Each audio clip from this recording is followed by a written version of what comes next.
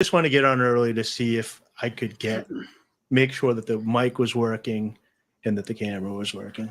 It's all working. I don't know where folks. Welcome to the show. Sal. Yeah. We're still. Go ahead, do the intro. Your soundboard works. All right, sorry. It's good. Yeah, Sal, because I posted. I thought Sal and I had talked about we were going to do this at 8 tonight. Where he lives in Texas, so 8 o'clock his time, 9 Eastern, right? Yeah. We had talked about that, and then I posted online, and I said in the post 9 Eastern, and so I texted him like 20 minutes ago, and I said, "You about ready to go?" And he goes, "Oh, I thought we were going at 9," and I was like, 9 Eastern. He's like, "Oh, I saw your post and it said 9." Yeah, and I was like, "Yeah, it said 9 Eastern," so that's 8 o'clock. I think he's busy because I DM with him on Twitter. And he usually gets back to me pretty quick, but he didn't get back to me today. So I just assume he was with the wife and kids. He was yesterday. I mean, I told him because yesterday he was like trying to plan around a date night with his wife. And I'm like, hey, man, don't let this podcast get in the way of you and your family. I was dying like a week ago or whatever when Saul got called away to talk to his wife. And you're just by yourself. And he's like, Saul, all I asked for is 5.5 hours of your time. Like, oh, yeah. Yeah, I have been slowly asking for more and more of his time because when this started, it was just like 2 hours a week, just 2 hours every Sunday. And then we started like just playing around with the format more and going longer. And so now it's like, sometimes I need 8 hours of Sal in a week. Yeah. Well, it's just funny. I like when you know what I mean? It's just being self-aware because they are long. Like I don't usually sit and watch them start to end. They are. I'll chip away at them like 45 minutes at a time and watch the whole thing over the week or so. Yeah, that's cool though that you watch though, because we just like let it rip. Me and Sal and the Crowder boys and all that. Like we just are like we lag in like any sort of technical, like we don't have studios or whatever, but we have the ability to just do like long ass shows. Yep. And we've just been playing around with that idea of just like we can do 5-hour podcasts every week. I was watching sorry to interrupt. I was watching the end of the Crowder boys on the treadmill today. And Crack had left and it was just you and Robbie, and somebody in chat was like Robbie's lonely or whatever. He's like, yes, I'm lonely. That's why I'm streaming 5 hours a day. Yeah. Me too. And I love that. That just made me feel so good that he was just being honest and authentic because so many people are like, dude, I'm not lonely. I got so much going on. My life's perfect. So I think a lot of people can relate to that. And I think it gives a lot of young men a good space to come into where they can feel like, don't be mean to me. Yeah. Yeah, we're trying to show everybody it's okay to be open and honest about your feelings and your how shitty your life may be. Yeah. We got a $2 super chat. This is why I like streaming. Super chats. $2 from Drew Huntley. Day 7 of Sumo Bashio. Also shout out to Sumo Dog.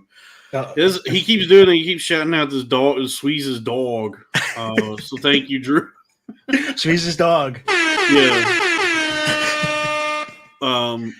But I'm here with this is Cornfed and Sal. I don't know where Sal is. He'll get here when he gets here. But I got Dave Wright here, the philosophizing the philosopher, Dave the Thinker. Yeah, that channel just people don't want to watch long format from me yet. But once they get to know me, I think they will and they'll understand. You're a cool dude. I mean, I see that you do have a penchant for just really pissing people off on Twitter.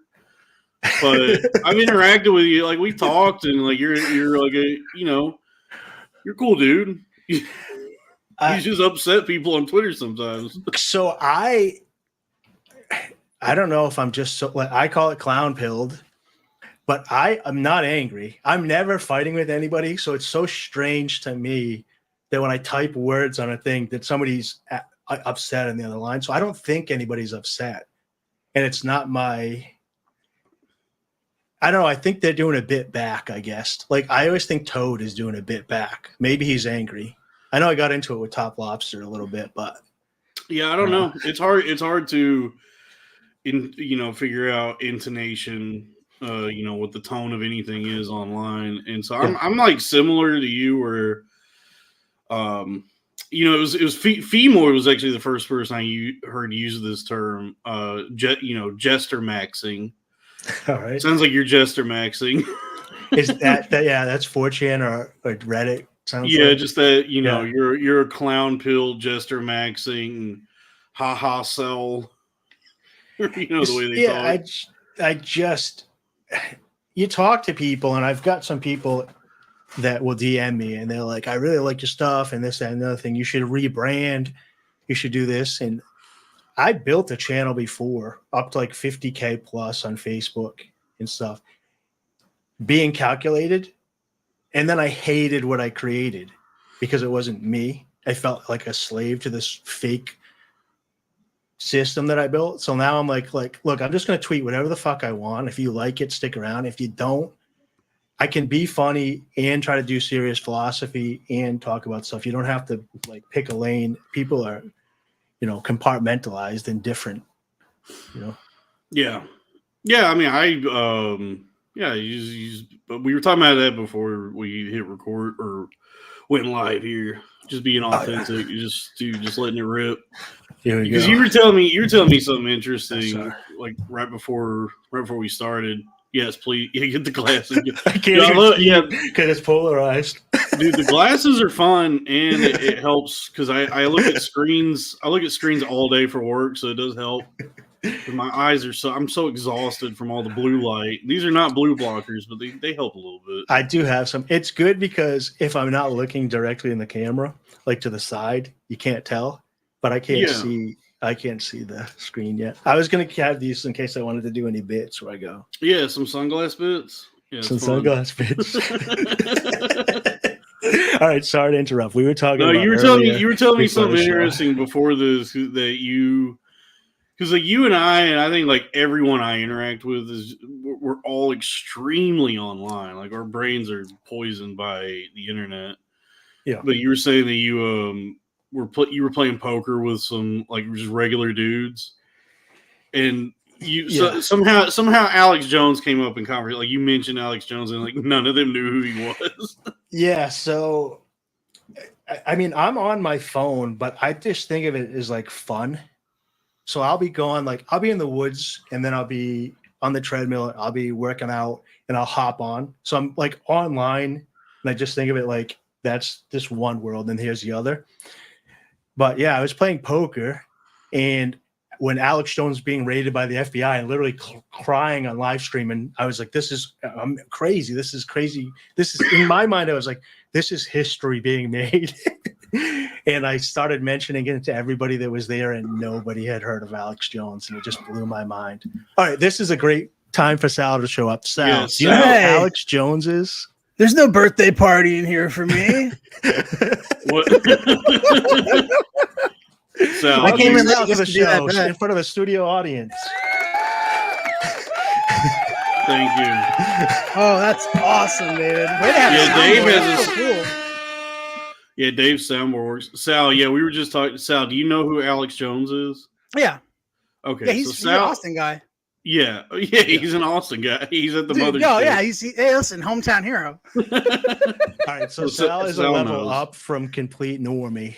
If he knows Alex Jones. I mean, Alex Jones is definitely. It is odd that there was like a group of that you were with a group of people who just had no idea who he was, because I feel like he's become more of a mainstream figure in recent years just because of the terror he implemented against the parents of the victims of the Sandy Hook shooting. Yeah. Honestly, the only benefit to that is in that terrible time of grief, they were able to focus on hating Alex Jones. You know what I mean?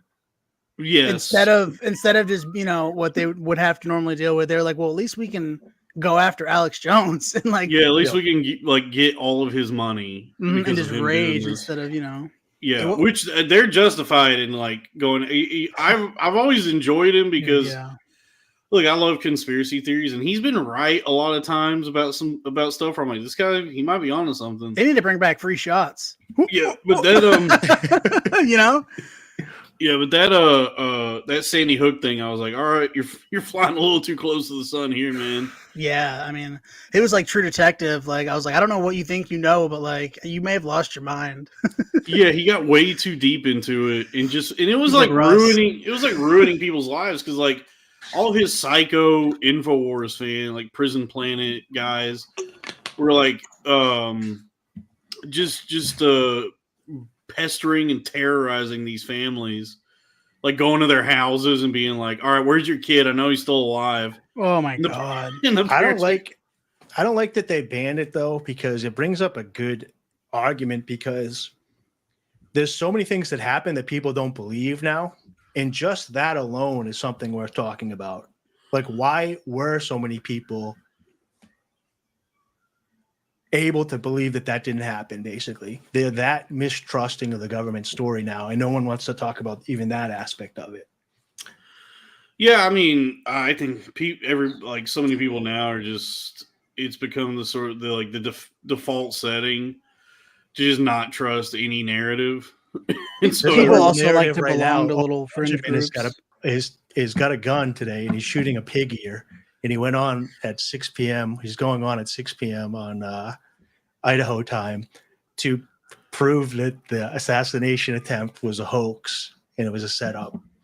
So they like have people with a gun shooting a pig ear, so they can show you that's not how the cartilage explodes. So there's people that go deep. Let me tell you, lots of blood. Nice. Isn't it? Yeah, I mean, yeah, because I don't know why. It used to be like conspiracy theories were like such a fringe thing, and then I guess as time has gone on, and like so many have been revealed, and like people have lost faith or any sort of trust in the government and the media. Now, I think that's half of it. Yeah, now it's just like the baseline setting for everybody just to not trust anything. But and it's so, kind of. Sorry, go ahead. What's born from that is just every single thing that happens immediately. People who have like are not informed at all or have any clue what they're talking about just start spinning their own like these crazy stories. Yes, about what they think happened. Not trusting the government is a good starting point in believing the opposite a lot of times, but some of the times, like you said, they just go too far. I do believe things happen that day that they're not telling us. Oh yeah, it was weird. The shooting, and then people take that to the extreme. I think there's been a couple things, and there will be more that they don't tell us, but they took those couple things, and they're like, we don't know what to believe. A couple of three things. Let me tell you a couple of three things, okay? Number one, you're weak. You're an embarrassment. Yeah, I mean the thing with the shooting, honestly, like no matter what the truth is, it's even if it is the narrative they gave us, that's still like exposes the gross incompetence and I don't know just how bad the fucking all of it is. Like that's still interesting enough. That's like even if the official story is what happened. Yeah. That's bad enough for all of us to still not trust the government or whatever's going on. But they're not just lying to us. Like they can't tell people everything because Russia's watching, China's watching, Israel's watching, like the whole world's watching. Red Bar's watching. He's going to put them on alert. And which is crazy because I always feel like somebody's watching me. Yeah. Yeah. Is it just a dream? Tell me. What do you? Oh, are you doing the song? I always feel like. Don't, David. Were those two different sounds? I'm sorry, Sal. Don't be mean to Sal. Yeah, I mean, I think were those two different separate. Honestly, I'm over the assassination attempt. Like the shooting, I don't even care. Like whatever happened. I'm like getting real like schizo-brained about the Y2K that just happened. I'm like, are we just gonna forget about that? Like, what the fuck just happened? Sal, you don't know about this? I So it heard only some stuff, and affected I saw some computers memes, and this that is were how on I the get my cloud. news now. I saw memes, but like the joke never explains it all the way. So I was like, okay, something like some systems went down, right? Okay, so Yeah. there is a company called CrowdStrike that is a like cybersecurity company that's like a cloud-based SaaS. Do you know what an SaaS is? A what? Software as a service. So SaaS. yeah, software as a service. So it's a cloud-based cybersecurity company, and tons of companies and corporations use this service for their cybersecurity. So it's all over the cloud, like on the internet, and they're all like outsourcing their cybersecurity to this company called CrowdStrike.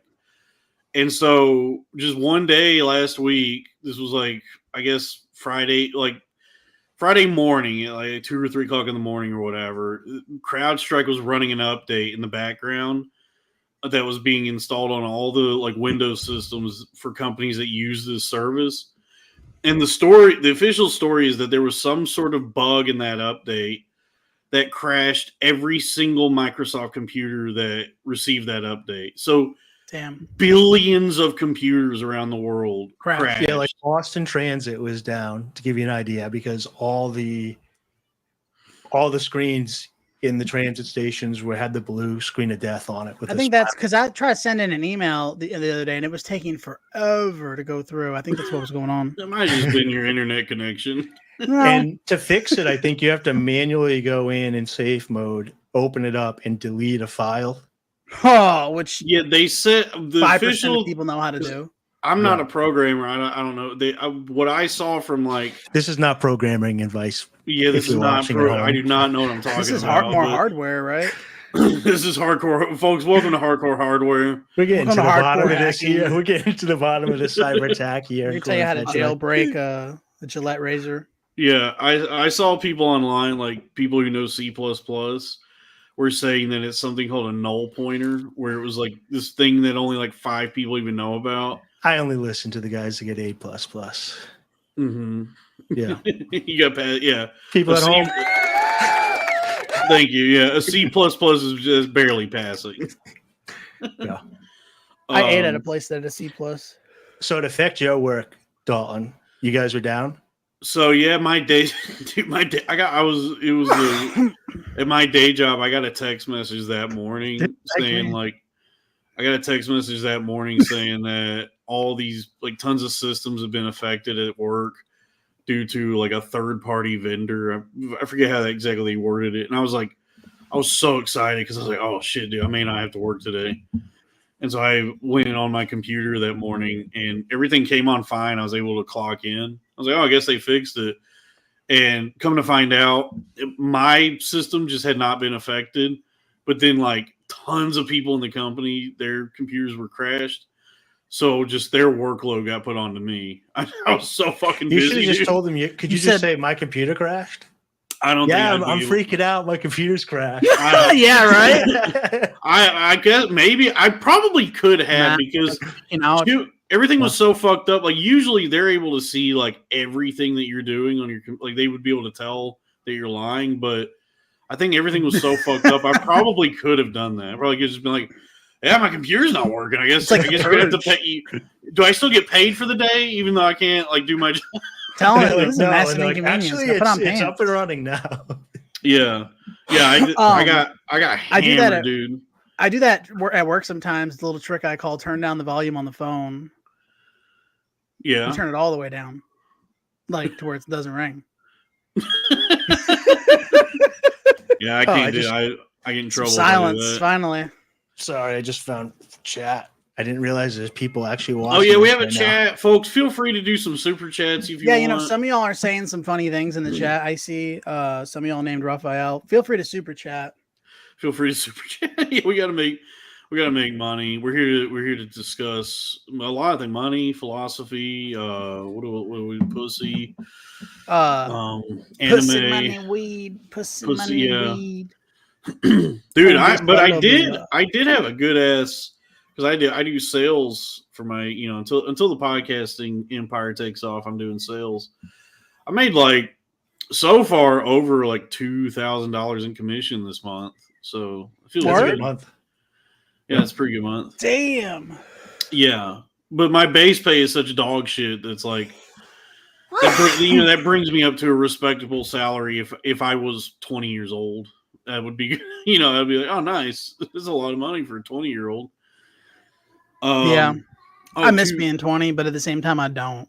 $2 from Sweeze. We had a Sweeze alert. Yeah. America's Sweetheart. America's Sweetheart. America's Sweetheart. Yeah. Thank you, Sal. No, Yeah, that was dude. Dave.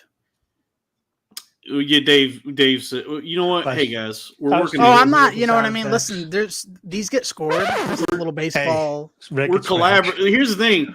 This is something people don't talk about because like everybody talks about like when people talk about talent or art, creativity, writing, especially, it's always attributed to like one person. Like if you watch a TV show, it'll say written by whatever, or a Some book black is trans lady. Yeah, or a book is written by whatever, and that's Marty not. Jewstein. That's kind of that's false. That's kind of false when they do You that. like that name? Yeah. Marty Jewstein. Marty Jewstein. Yeah, I love it. Yeah, Marty Jewstein is good. Sure, man. But whenever anything purports to have been written by one person, it's kind of a fabrication because usually they say the ideal number of people for any sort of writing or structuring a narrative or creating things together is they keep around 3 people is right when you start getting the right mix. You start bouncing ideas around. Yeah. You collaborate and you come up with something. Y'all trying to make a show? No, I'm just saying, we There's 3 of us. Dave came up with Sweeze Heart, and then Sal, you said Marty Jewstein. Yeah. And, and then I got my sunglasses. Yes. Yo, you need to get the ones with a little antenna on them. Yeah, I need cell phone glasses. It's a good idea. Well, they have those. Yeah, it's the. You ought to get the one from Spy Kids that has like. People are just going to strain their whole lives through their goggles as they walk around like a. I can't wait for that technology to really take off, like augmented reality, because it sucks right now. Yeah. Like the Apple goggles. It all sucks. They need to actually like get into your brain though. That's the thing. Yeah.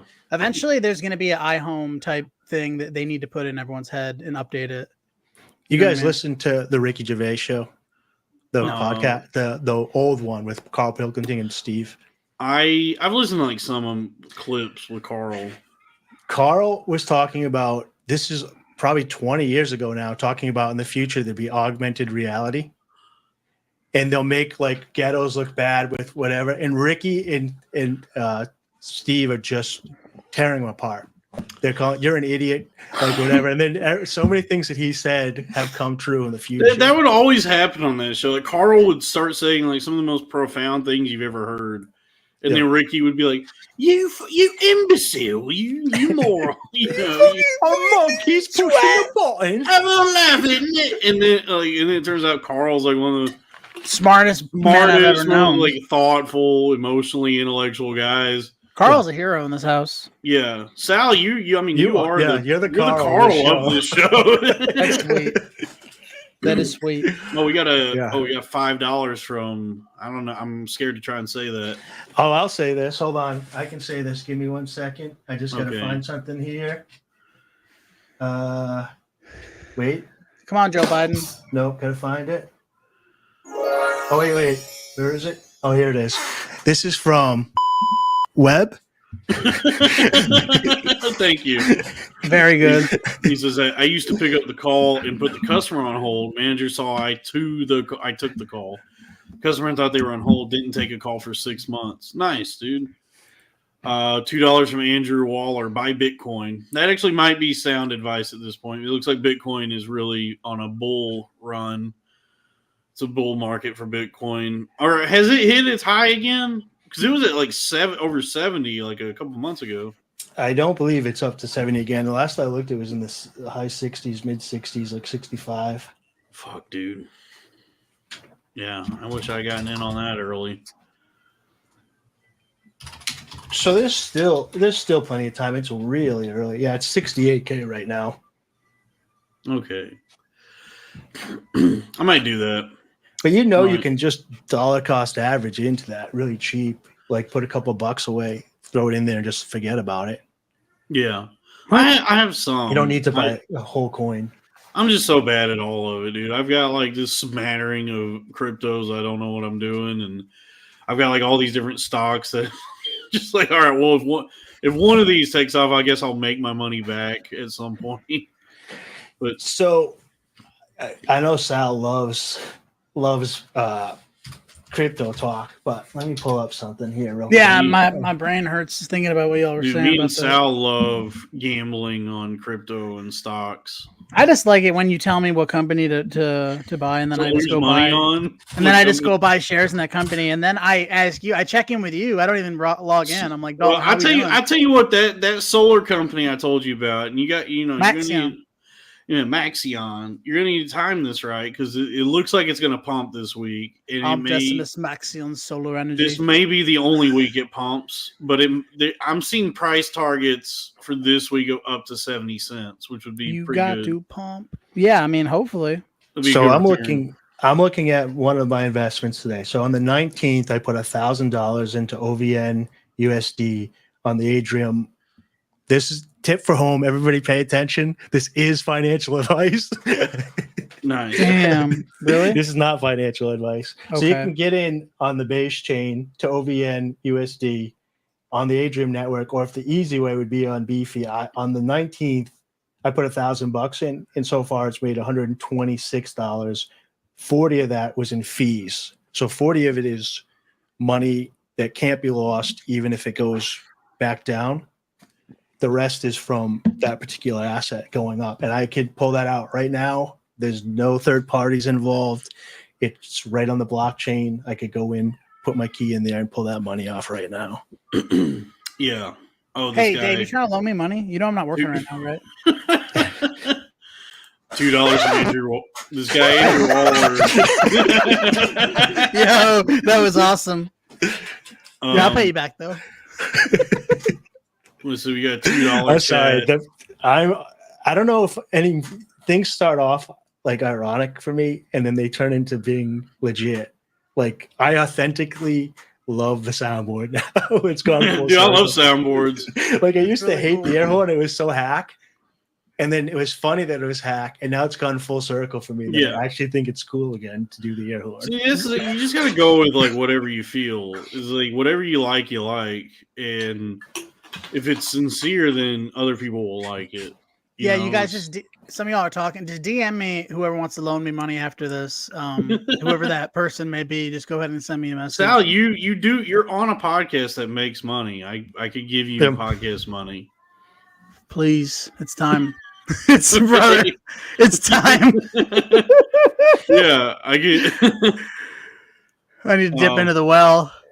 Yeah, Father, I feel like fucking. we couldn't have done this without you. I mean, yeah, you deserve a little. I mean, I know I do the lion's share of the work, but that's because I took that on myself. Yeah. I didn't ask you to do anything, so I asked you to be here. I asked you to do the show, but. The lion man, you know what I mean? Yeah. So I know you didn't like your job, so you quit. But did you give any thought to the fact that like it was going to be a tough job market? Is it actually a tough job market, or is that just hearsay? I said Dude, this. I was so close to getting a fucking job last week. I said this after he quit that I was like, man, I maybe you're just like really qualified or something, but. The job market fucking blows right now. I am very qualified, and that's why I'm like kind of surprised, but I'll be fine. Well, that's what I was saying is like you must have access to something I don't, or something I don't, because I would be terrified to be out of work right now because the job market is fucking terrible. But it turns out no, you just left your job and didn't really have a plan. Yeah. What I can't figure out, so I own an Amazon store, and everybody talks about how they're broke and they can't afford anything. And everything that I put in that store sells out. And I just think to myself, where do people get all this money? Is this EBT? Is this Chat EBT? China? Where is this from? Where's this money coming? Chat EBT. Give me some Pop-Tart. Chat EBT. Give me a damn soda pop. Chat EBT. This is God actually damn. no. This is Shane Gillis' joke when they did this chat, eat GBT, and then he did. Oh, he got even worse. I forget what the other one was. AI, I say that African fully having intelligence. been on getting food stamps myself at one point. Before my wife and I were married, I was like, get those food stamps. Tell them I hit you. Fucking get more. Oh yeah, food stamps are awesome, dude. Take money from the government for sure. So From this the is the new government. grift. So they have these loans. I forget what they're called. It's like GCDA loans or whatever. But you only need a 600 credit score to get them, and you can buy Section 8 houses. Well, I don't qualify. And then the government will pay the rent to you, and you put a tenant in there, and it's like a 10-year list to get on Section 8. So your mortgage payment's like $650, and the government gives you like $2,000 to move these people in there, and so you make the difference every month. Dude, It's a new grift. All the investors are buying them. I just started finding out about like the amount of money you could fleece from the government if you're poor. Because I saw that in some cities, HUD, like these HUD vouchers are up like up to like $2,500 a month. That's what I'm talking about. Yeah, I can put it in chat. I actually use this now because I'm doing investing again, and some of the real estate investors are asking for this. So you can put in a city on this HUD user site here. I'll put it in chat here. Can I put it in chat for everybody? Yeah. How do I do that? Go to live chat, join chat. Go to chat GHB. Connect. I got to connect. You just got to go to the chat, man. I knew this guy that was telling me codes. a story about. I got to give all my codes to you guys. He took GHB and he said his dick got so hard that he was like running around this girl's apartment, like smacking it on stuff. Like, honey, look, he'd like smack it on the fucking table, like he'd smack it on the fucking counter. He's like, I did that for like 3 days, man. Just terrorizing this fucking Isn't lady. GHB like the roofies? I guess it also makes your dick rock hard. Wait, I didn't know that. I've never done GHB. What is GHB? It's like a gay party drug. It's like giant, huge boner. Yeah, That's what it stands for, literally. I think fundamentally it's the same as roofies, right? Yeah. Is that poppers? So. No, poppers. Poppers is the amyl nitrate. So like, poppers, the listed use for them back in the day was like some sort of like VCR cleaner. It was like to clean out the thing inside of it. I don't know. I'm straight edge. Edge. But the actual chemical is called amyl nitrates, and it's an inhalant. So it's like a little bottle of, some fluid. You unscrew the cap and, do a little, and it feels like a whippet. Muscle relaxer. It's not a muscle relaxer. The high you get feels like a whippet, and it's like 30 seconds. But then what it does for gay guys, why it's like a gay thing, is it opens up like your capillaries and it makes it easier to do sodomy. That's what I understand. Like all your sphincters get loose. So like how does it know if it's not a muscle relaxer? Maybe I guess it sounds like the devil's sodomy juice, dude. It's sodomy juice, yeah. Yeah, I guess it technically is a muscle relax. I don't know, dude. I'm not a scientist, nor am I gay. I did poppers just to get high, like an idiot. I was just trying to get high for like $9. I don't even want a dick in my ass. I just that was me. You could go to the bodega and get a bottle of poppers for like $9, and you just like you have access to. And they were like this fruity fucker. Like when you go buy those, I would just go fry my brain from the. Just go to Staples and get the toner, so no one thinks you're gay. Yeah. You don't order your toner? He said it's just toner that you're sniffing that makes your asshole open up. The amyl nitrate. I don't know. I don't know, man. I just knew that you could buy a bottle of designer drugs. Yeah, and a $9 bottle of poppers will last for a long, long time, and now you can just get high, throughout the day, just quick little bursts of, like oh. Is that if y'all had to go buy something from the store to get like really fucked up right now? Like, what would you buy instinctively? Is that it or Benadryl, alcohol? Woo! Let me take like 17 Benadryls. So Nice. yeah, that's my. Oh that's yeah. my, What do you need? You thing. need Skittles, Benadryl, and Sprite. Mm-hmm. Yeah. To make what? Lean. I think you Yeah. need more than that. No, lean is like actual codeine. Benadryl is so you much gotta- more. Is lean robo tripping?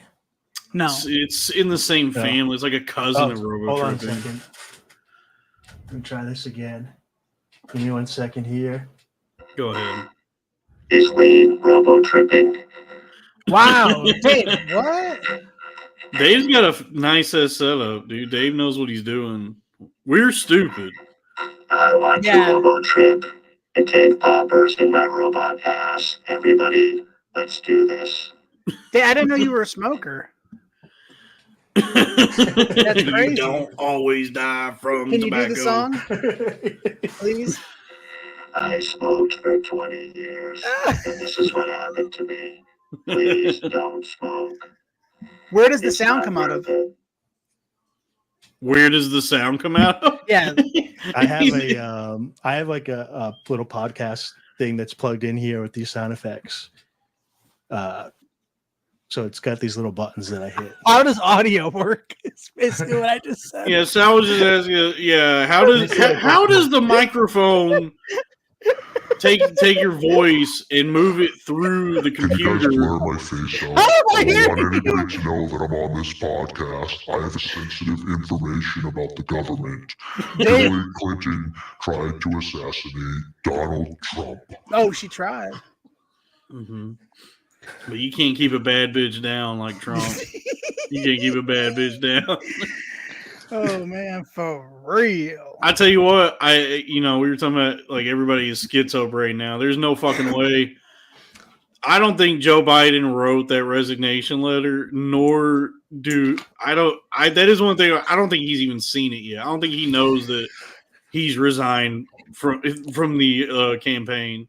Did Hawk 2 Girl make a statement about Biden's resignation yet? I don't know if she said anything yet. I'd be She interested. was- I'd we be check in interested with in Hawk checking 2 that Girl? out to see if she made a statement.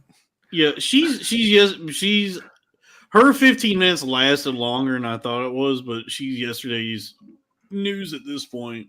Like I saw she was just something. at UFC or something. Or I saw that she was just at a UFC thing. she was with Hulk Hogan. But in my mind, I have a pretty good read on I already these. made Like, that I joke on think Twitter, brother. but Hulk Tua. Hulk Tua.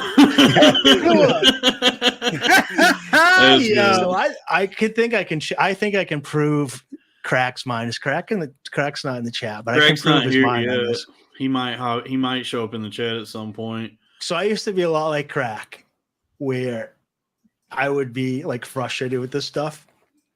But I think it's more fun to treat it like a troll and lean into it. And when you talk to normies, you're kind of doing a bit where you're making fun of them for liking it. And then what eventually happens is you lose track of the bit.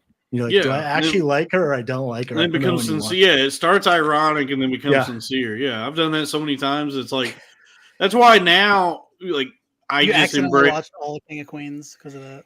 No, She's kind of the I just American love dream, King of Queens. though. What are you talking about? That's crazy. Queens is just good. Instead of watching her and getting upset, I just watch her and think, like, anybody can become famous in the United States. Like, littlest thing could happen. That is exactly what I said. Is and it's that like you could, this should be inspirational. Yes. Literally, the path to success and upward mobility and financial freedom is there. The possibility is there for anybody. You know how many countries you can't do that? There's class segregation and there's no upward mobility. She literally made some stupid joke on the internet, and then even if her 50 minutes is over, her life was so exciting for that time. She got to see all this stuff, meet celebrities. Yeah. I've said the same thing, that people just need to change their mindset about the way they perceive life in this country, because like being born in America is like winning the lottery. You've won the cosmic lottery. Hell yeah. Now you exist in a country. USA. Because now you exist in a country where it's like, yeah, I mean, it can suck shit. It can be tough, but there's also endless possibilities, and you can be rewarded for the dumb. In fact, the dumber, the better. Because anybody who actually does anything doesn't succeed. You have to do something profoundly stupid that just gets people's attention, and then you make more money than anyone who's actually trying. Yeah. I think too, if you just, maybe she's getting propped up by the algorithm, which is what I think Crack is upset about. He thinks this is the Jews. The Jews are propping up Hawk Tuah girl. I'm telling you, they say she's good and she's all right. You can't do Trump, and if that's true, it's like, okay, but if it is organic, there's so many people that can live vicariously through her. And they're like, oh, I'm a stupid retard, and she's a stupid retard, and she got to meet Hulk Hogan. That's like me. If I met Hulk Hogan, and I don't know, I think it's funny to watch, but I think she's sincere, so it doesn't bother me. I just think it's retarded. She comes across as very sincere, like following the initial video and like the viral moment. What I've seen of her is she is just like a down home, like Southern girl. She's like, come with me. I'm going to bring some food to the animal shelter. No. So she seems nice. I get the same enjoyment, and he's got to still be in the chat. When Sweeze is just looking for diamonds, shout out to a friend of the show. Oh, Sweeze. dude, I love Sweeze, digging dude. for diamonds, dude. I was just like, let's go, Sweeze. Let's find some diamonds. And I just was like, America Sweetheart. Dude, I love that guys like us are trying to do like crypto or stocks or whatever, and Sweeze is like, no, I'm gonna do like 1800s panning for prospecting. But he's just living his life, having fun, and it's authentic. I love Sweeze. Yeah, Sweeze is here. Yeah, dude. Please don't be mean to Sweeze. Please don't be mean to Sweeze. Yeah, that is like an interesting thing that happens on Twitter every now and then. Like people will get mad at Sweeze about something, and I'm like, he's literally doing nothing to anybody. He's not doing anything to anybody. Yeah. He's just posting a lot. Right. Now, what did you Sometimes do? you do have to just say Hawk Tuah and spit on that thing, though. Sal, what did you do? What is this? What did you do? I don't know what happened. All right, here we go. What the fuck is happening? Yeah, buddy, let's do this. You step into the arena of voices, baby. All right, guys. Have your fun with the voices. Is this Dan? I wish I could hear what I sound like, though. How do you hear yourself? Sal, what are you doing? Let's see what this one's all about. Can you not hear me? I can hear you. I can hear you. Can you hear me? All right. Is it? Houston, come in. Can you hear me? What about this one? Is this one good? Austin, come in. Space Control. Austin, can you hear me? Okay. But I can hear myself, yeah. That's the problem. All right, Dalton's feeling left out. I'm just. We gotta get his- no, we I'm not. gotta It's get not his feeling. I podcast just, I'm not gonna.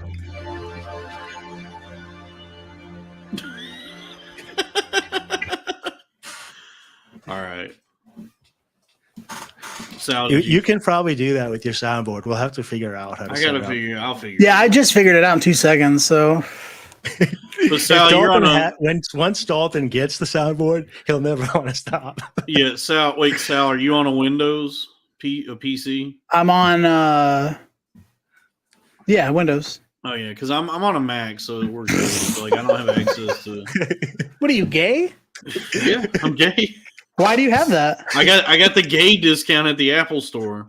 Yeah. They said yeah, that'll be $12.99.99. So, yeah, can I get some I said, extra hold on, RAM? sir. Have I mentioned that I'm a homosexual? Can I get a bunch of extra RAM back there?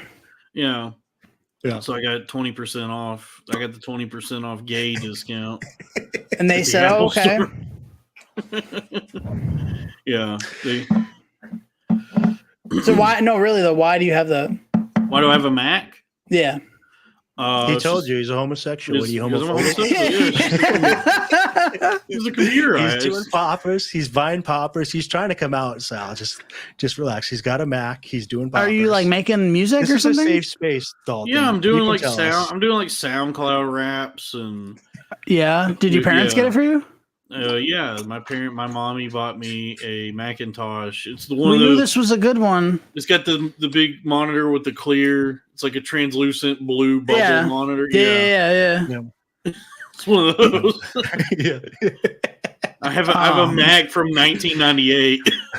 Do you put? I'm so disappointed to hear that you use Macintosh. Yeah. Are you an iPhone guy? Oh yeah, I am. Yeah, I like iPhone. I got Android and a PC. Oh wow. Yeah, Did your dick also link up to it? Yep. Damn. What I like about the Apple products, like iPhone. And, all right, whoa! Don't dox your kid now. Sal's got to go wrangle his child. Yeah, okay. What I like about Apple stuff, like iPhone. Kids, it's time to go to bed. Don't come in here, children. Yeah, what I like about put them at ease. Yeah, maybe. That's like an Italian thing. Is like to tell your kids about like the devil and stuff before bed. Is it? I don't know. Like, yeah, like take your kids to like Catholic church and they see like a bloody Christ on the cross and then all these like fucked up images. Yeah, so that's because God loves you. You grew up Christian? Yeah, I grew up but like house? Southern Christian, so not like Catholicism was foreign to me. Like we would go to like me too. Baptist I was Greek churches. Orthodox. I was Greek Orthodox. It was great. We had like didn't get molested. My priest could marry. He had a wife and kids. Normal shit. Nice. Yeah, it was like it was just very normal. Like I was an altar boy. Yeah, I enjoyed going to church, but then like when I was in high school, there were like a number of students that were Catholic, like friends of mine. They would tell me about Catholicism, and I was like starting to learn about it, and I was like, this is fucked up. Even before we even get to the pedophilia, this is just fucked up as it is. Catholicism. Oh Jesus. So when I got, I think it was middle school, maybe high school. I remember kids were going to after school to CCD, and I didn't know exactly what it stand for, but they would call it Central City Dump. That was the big joke in my town. But it was like Catholic, like church school or something. I don't know. Anybody go to CCD? CCD's nuts. Yeah, CCD. Yeah, I don't know. I just remember like when I started to see what was going on in Catholic Church, I'm like, I can't believe that they'd be dunking babies in fucking water. I can't believe it took the like pedophilia for us to start thinking that this is fucked up, because this is just like what is happening in the church during their services is fucked up. Yeah, just the way the church, the imagery and the kneeling and standing and the mass. I'm like, this is not what God wants. So there's a couple ways to look at it though, because like guys like Shane Gillis that are hardcore Catholics, they're like, yeah, we did it. We won. Look at them. So they look at the Vatican City and they're like, the winners. We did it. We're the best. We're the winners. What do they Everybody win? else is Soccer? losers. Just having this big like gold city, but like Greek Orthodox, we learned that that's, God would never build a church of gold. Right. No. Yeah. Heaven's not got fucking pearly gates. Yeah. No. It's like Indiana Jones when he drinks from the wooden cup. Mm-hmm. It's called a chalice. Yeah. A grail. Yeah. I was gonna say that, but I thought I was gonna get word alerted. A chalice. What's a chunnel? A chunnel? Chunnel? Yeah, because it's a Chinese tunnel. Yeah, I'm pretty sure. A chunnel and a tunnel are different. We tried to dig a tunnel when I was a kid from my sandbox to China. Yeah. Okay. China. Take the shovel out in the backyard, and you're like, "Hey, I'm gonna go get some Szechuan. Does anybody want anything?"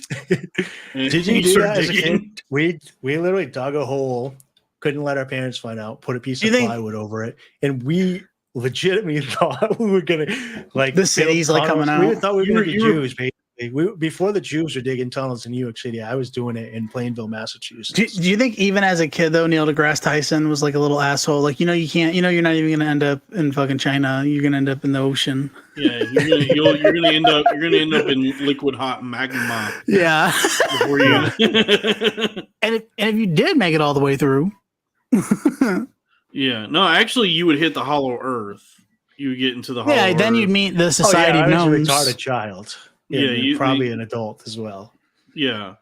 You would start. You would like be in the reptilian capital city in the hollow Earth. You think that's where the reptiles are? With the reptilians, not like we have reptiles. Hey, we're not reptiles, bro. Don't even use that word. We're reptilian. Yeah, exactly. Yeah, we have reptiles. A bunch of fucking reptiles, huh? Yeah. No, the reptilians are in the hollow Earth. It's like the yeah. Will somebody get this freaking lizard away from me? They're like, whoa, buddy, you cannot be down here saying that. I'm an iguana. Yeah. If you dig far enough, you end up in the like Mushroom Kingdom from the 1993. You end up in the mushroom biome from Minecraft. Yeah. You lucky kids. You guys are playing Minecraft when you were kids. I literally had a shovel. Love Minecraft. That was my fun. That was my fun growing up. You had to actually do Minecraft. You had to go outside with a shovel. I was doing actual Minecraft. Yeah. Breathe the elements. Someone said they were double circum. Are you so Catholic you got double circumcised? I went back and did it again. I said, take more off. Please don't be mean to my penis. I haven't given enough to the Lord. That's not even a Catholic. That's a Jewish thing. It's crazy. Yeah. It's crazy how the way the Jews got their tendrils and everything. Listen, I won't dox my son. Churches, they're asking us to circumcise. I'm like, I thought Christ died, so we didn't have to do this. Yeah, that's the confusing part. But when it came time to do it, for my son, I was like, fuck no. Yes, I was like, not one of y'all can come in here and convince me. Not one and nobody could. I was like, tell me why. And they were like, well, it's like easier to clean. And I was like, okay. I always hated that argument because it's like, so I'm gonna mute. A penis is not hard to clean. Come on. Give me a chance to clean my penis. Yeah, give me a chance. Yeah, give me before you fucking don't just assume that I'm not gonna be able to. That I'm just some degenerate slob who's not gonna take care of my cock. Give me a fucking chance to clean my penis. And supposedly, you lose a lot of like sensitivity. Yeah, fuck that. Yeah. I'll never know. I'll never penis know. Has been mutilated. The crazy thing is, my father's not circumcised, but had us circumcised. Then when I was telling him I was thinking about not doing it to my son, he was like, "Oh, buddy, yeah, you should." And I was like, "Why?" He's like, "I don't know." He's like, "It's just it's like they say it's what you're supposed to do." Dude, I heard it's crazy. painful too. There's like a study, not to get too nerdy, but because they just do local anesthesia, but like kids that get circumcised have a harder time to latch for breastfeeding. So it does fuck with them psychologically. Yeah. And I like if they questioned me later in life, I would have to be able to explain myself, like why I let somebody take a knife to their fucking penis and be like, I got nothing. Dude, if somebody wounded my penis, it would be tough for me to find the enthusiasm once again to suck on titties. As an adult, if somebody lacerated my penis and I see a nice beautiful pair of breasts and I get an erection and I'm reminded that my penis is it hurts. Yeah. I'm not as thrilled about sucking on titties in that moment. That's the great conundrum of life. Do your erections hurt? Enslaved by my penis. But if my penis were to get cut off and I didn't have it anymore, I would end my life. Oh yeah. And even though it's a curse and a blessing. I think that's a tough one to go down. Yeah, because I've had that thought where it's like, if I didn't have a penis and testicles, like if I was not shackled by horniness, that'd be great. Here's the thing. Socrates writes about in his old age when he was no longer burdened by the flesh. It's easy though because wait, what happened to Socrates? He cut off his dick. His testosterone got low. No, his testosterone got low. He got low T. Yeah, this whole like dying at 30 is bullshit. Like Socrates died, he got murdered in his like 90s. So like people lived long back then. Yeah. Socrates had low T? He said basically said thy penis shall no longer work in his writings or whatever. Yeah, they didn't have. They didn't have. What I was gonna say is like, oh man, this is such a bummer subject. Never mind. Well, they didn't have TRT back then. They didn't have like Joe Rogan supplements yet. Because now, he wasn't on Alpha Brain. He wasn't. Imagine how smart he would have been if he could have got Joe Rogan's Alpha Brain. By the way, that's a really funny development in the JRE, the Rogan universe. He's not talked about it. He's been sued. Yeah, there's a class action lawsuit against On It right now because Alpha Brain is bullshit. They're saying basically, I haven't. Okay, but have we ruled out placebo effect? Like, have you? There's a thing. Yeah.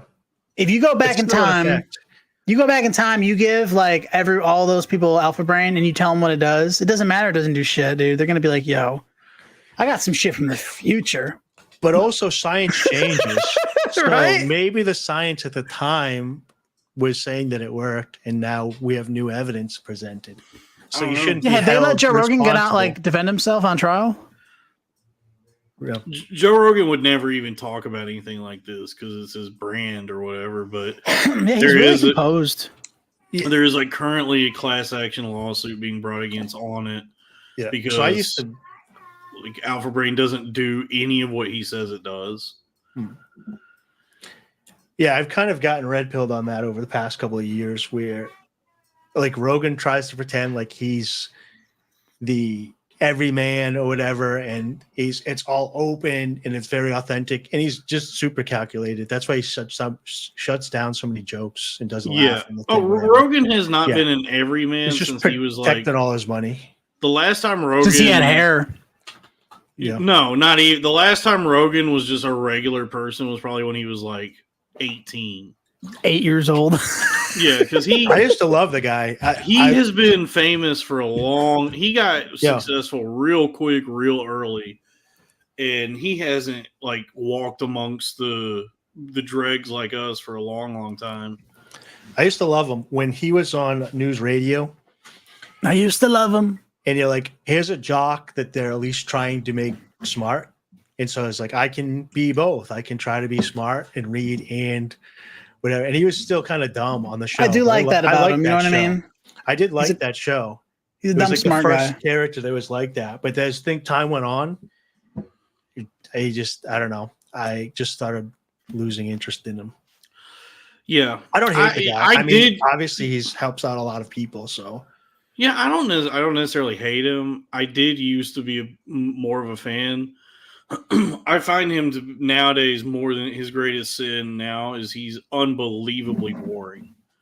He's just there just doesn't seem to be a lot going on there. Like he doesn't. Yeah, I couldn't sit through an episode. The podcast still labeled under comedy, but they switched it categories because he literally shuts jokes down. Like if you try to, it's crazy and it's hilarious when he had what's the guy? That does the voices.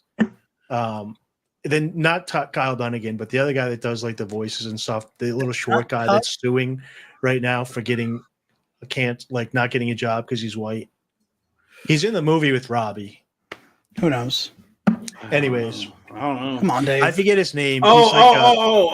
Tyler Fisher. Yeah. Tyler Fisher was on the show, and he goes to try to do the RFK thing, and he's like, "Don't do that." Oh yeah, that was so funny. Yeah. That was so funny, dude. His intention. He's like, he wasn't trying to be funny. He's just funny because he's like, "Don't try to tell a joke on this comedy show, please." Oh yeah. It is. Laughing. The funny thing to me about all that is how seemingly the lack of self-awareness, or I don't know what, that Rogan continues to make the claim that they have, like, he is circumnavigated the industry, the system, and there's no more gatekeepers. It's like, motherfucker, the call's coming from inside the house. Yeah, you are the gatekeeper. Yeah, like everybody bows to you and has to like placate what you want. Like people, work their entire lives to try and get on this show, and they come on here and they just sit there scared of saying something that might offend you. Well, you guys were talking about that Ben Avery skit on the Crowder Boys. Oh yeah, dude, And that I thing was think crazy. maybe it's just me, but the guy with the hat, he's like, "You like my new hat?" I thought he was making fun of Rogan.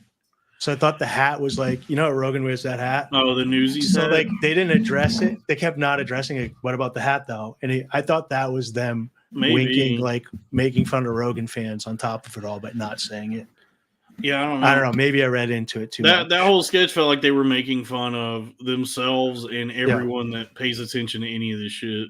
Yeah, because I really related to it and understood immediately that the only way you would be able to come up with this sketch is if you have been gone down this path.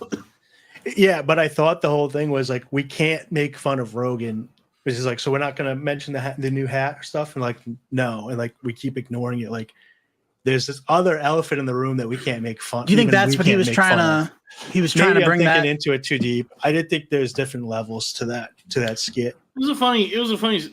I mean, Ben Avery's like an interesting character because like he was the right hand man for Tim Dillon, and now he's doing another Cumtown knockoff podcast. Which I'm not saying that negatively or to besmirch them.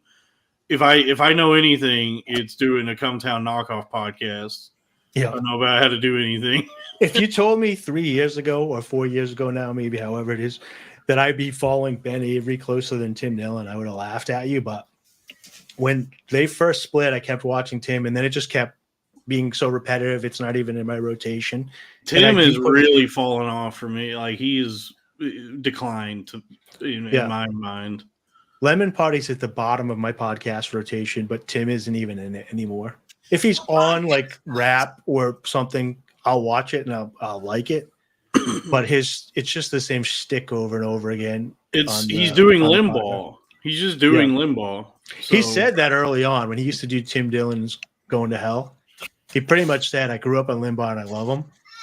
And but I don't understand why he's such a megalomaniac that he doesn't realize that what made that show work and what made the early iteration of the show he's on now work was that on Tim Dillon's Going to Hell, he had Ray Kump, and then he had Ben Avery. When it's just him there, it's just unfettered ego and whatever Tim is, this like fantasy Limbaugh thing he's trying to live out. And it's just, well, I'm glad you're having a good time, Tim. I used to think that it was a bit, but as it goes on deeper and deeper, but I don't understand all the hate for Kump. I like Kump. I saw him do stand-up a few times at like open mics and stuff. He's a really funny guy. He gets a lot of hate online. Even I made a joke not knowing that Lemon Party attacks him on one of the Lemon Party things, and then it made the Reddit, and everybody was DMing me that I made the Reddit, and had no idea they were fighting. So there's even the rabbit hole goes deeper than even we know as extreme online guys. And that's what we were talking about. I've thought about this, what we were talking about earlier, just the ridiculous ways you can succeed now is in this. I guess this is in line with grifting to some degree, that there's there's the podcast universe. There's all these podcasts that exist in these like communities that surround them, and then there's like this like alternate world of shows or channels that comment on the podcasts. Yeah, that was sometimes are more successful. That was one of the funniest parts of the skit. He's like, "Oh, so there's a bunch of losers," and he's like, "No, actually, they're wildly successful." like if you go to YouTube, like Lewis's YouTube channel. I know like Lewis's Gas Digital is the main thing there. Yeah, but you would think that Lewis would have a huge YouTube channel. He's got significantly less followers than the channels that talk about him, like Podcast Cringe or Too Lazy to Try or any of these guys. He wishes he could get that kind of YouTube money. So I don't watch any of that stuff. I know who Red Bar is, but I've never watched Red Bar, and I don't watch any of that like meta. I guess it's a kind of meta, like you're taking a step back and it's different layers to the. The appeal of Red Bar is it's just I don't know, it's just fun. Like it's just pure like letting loose kind of entertainment, because it's just a guy who is just very unhinged about hating at all of just every comedian. yeah. And he's built this Is he career for serious? himself. Or is he just like legit? Does he sometimes say like this guy's good? This I think part's there's a good? bit of a some of it is a bit of a oh wait. Oh, it's Sal's wife's birthday. He may not come back. I'll take him off the stage for now. Anyway, I think Red Bar I think there's a lot of sincerity to it. I think he is pretty earnest in his hatred. Yeah. And then I think there's also a little bit of like winking and nodding about it, maybe a bit of it's ironic because he does these like 8-hour broadcasts and it's like, how are you able to hate these people that much? Yeah. And but that's how he makes his living is doing it. So I've heard that he's making like I've heard numbers where he's possibly making like hundreds of thousands of dollars a month doing that. So there's worse ways to make a living. Yeah. If I was making $100,000 a month, I could hate Tony Hinchcliffe for 8 hours every couple of weeks. Yeah, even if it's a bit, like I said, you just get lost in the bit sometimes. Like I don't hate Toad from Tower Gang, but we just kind of both always, like you said earlier, people fight with me online. I don't care one way or another. I feel neutral of him as anything, but it's just funny. Like I make fun of Joe List for some reason. I don't know how it started, but it's funny to me to only comment on Joe List stuff and only make fun of his chin. So that's all I'll do. If I interact with Joe, I only make a chin joke, and that's just this little bit. It's only for me. But you gotta remember, comedians are fucking pussies, so they can't handle any sort of criticism or comments about them that aren't just glowing praise. Yeah. Yeah, it's amazing how weak, and I'm including myself in this a little bit, how weak comedians are. This is the people who purport to be the greatest roasters and ball busters just cannot handle criticism at all. I used to not like Rich Voss. I just not like, I don't know. He's just not my style of comic. I've never seen him live. I never really found Bobby funny, but I watched him live at the Skank show in New Hampshire, and he actually killed. I thought he was pretty funny. But I met Rick Voss at Skank Fest and started busting his balls, and he started busting my balls back, and it was fun. And then I was like, oh, I actually like him now. Like that he's not a fucking pussy, and this is who he really Rich is like a Boston ball buster. Yeah, Rich, I think is like a real dude because he's not like one of these, like he's not pampered or sensitive because he survived. It seems like decades the Holocaust. Of crack. Honestly, it is crazy how old he is. He is a Holocaust survivor. Yeah, and he also survived like decades of crack addiction. So I like the few times I met him and had like just like earnest conversations with him, he gave the impression I got from him when it wasn't ball busting, when he was just talking, is that he's just very, very grateful to be alive. And he won me over in person. Like, because he was like talking to me about like his sobriety and just had, when he was addicted to crack and all that, and he seems like a very humble, just like man with a lot of gratitude, just happy to be here. He was also trying to like showing me. He was like looking at his phone. He's like, "What do you think of this? I'm thinking about buying this watch." And it was like a $20,000 Rolex. I could use some lunch. Yeah, dude. I was like, "You gonna finish that on your plate, man?"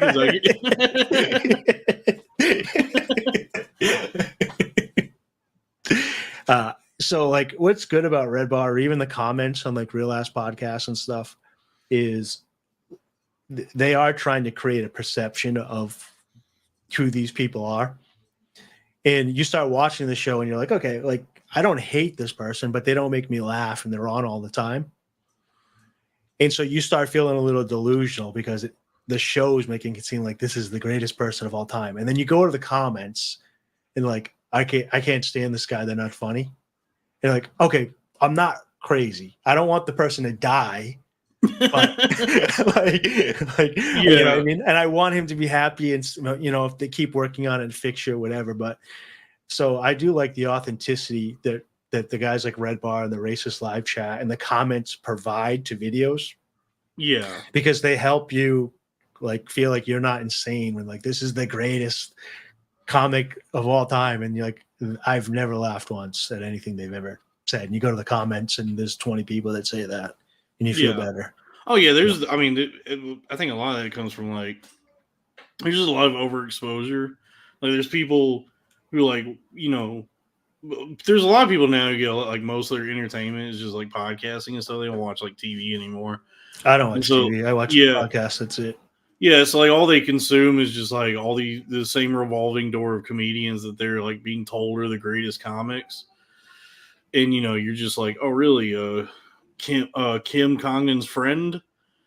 Oh, Sarah Weincheck? Yeah. Yeah, you're like, okay. yeah. They're on Rogan together, and he's like, man, y'all are some of the funniest ladies I've ever met. And you're just like, all right, well. You've never met a lady then. Yeah. Yeah. Like there is some comics, and even there. So like Rich's wife, Bonnie. Yeah. She does make me laugh. I've watched some of her stuff. I like her. But then I wasn't sure of Cumtown if Cumtown brainwashed me because they loved her so much and had her on. Yeah. And so I got away from her and went back. And I was like, no, I've seen some of this stuff. It's pretty good. But then you watch other people, like you say, and I don't know. I think people like them. Like I'm rooting Kim. I've met Kim a couple times. Yeah, Kim is nice. Great. I met her in Vegas, so I'm rooting for her, even though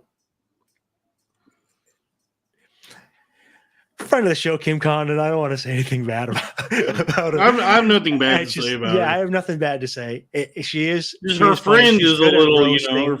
She's good at roasting and all that stuff. I think it's just that it's a tough business. And really, Dalton, there's only 25 people in the world that can do comedy. You know, that's what it comes down to. Yeah. I approach it differently now in that I'm not a comedian. So I'm just doing, I'm doing whatever I'm doing. Yeah. I'm creating something new. Because, I don't want to answer. I think of you as a comedian. I don't think of you as a stand-up anymore, but I think you're a comedian, right? I guess so, yeah. I'm like would you call yourself? An authenticist? An authenticist, yeah. Yeah, like the channel is trying to be funny, or you're just trying to hang out? Yeah, I'll become, I'll do stand up again and be one of the greats, but yeah, thank you. Sorry. Thank you, Sweeze. I am the first billionaire podcaster. America's sweetheart. Yes, America's sweetheart. Yeah, I don't know. I just felt like cracks here. The autism. I don't know. I feel like the puzzle piece that I wanted to be as an autistic person, or the place I wanted to carve out for myself. There was a moment in time when I really wanted to be part of like the podcast sphere, stand up, gas digital, all that. Yeah. And I guess, it would be nice to collaborate with those fellas maybe someday again, but I think I'm more interested now in just like, I don't know, trying to create something new.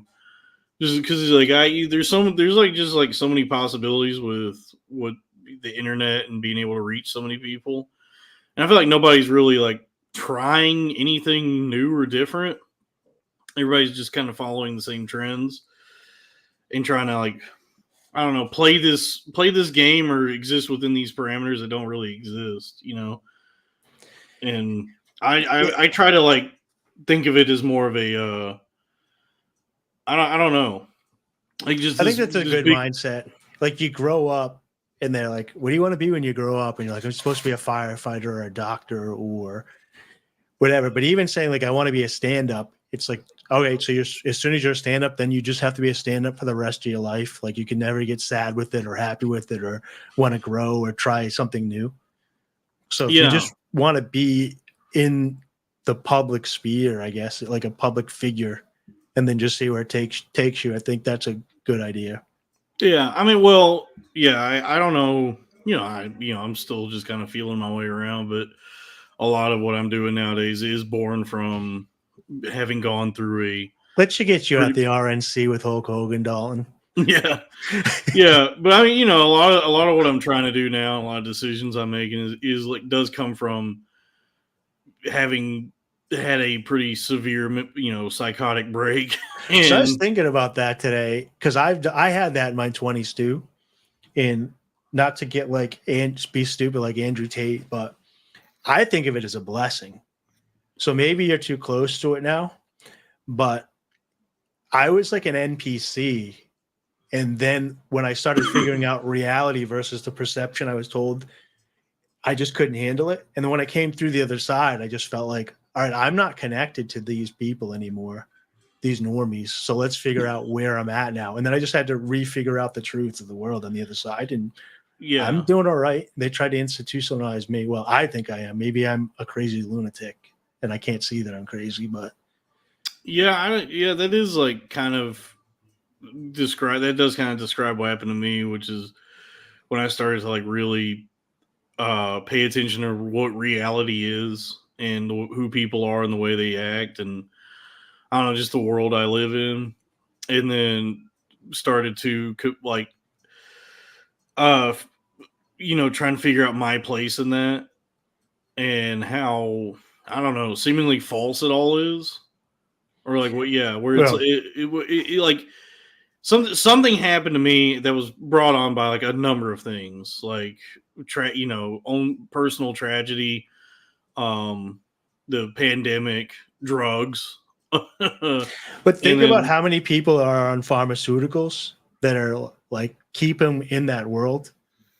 So they hate their job, they hate their life, they hate their family, they hate everything, and they're like, "Oh, just take these like Jordan Peterson's daughter." I don't know if it's true or not, but they're acting like they got everything together and they're giving advice out. And she's on like 15 pharmaceuticals. Yeah, dude. It's like, dude, I became that bad that you need to take 15 mind-altering drugs just for you to keep it up. It's like, it's like, I mean, Andrew Tate is always talking about the Matrix, but it's actually more like that movie Equilibrium with Christian Bale. That's what happened to me, dude. I like escaped the pharmaceutical, with the pharmaceutical prison they had me in, and I learned gun kata. Bad man. I don't know what Christian Bale would say. Have you seen? Do you know the movie I'm talking about? No, please explain it to me. You don't even know, dude. Okay, go ahead. So you got to watch Christian this movie. Bale. So it's there was a movie that came out around the same time as The Matrix, maybe a few years after, called Equilibrium, and it's like it sounds familiar. It's like a similar type of movie where it's about like a guy escaping the system, and so it's like a future dystopian world where rather than everybody's in a simulation, everybody is like emotions and feelings have been made illegal, so everybody is made to take prescription medications to remove all of their emotions. I'm listening. I'm looking at the IBM. And so Christian Bale's character works for like the government or whatever as like a cleric who keeps people in check, and I think like his wife gets killed because she starts having emotions again. And then one day he ends up like, for some reason, missing a round of this medication. And so he starts feeling feelings again. And he's like sad about his wife. And so then he ends up becoming part of the resistance resisting against the organization he worked for. And there's a lot of like badass martial arts. They invented this like one when he ran towards the door, very Matrix-esque. It's so very 1996, 98. Equilibrium. No, and Equilibrium was 2002. I just saw it. Matrix is 99. Yeah, so they probably played with some of the Matrix stuff because he runs, he kicks a door, he runs in the door, and he's like shooting. And they invented this. They invented a form of martial arts for the movie called gun kata, which is implementing the guns into the martial art. So as you fire the weapon, but then you also use the gun as part of your kung fu. All right, and so you're saying once he got off those medications and he was back in reality, he was like he couldn't. It's called the equilibrium because he's like off balance, trying to figure out. He couldn't, and then he's got to pretend like he's not seeing it while he's doing all his work. He has to, he has to because that's pretty cool. He's got to fool the government, so he has to pretend like he's still unfeeling and dulled. As he is now part of the resistance. I just heard Robbie's voice say the red band line when you said fool. Yeah, fools and losers. Yeah. Yeah, but that's kind of what happened to me. Is I guess I came out of the equilibrium. Yeah, I had a similar experience, and the worst part about it is people that haven't been through that, they don't know how to act. And so for me, they're just treating me like I'm like a child or a retarded person or like kids' gloves all the time. And you're like, guys, I'm like, fine. I had that thing. I had to figure some stuff out. I'm on the other side of it. And they're like, okay, it's all right. Don't get all worked up. It's like, I'm literally not worked up, but if you keep saying that, it's going to make me feel worked up. Yeah. Some time has to pass for people to start treating you like the new person that you are. Yeah, it's weird. The weird thing is like I'm on the other side of it health wise, like mentally. I'm not crazy anymore, and I have like my head back on my shoulders, but I still have like in a number of ways, a lot of recovery to do. And so it's just the odd thing is like I can see the light at the end of the tunnel and that there is a better life ahead, but it still sucks shit right now. It is shitty right now. And that's why I'm trying to maybe speed things along by gambling on the stock market and try to improve my financial situation, which would help. That's part of life. I remember you guys were talking about it on Crowder Boys or whatever. I can't remember. Yeah, it was Crack made a analogy about when somebody's talking to you and you're like, no, I'm worried about air right now because I'm drowning. Like I'm trying to get out of it. And I really felt that because when I was in that position too, it's the same thing. Everybody above you is like, hey, just get your act together. And you're like, if my tire goes flat on my car, I'm fucked. Like I'm living on the edge. Yeah. Like it's like me right now. And when you get past that, there is a relaxation thing and you can kind of think and like plan ahead, which is going to feel really good. So you'll get to a point where you're more comfortable, but I never lose the scarcity feeling. I always feel like I could be homeless still, even though I'm doing pretty well. Yeah. Like I don't own anything, right? Like I am so on the fringe right now. And like, I'm grateful that like, I have a job and I have like all this and I'm starting to like generate, all these different ways to make money. Yeah. But it's like, dude, like it's not, I don't even have the possibility. Like, I don't have a tire that can go flat. I don't even have that. So like it sucks. What really sucks is like it just completely decimates your ability to function when you have like when your back is against the wall financially because it's just all you're thinking about. So it's like I can't enjoy things. I can't like sit down and read a book and enjoy that or watch a movie because every single moment of my life. Just this constant like noise in my head is saying you have no money. Yeah, you're fucked. I can tell you this is not going to help you because you're in it right now. But once you get to the other side of it and you look back, you'll be grateful because you're building those skills where you can be inside the storm and relaxed, so that when you have obstacles in the future, you'll have that skill set. And there's other people that don't have to work through that and don't build that skill set. And then they panic when they have big obstacles in front of them. So I'm not patronizing you, but because you're in it right now, so it's going to be hard to see. But when you're when you get through that and you look back, but for me, at least, that never leaves. You get bigger and bigger obstacles. And in my mind, I'm still kind of panicky about some things that I'm working on. even though I'm safe. So I think it's a good thing to have. It's like it's a hunger, it's ambition, really. Yeah. You know what I I'm mean? still Do you want to unbelievable. be the fact that you even want to be in a better place? There's people that are just satisfied, like working Yeah, I always wonder about a that. 9 to Like, 5. They like, yeah, I've worked at a register, bam, bam, yeah, bam, all day. I do wonder about that because, like, you know, there's so much. It's like the value of money is not what it was, Yep. but also there's so many ways to make money now. Yep. And I always wonder, like, when people talk about like what they make in a year and what their goals are or whatever. I'm like, why are there's just like so many people who've resigned themselves to I don't know, which is like very, I guess, like humble lives. I guess there is some nobility in that, but also why have you just like why are you so complacent with just dog shit? Like, you know.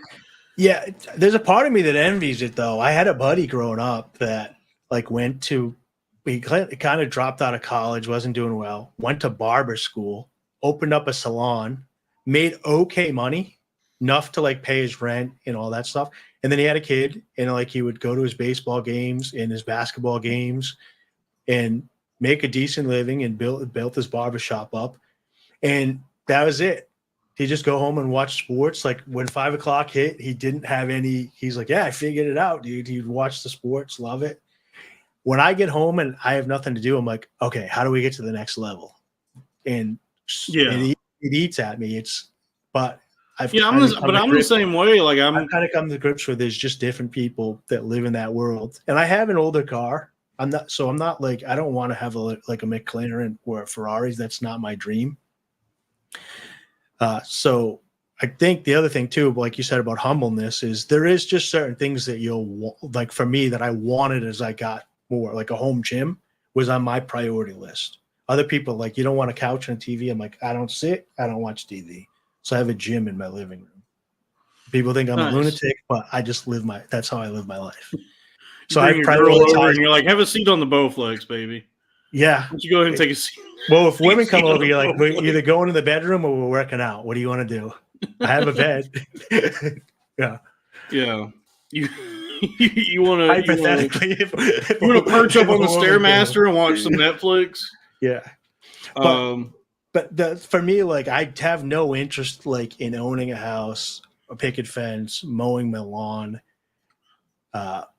Those aren't things that interest me. And I think a lot of people go and they get all that stuff thinking they're going to be happy, and they look around and they're like, oh, I fucked my whole life up and I don't know how to get out of it now. Yeah.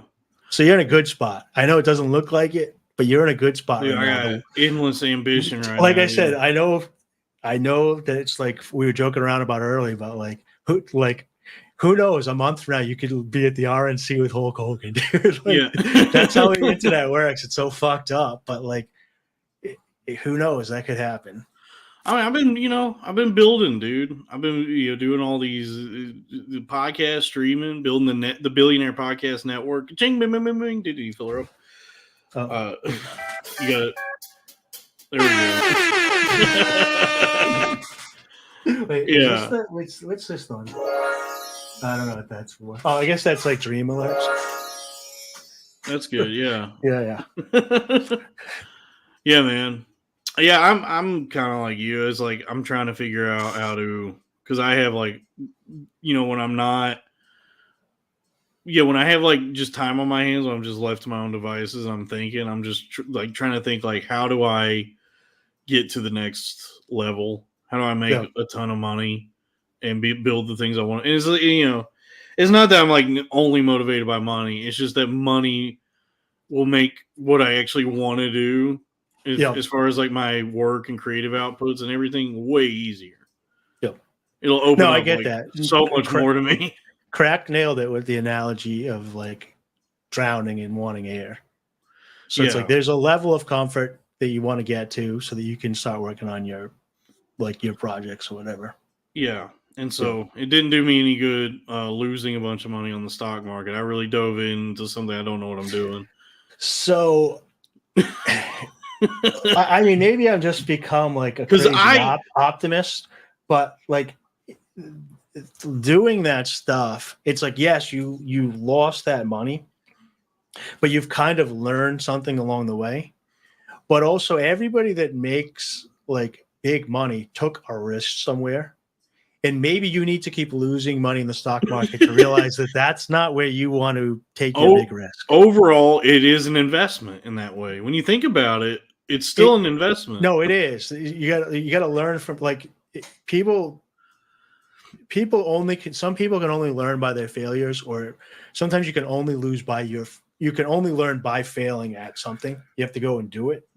So at least you're failing at the stock market rather than sitting on your hands. I know it sounds crazy, but you know what I'm saying? Like you could be sitting around thinking I need money, or you could be losing it in the stock market, and then eventually you'll be like, okay, I tried 100 ways to make money in the stock market, and that's wrong. So I need another avenue to not lose my money. You know what I learned is I just love gambling. I wish I could make money gambling. I was just telling Robbie and Craig about this. That I watched this Paul Schrader movie recently. Came out a few years ago called The Card Counter with Oscar I was Isaac. listening to you guys talk about that. And it's a fantasy I've had every time I go to a casino, which is can I make a living just hanging out at casinos? There's people that do it. I play a lot of poker, and I played in my 20s, and it was a lot easier back then. I know this chat's going to go crazy, but like my rent was $350 a month. Nice. So if I could make $350, I could pay my rent for the whole month. You still had utilities and stuff and whatever, and like minimum wage was like $5. Yeah. Back in, so it was like getting that was. Don't worry, it's $7 now. So. Yeah, but it was super like it was still stressful back then. But I wanted to do that. I like lived at Foxwoods Casino in Connecticut like 4 days a week for years, thinking that I was going to be a pro poker player, and I just had to do that, and it was a shit ton of fun. And I just had to lose all that money and be sick to my stomach, depressed in my hotel room to realize, all right, I got to either kill myself or not do this anymore because this is a terrible path. It's just stressing me out, giving me anxiety. But if I hadn't gone through that, then I would probably still be like trying to count cards at blackjack and, being an idiot. Yeah. Yeah. You have to be an idiot multiple times over before you start to say, maybe I shouldn't be stupid anymore. I've told this story before. Like when I was 18, I bought an investment property. He might have been like an old gay guy that liked me or whatever, but the owner financed an 8-unit to me, and I was making like good money from it. And then the first boom happened. I sold it. I made a ton of money, and then I pissed it all away, drinking, strip clubs, Foxwoods or whatever, because I was like, money's easy. Everybody's retards. I lost it all. Went back down to being broke, depressed, like sitting in my room, didn't know what I was going to do. But looking back, I'll never be 20 again and be able to like live a lifestyle like that. So it's kind of a blessing now, even though it took me until 40 to figure out how to make money again. And I was a broke ass in my 30s and no one would talk to me, whatever. Just got fat and sad. Yeah. And couldn't figure out life. Yeah. Yeah. I do think that the fitness helps a lot. Like it's not mind, body, and soul separated. It's mind, body, and soul one thing. So like if you start getting in shape, your mind will get sharper and you'll have more energy to explore the stuff that you want to do. You'll be quicker. You'll be making plans and stuff like that. If I don't work out, my mind starts getting slow and I feel depressed. That's been me for a while now. As my like physical health really took a nosedive when because before I went crazy, and I guess like when I was in the throes of it, I was actually like kind of fit, like probably like I would say before you became sane and entered reality and left the Matrix. Dalton. Yeah, before I became the only sane one. You're the only sane one, dude. Everybody else is crazy. Yeah, I was like, not like a paragon of health, but I was probably the most fit I've been in my life. Like I was running all the time and trying to do like yoga and stuff. Yeah. And so I got like for the first time as an adult, I think I was like under 200 pounds. And then just like when my mind went to shit, so did my body, because like I stopped being able to function, and so then I stopped. I wasn't able to like. I don't know. I didn't have like when you come out the other side of like a psychotic break like I had. Yep. You lose all your motivation. You lose the ability to even like do most things.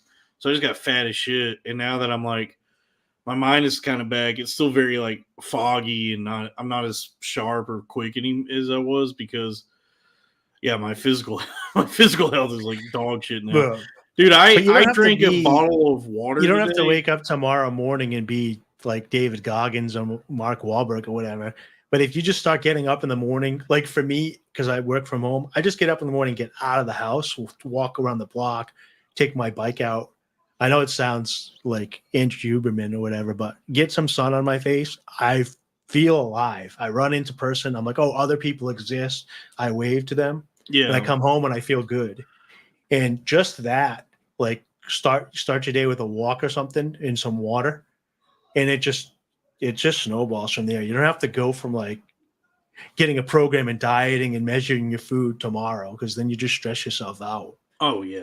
Well, that's what I was gonna say. Is you mentioned water because like today I drank a big bottle of water this morning, and then like had this really stupid epiphany where I was like, oh yeah, water. I should probably like drink this and not just Coke Zero all the time. Dude, if I don't drink, I was dying laughing at that tweet. My buddy was on a water fast, and I sent him that tweet. He's like, hey, I've been on a water fast. I haven't had any water all day, only Coke Zero. Yeah, dude. And there's some truth to that, because I realized today how dehydrated I've been, because I just slugged a big bottle of water, and I was like immediately felt better, and I was like, oh yeah, I should be drinking more of this. You'll want to feel like you want to take a nap when you woke up if you're dehydrated. I don't laugh. Like I'll watch a podcast and I'll know we're dehydrated because I'm not laughing at the podcast. I'm thinking, oh, that's funny. And then I'll pound 2 waters like this, and like an hour later, I'll be giggling at whatever. I'll just be, I'm Barack Obama and I'm gay, and I'll just be laughing to myself. Yeah. So I'm incorporating more water now. That's something I'm really getting into, folks. Is water. Check it out, everybody at home. Sponsor the show, water. Try water. Yeah, search it online. Search it up online. Yeah. But yeah, this is not health advice, by the way. No, I'm not qualified. I'm not really qualified to do anything, but I keep going for it until eventually I will have secured my place in something. That's the thing. Is really the most important element in any of this is ambition and chutzpah. I listen to these like motivational stuff, and they're kind of corny, but they do kind of give me some epiphanies about my own life. And the guy the other day was saying like the enemy of plan A is plan B. And I kind of in a situation where I've been kind of working on plan B, C, and D. And I'm like, as soon as I like figure out DeFi and I'm making money passively and this real estate thing, and that's got money, then I'll podcast. And it's been a decade and I didn't do it because you have to just do your thing. So that's one thing that I admire about you and Robbie and Crack is you're out there writing raps, making podcasts, streaming, doing bits, uploading shorts or whatever. Yeah. And it's all, for me at least, it's all born from desperation. It's like, well, I have no option. What am I do? Work my fucking shitty sales job forever? You say that, but how many people are desperate right now and they're not taking action? Oh no, they don't take action, and they resent when I talk like this. They actually get upset because when people are desperate and not doing anything about it, and then they hear somebody like have ambition, rather than become inspired, they start they go, oh, you're so fucking entitled. What makes you think this is just life, this is the way life is? And it's like, doesn't have to be, my friend. You don't know. You can do whatever you want. For me, I just start taking people out of my life. Like I had a buddy that I was like, oh, I'm doing this, and this. I want to start a YouTube channel. He's like, yeah, it's super tough. No one tunes in anymore. And he's like, well, people are starting stuff. And he's like, yeah, I wouldn't even bother. The algorithm is all messed up. And I'm like, why am I even talking to this guy? Just like everything is negative to them. Some people just have that mindset that you can't do anything. It's their cancer. Yeah, I do think it's just like, why not try? That's my thing. Is like, it doesn't hurt to try, and if it doesn't work, nothing's changed. And if it works, everything's better. Especially this. There's so many people that are hanging out in Discord right now, playing video games, hanging out with their friends. We're having a conversation that might be useful to somebody, which is pretty much the same thing, but just recording it. Yeah. Who knows? And if nothing happens, at least you and me have made a connection. And on the worst, the smallest level and the biggest level, we have all these people that might learn something too. We've hovered around 30 people tuned in live. I've gotten some super chats. I will. More would be better. Yeah. Shout out to everybody tuning in live today. Give yourselves a big round of applause. We're here to everybody watching live out there. We're here to inspire. We're here to tell you about the money making mindset. Okay, this is not financial. Maybe we might be dipping in a little bit of idiot investor territory here. So we can do idiot investing. I would like to. So I have that other YouTube channel that's got like 4,500 subs. I wouldn't mind streaming on there with you sometime and doing a full-time or part-time, whatever we can do, an idiot investor where we actually break down crypto. I can pull stuff up on the screen. We can explain it step by step. Because you're smarter about that shit. Because what fucked me was actually doing really well the first time I tried. When I first tried stocks, I just somehow got lucky and picked up on some like me in the real estate deal. You just stumbled upon and you're like, oh, this is the great. Everybody else is an idiot. I stumbled I'm the best upon investor ever. Yeah, I stumbled upon something that right away, like most people do stock market, try to do a stock market and just lose a ton of money. Yep. But for me, right away, I was like, oh wow, I might actually I might get rich. I'm going to postpone losing money. I'm going to make it up front and then slowly lose. Because lose it over time. Because when I was up like $8,000 at one point, and you were telling me about DeFi and passive income, you can make like $500 a month. I was like, you talking about fucking peasant money, a little tuppence? Dude, you don't even know what I know. You don't know what I know. Well, the thing for me is I've been there, but I understand as I get older that you just have to let people live their life. And who am I? Maybe you would I feel that it doesn't mean you are, so I'm not going to be negative for you. But it's $500 a month, and then next month I take that $500 and add it to make more and more and more, and then it landslides in. So you're taking your investment to compound the interest. Well, yeah, and you're doing knowing what I know now. What'd you say? Compound interest, the eighth wonder of the world. Which I think Einstein said that. Oh, I thought compound interest was when you I don't know. When you want to say racist things. Yeah, when you make money saying the N-word. Interest when you said Yeah, that's compound interest. We got $2 from Sweezeheart. Thank you both for the insight. Yes, yeah, Sweeze is gonna be a big success too. But you do money find all this the smart way because I learned the hard way though. Yeah, because even the stock guys will tell you that.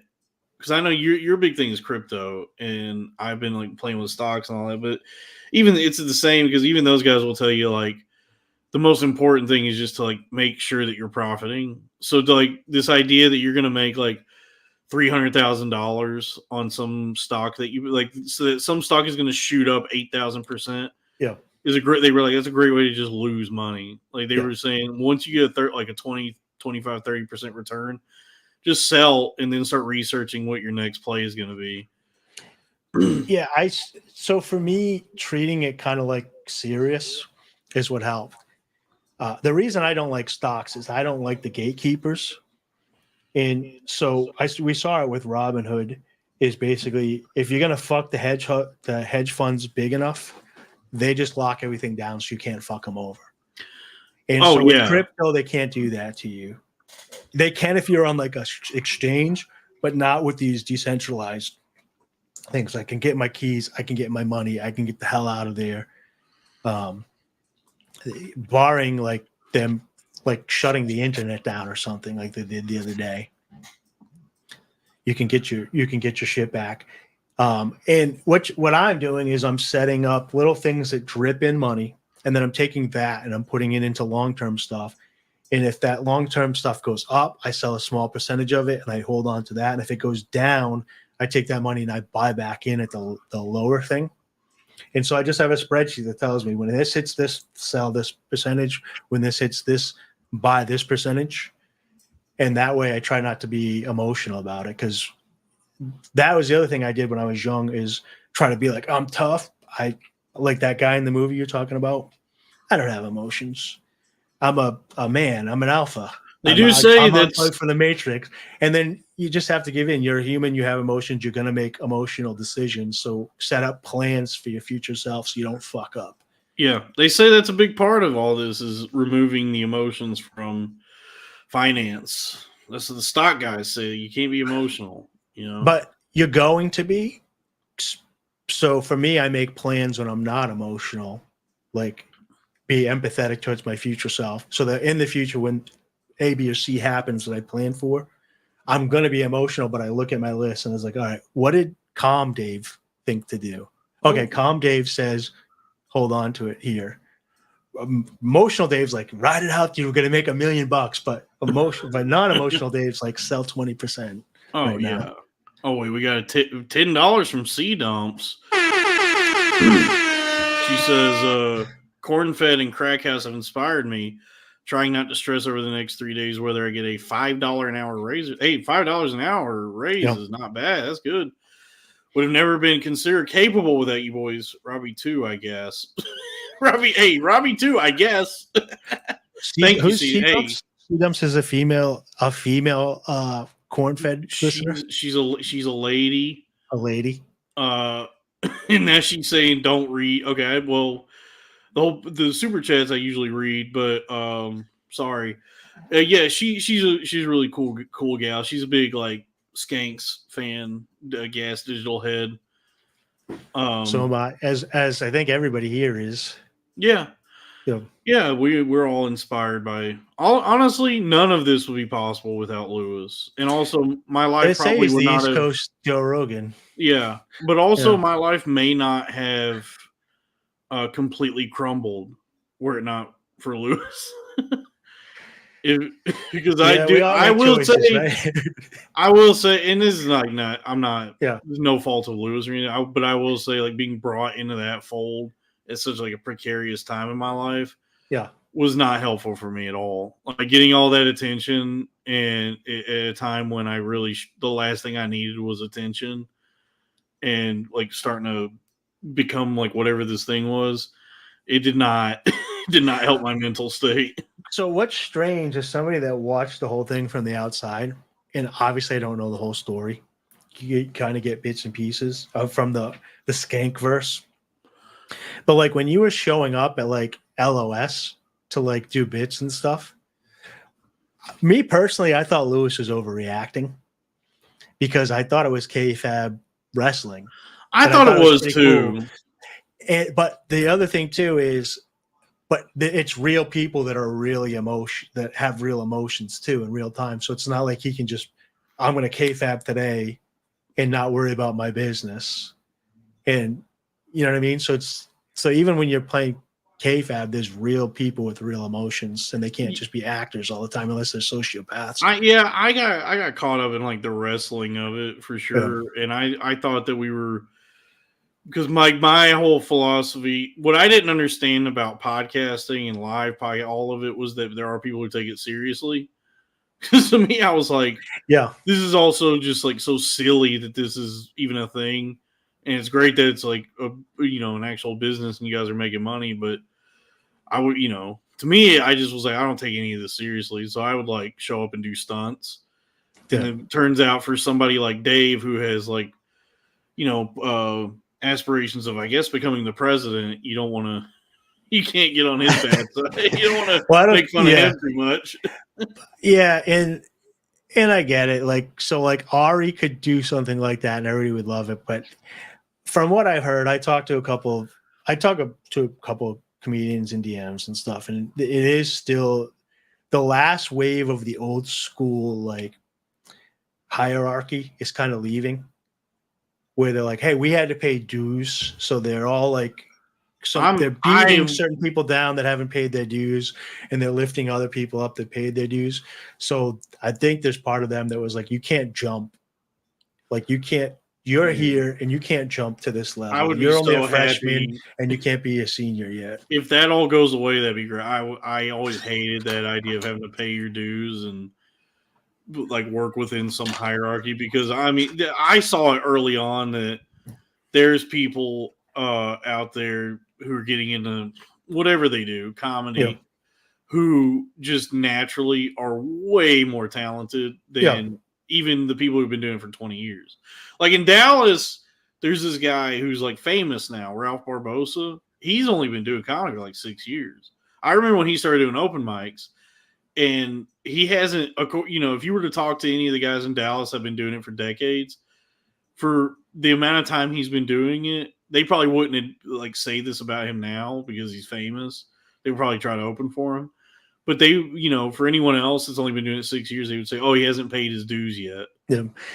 That's the whole crabs in the bucket, though. So if you're going to put yourself in that bucket, then you're going to get pulled down by the other crabs. Because I'm thinking right now, love him or hate him, like Kevin Hart ignored all that stuff, and he just shot right to the top. Mm-hmm. He's just like, can you do a college? And they're like, oh, I'm not ready. And he's like, yeah, I'll do it. And he just is like, I'll figure everything out as I go. And he went from the bottom to the top. I got actually a funny Kevin Hart story if you want to hear a story. Yeah. Well, I got a story. You guys can decide if it's funny or not. I was dating this girl and kind of getting along with her or whatever. We started dating, and me and her probably weren't going to click because I was already hearing stories from her about like football players and stuff. She was a mixed chick, and she kept saying, "Oh, I'm going to Vegas to see Kevin Hart." And I was like, "Oh, I'm really into comedy. That's going to be a lot of fun." She was mixed? She was mixed. Was she like a halfling or an octoroon? She was Italian and African. Whoa. Yeah. So she had like that guy from Breaking Bad. I don't remember. Yeah, the guy who's Do the Right Thing. He's a big actor now. Giancarlo Esposito. He's Italian and black. So he's some sort of Italian black thing. Yeah, I got a mixed chicks. When I look back at my record, I'm always trying to date a Greek woman, and I always end up dating mixed chicks and Spanish women. Nice. So you can't help who you fall in love with. That's true. But she kept saying, "I'm going to Vegas to see Kevin Hart," and I was like, and she's like, "You okay with that?" And I was like, "Yeah, of course. Go see Kevin Hart. He's the best. You're gonna love it. He's gonna put on a great show, whatever." And she kept saying, "I'm gonna go," and she's like, "I can't believe you're being this comfortable with it." And I was like, "Yeah, like what's the big deal?" So then she gets there and she starts sending me pictures or whatever, and she's literally hanging out with Kevin Hart in a cabana. Nice. Like, what? So it's like, oh, I am not fine with this. Was it a taco cabana? She wasn't going to meet Kevin Hart. She wasn't going to Vegas to see Kevin Hart's show. She's literally going to Vegas to see Kevin Hart. Just hang out with her. Yeah, so I don't know what happened, but like I just stopped talking. Like I just stopped talking to her because I assumed you don't get flown. Like this is before I knew like Instagram girls were getting flown out to like whatever. So you just don't go to Vegas. Instagram girls are just prostitutes. Yeah, her and Kevin Hart's boys probably like ran a train on her, and I was like, "Yeah, of course, go get a train ran on you by Kevin." Like, why would I? They call that the Underground Railroad. when you get a train run on you by some black fellas, that's the Underground Railroad. Yeah. So, yeah, I met her at a Halloween party, and I don't know. That was just such a weird thing. I should have known though. Like, I took her to the casino for the first date. We were doing slot machines. And I'm like paying for everything left and right. And she's like, "Oh, I didn't bring any money." So I was like, "Oh, you can throw some of this in the slot machine." So I give her like $20, and she wins like $140. Nice. So I was like, "Sweet, like she'll probably buy dinner or whatever, or at least give me my $20 back." She just kept the 140, like it's all hers. Like I had nothing to fucking do with it. That's better than what I would have Who does done. that? That's better than what I would have done, which is just end up losing that money at more slots. That was my first big red flag though, because I was just, maybe I'm naive, because this was like, Was that her name? this is like, yeah, naive. Naive. Wait, hold on a second. Yeah, she was. And let me tell you, I'll never date an Italian. Yeah.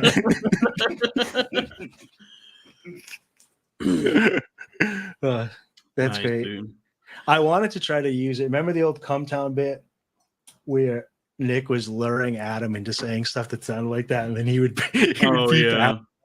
Yeah, I was gonna try and do that. It's crazy how good that show used to be and how unwatchable it is now. Yeah, so I won't get too deep into it, but I do feel for Nick because he wanted to do this. He had this big idea for the show, not the podcast aspect, but the show. The talk show, that's a really cool idea. Did you watch any of the sketches that he's done? Yeah, the sketches were very funny. Yeah, so he thought that was going to blow up, and they didn't get the amount of money that they put into it to make those sketches and the actors and the editing and stuff. They didn't get the traction. And so I think they kind of feel deflated. And they've been doing that for a fucking decade now, talking to each other, riffing. So it's kind of, it's like, they're like, okay, we've done Obama's gay. Obama kind of sounds like The Rock. Obama kind of sounds like The Rock and he's gay. What if Obama kind of sounds like The Rock and he's gay and he's Chinese? What would that be? So it's like, you can only take that to a point where they really did develop a formula. They did have, there is a calculus to a Cumtown bit. I think anybody can do it now. Yeah. It's out there. I do enjoy when they're earnestly like having a good time. Like when Nick and Jordan Jensen are together, I feel like they're actually having a good time again on a podcast. Even I watched Tim Dillon and him because they seem like they have a good time together. Yeah. Yeah, I mean, but I don't watch the show anymore. No, I don't really tune in that much. I watched a clip today because Nick was getting a little conspiracy brain about the assassination attempt, and whoever he was sitting with just kept going, well, right, interesting, yeah, man. It's just like it was not a conversation. It was just Nick. It was Nick being Nick was being interesting, and then just some like dullard sitting there with him going, right, yeah, man, right.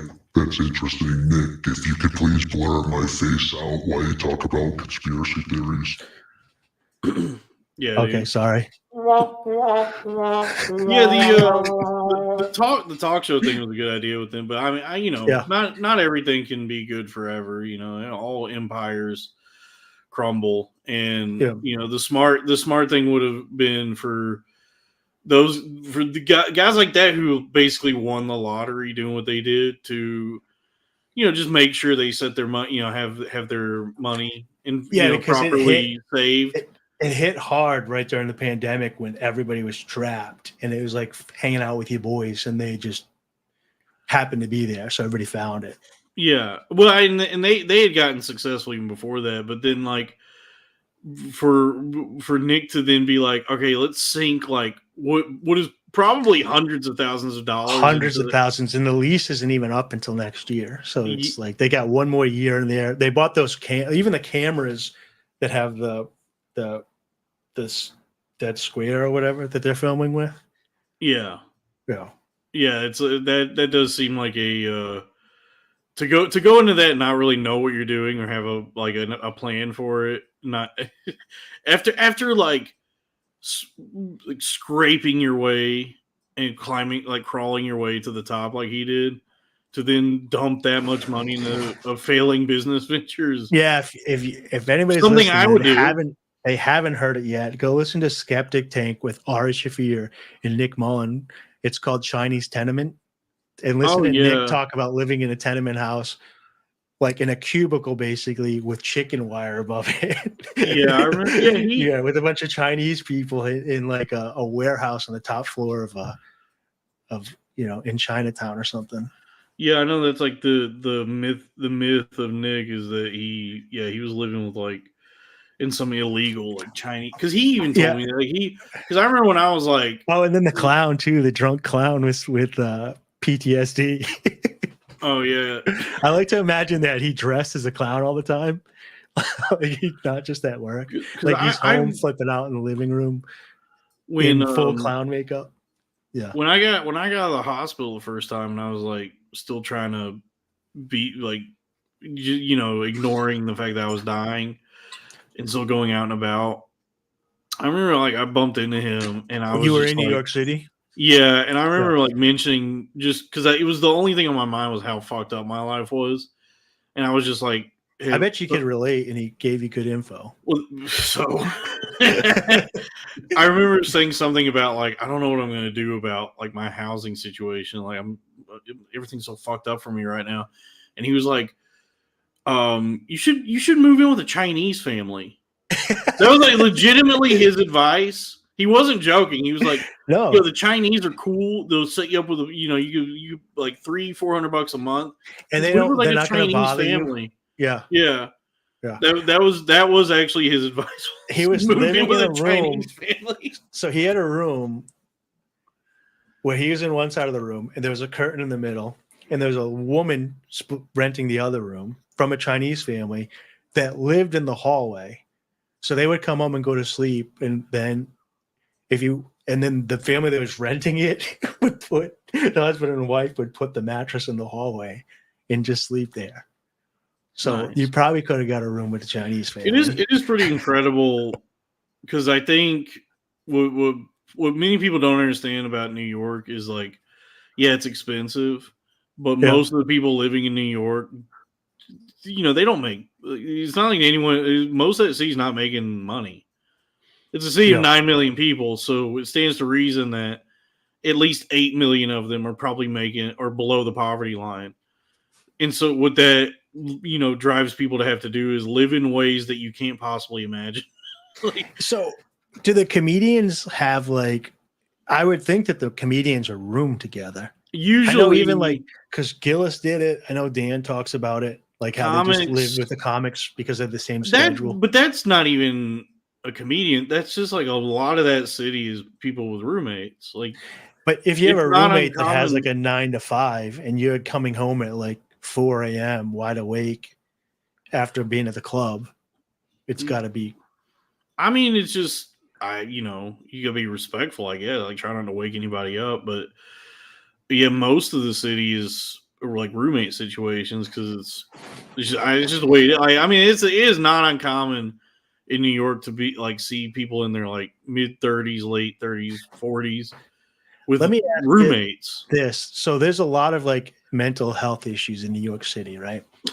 And I know that there's also a large population, so percentage wise, and there's probably programs there that bring people in, but the noise, like when I was living in the city and I couldn't get like REM sleep, it was driving me crazy. Like Kramer with the Kenny Rogers chicken sign or whatever. I was going nuts for not sleeping. How many people you think get sleep deprived and fucking lose their mind in New York? I don't know. 'Cause with me, the noise actually became like white noise to me. Like I started to kind of enjoy like laying down.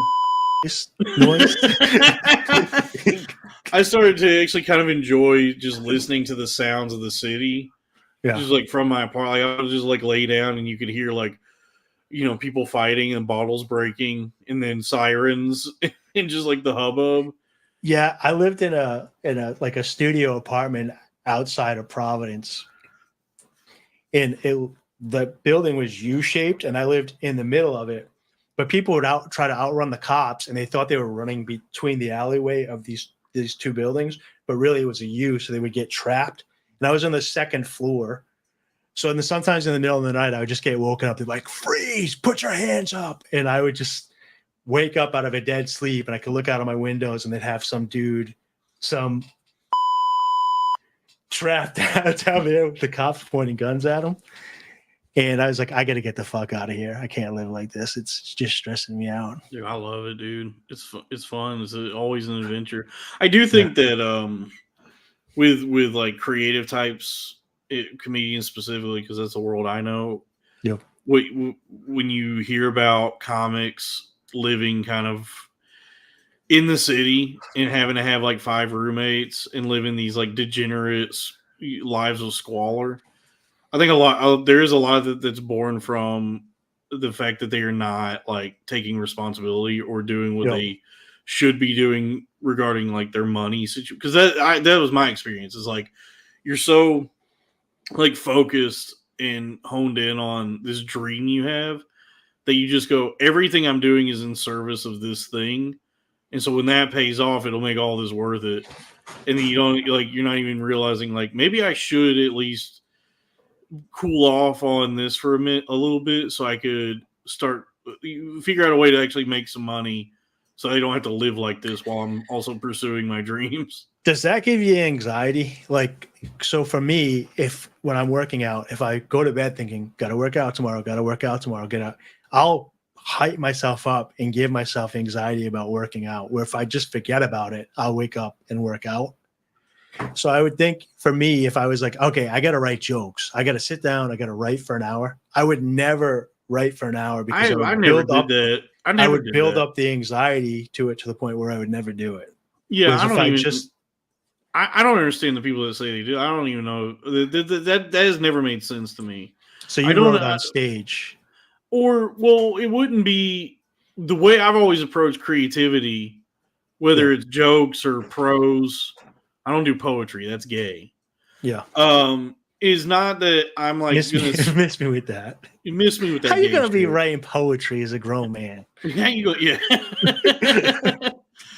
I never understood that mentality of like I'm gonna sit down and just write, because my experience with that has always been just looking at a notebook and going, I'm writing now. What do I do?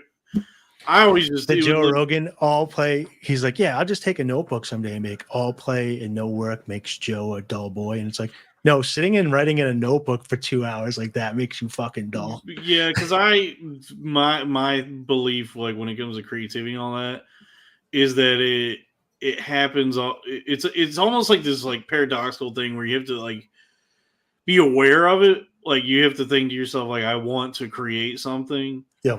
And just be open to it, like at all times. But then also, the actual act of trying to sit down and create something like that almost inhibits your ability to do it.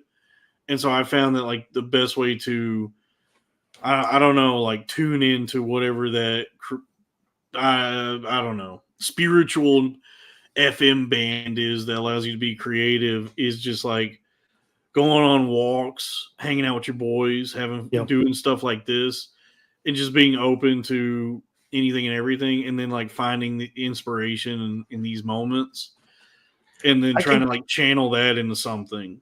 I can kind of relate. I used to do punk music, and I used to write a lot of the songs, and I never said, okay, it's Tuesday, I got to sit down and write a song. But I would kind of like just be singing to myself one day, and I was like, oh, I got to jot that down. I put it in my phone, and then I would add to it. But then similar probably to comedy, it was never done until I met with the guys and you start playing it. And then it's like you're bouncing off one another. Similar like you saying about the jokes, or when you do comedy, you got to do it on stage to figure out where the actual funny is. The crowd's part of it. But I almost feel that way about like anything creative. Like even if you're going to try and write like a short story or a novel or whatever, like I guess like the physical act of writing it happens in isolation, like when you actually put the words down. But I feel like all the ideas and everything that's going to become whatever it is just happens like as you go about your day, like as you're like hanging out with people and like observing things. I think I'm going to make this main character gay, and he drinks a lot of Coke Zero. Yeah, exactly. Yeah.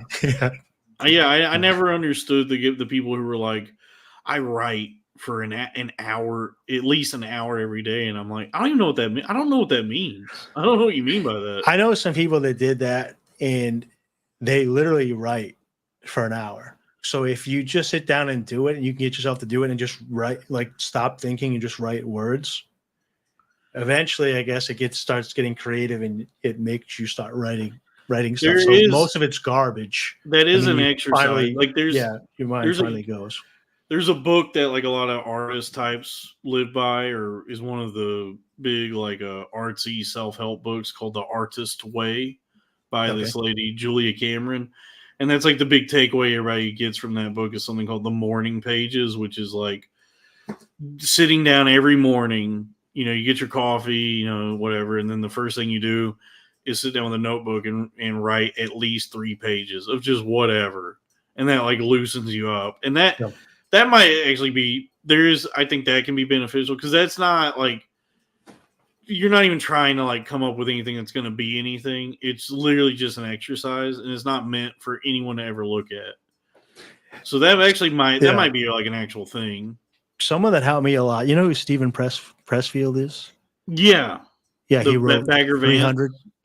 He wrote 300. So he has some of those type movies, but there's he wrote a nonfiction that supposedly Gates of Fire, which is what 300 is based on, but it's called instead of the art of war, it's the war of art. Oh yeah, I've heard a ton of comedians who don't read talk about this book. So it's a very simple book, and he has like 3 or 4 of them. I've read them, and basically it just kind of it puts like Jordan Peterson's 12 steps into like a creative mindset, similar. So like Jordan Peterson's 12 steps is the theory, and then the war of art is the practice. Yeah, it's not really, but that's kind of what I get. So instead of him being like clean your room, he talks about like in order for the muse has a beautiful dress that she doesn't like to soil. So in order for her to come to you for the creative juices, you must have like a clean space. And I don't know. I really enjoyed them. They're an easy read, but they did help me organize my creative life. They're very simple books, though, like big letters, easy to turn. You can go through like one in a day. Okay, but they're well written. I've read almost everything that he's wrote from that collection. They're these little white books with big lettering. Yeah, actually read them, not 30 point font. Yeah. But they're very insightful from like a creative perspective. I really liked them, but they even helped me like organize my business ideas and stuff like that. And it's basically just saying like, get your act together and here's how you do it so that you can start working on shit. Yeah. I think I have that book somewhere, so I could read it. I do feel guilty about that, man. I have I have a creative writing degree. I have an English degree. Yeah. And I have not read this is not a shot. It does show in the titty videos. Thank you. I gotta bring them back. I haven't done one in a while. Yeah. But I have not read a book in some time. Like ever since the brain accident. Yeah. And we talk. It was just like all the shit I've been like dealing with, like money worries, and then my brain not working. I've had so much trouble focusing on a book, and I feel guilty about it because I'm like, well, I'm in debt because I wanted to get good at reading. I'm not even doing that. I should be reading. So I have a couple books that I just sit by my bed, and I don't have a TV or whatever. I just listen to podcasts and all that bullshit. I listen to 5 hours I set aside 5 hours a day to listen to Crowder Boys. Thank you. In Cornfed, in the whole universe. But I don't know. I just don't turn it into a chore. Sometimes I just pick it up and read 2 pages and then put it down. Well, I used to instead of like I have to read for an hour and get through this. For me, reading was always like it was such a joy. Such a joy.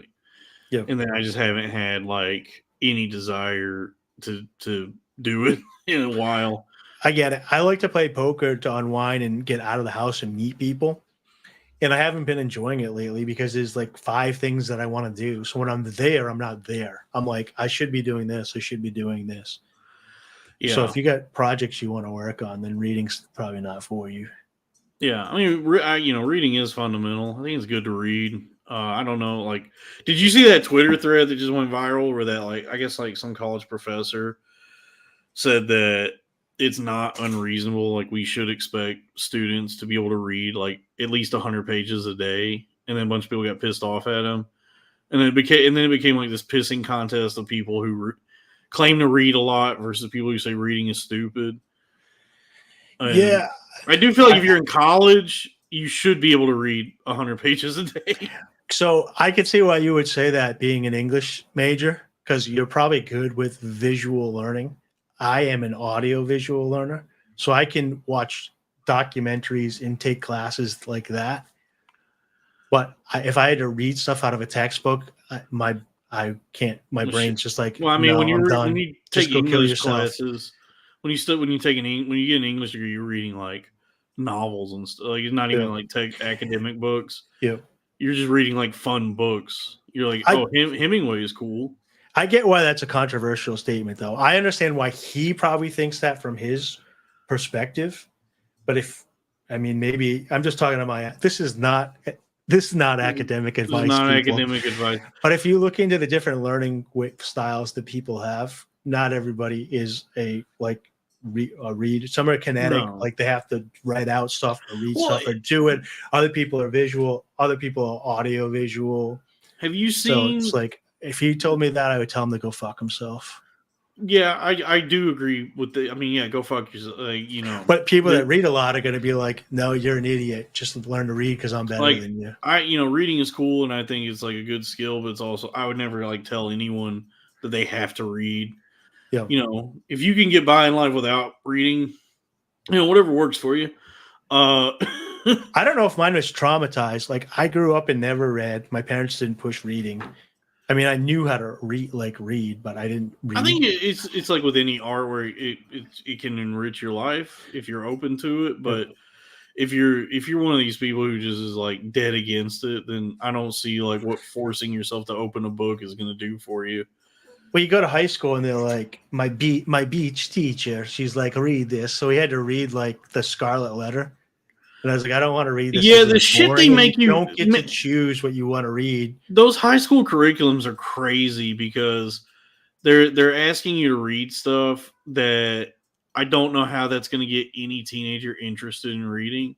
When you become an adult, you start to understand what's good about The Great Gatsby. I'm sorry, I can't even concentrate because all I can think about is Molestio right now because I have to say, Beach Mother, give me my PlayStation. All right. Sorry, now we can go on. But I think it's not until you're an adult that you start to understand The Great Gatsby or what's another common one? The one with the guy with the boots with the holes in it. What is that Russian novel there? By Trotsky or whatever. I don't even know, dude. I don't know. I'm dumb. I don't read. Yeah, some smarty pants bullshit. But it's when you're a teenager, it's like they should. I remember, I had a teacher in middle school who did a good job where she was like, "We're gonna read The Hobbit," and I was like, "Yo, this is bad. Now this is cool. Hell yeah." Now I like reading.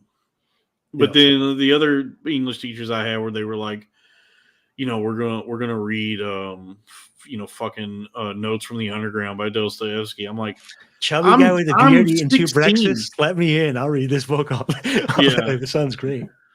But what was I saying? But I have, I've seen people say that we are now in a post-literate society. Try to read in chat, but the chat got the book right. Which one?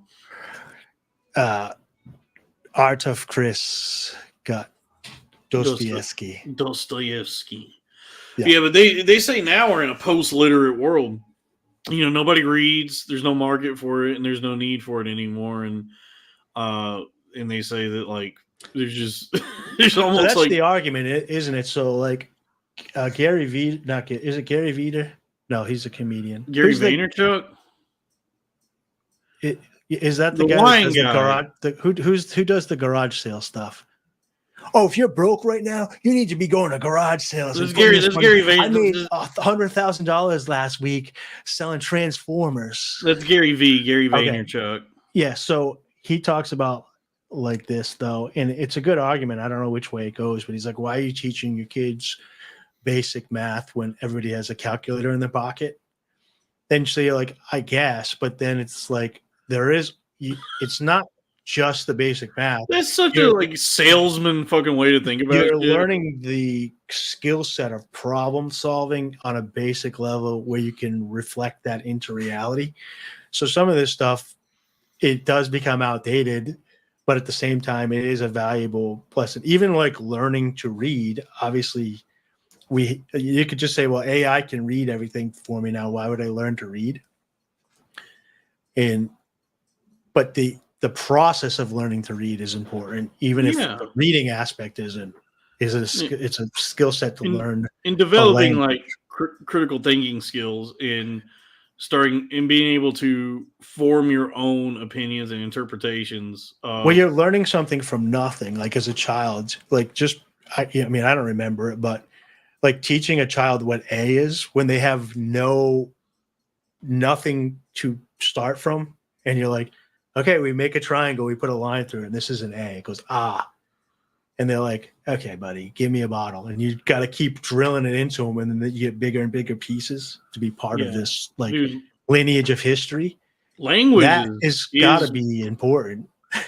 Dude, language. It's not just the reading aspect. Yeah.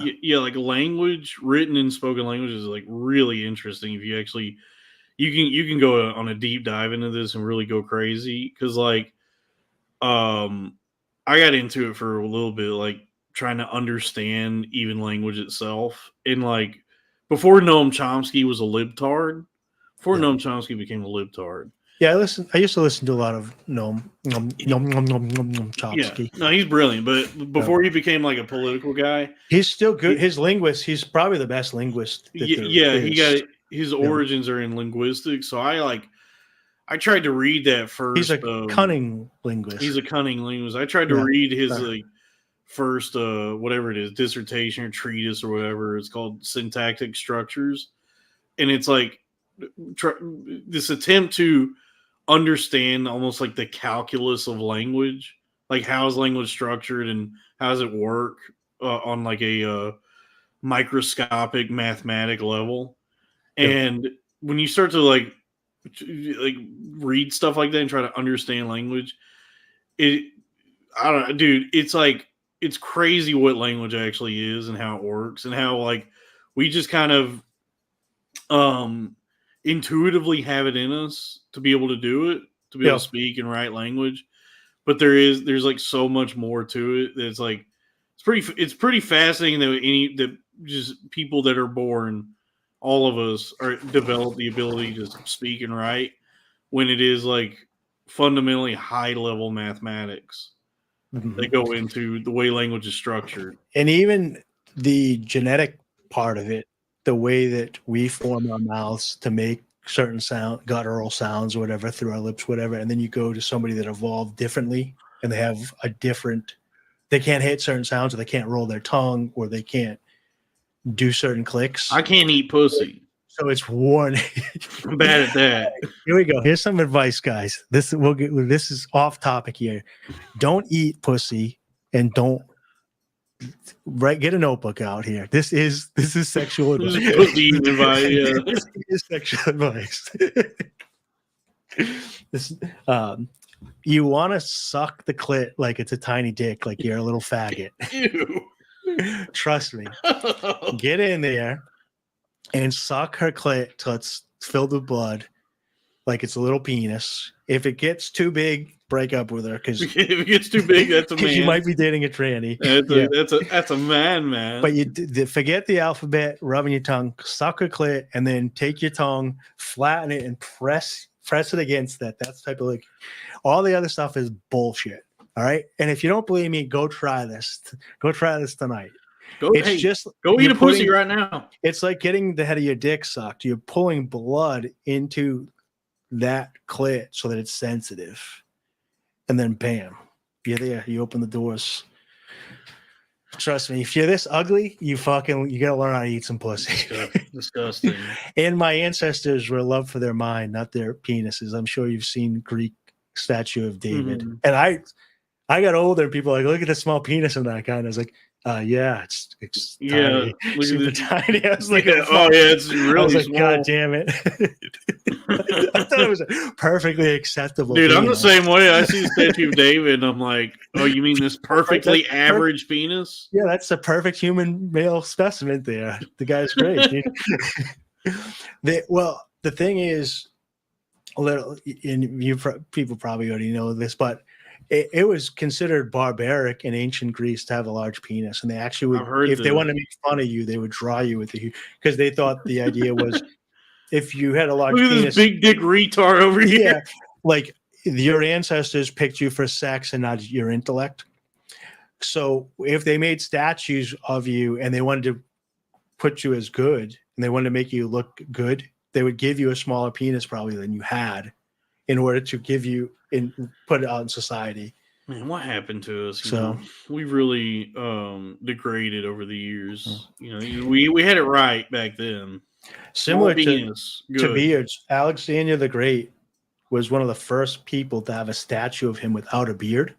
A beard was a sign of elder and wisdom in ancient Greece, and he didn't want to be seen as like getting old. He wanted to be seen as a god. Oh, so he's he had like a that. statue. He wanted his statue made clean shaven so he looked youthful, like he was a god and didn't age. He's like that billionaire now, that Brian Johnson guy who's trying to like revert back to being 18. He's Yeah, like, I've hacked into I've biohacked, and my epigenetic age is back to 18, and he looks like a fucking vampire. So I was on the Brian Johnson stuff early, and I liked the guy, and I was like, oh, this guy's good. And he started going, I was like, oh, this is good. And then it gets deeper and deeper. And then it's like, okay, I'm pulling the ripcord. I'm fucking out of here, dude. He's injecting his child's blood into him. And he's starting to look like an alien with the facial stuff that he was doing. Oh, yeah. For science purposes, I get it. I was following him for the health, but it seems like he's doing a lot of stuff that's more aesthetic, that's kind of vanity. But I guess it's scientific. Like if you were trying to keep your skin from aging over the years, maybe it's healthy to have healthy skin that doesn't get cancer. Everybody condemns billionaires and say they shouldn't exist. The reality is we live in a world in which there are billionaires. Like we exist in the world we exist in. And so given that, they will be the ones to save us. Yeah. They are going to be the ones that figure out. I don't hate billionaires. No, I'm the first billionaire podcaster. Yeah. I just think, I shouldn't say that. Like the trillionaire that are just punching numbers in the computer and they're stealing money and they're like intergenerational bankers. Oh, I don't like those Ken people. Griffin. But but the people that they point out like Elon and like this guy and stuff, I feel like I wouldn't want that life. Like I'm stressed out trying to work out, eat, do crypto, do real estate and podcasts. I can't imagine doing boring SpaceX, Tesla, unless it's all a lie. That's all kabuki theater. And he's just the figurehead. I know he's not doing everything. Yeah, Bukkake theater, dude. Bukkake theater. That's why their faces are white. Yeah, it's all Bukkake theater. Mm-hmm. Yeah. I don't know. I think that's a miserable lifestyle. I wouldn't. I just think it's too much to bite off. I've heard that Elon.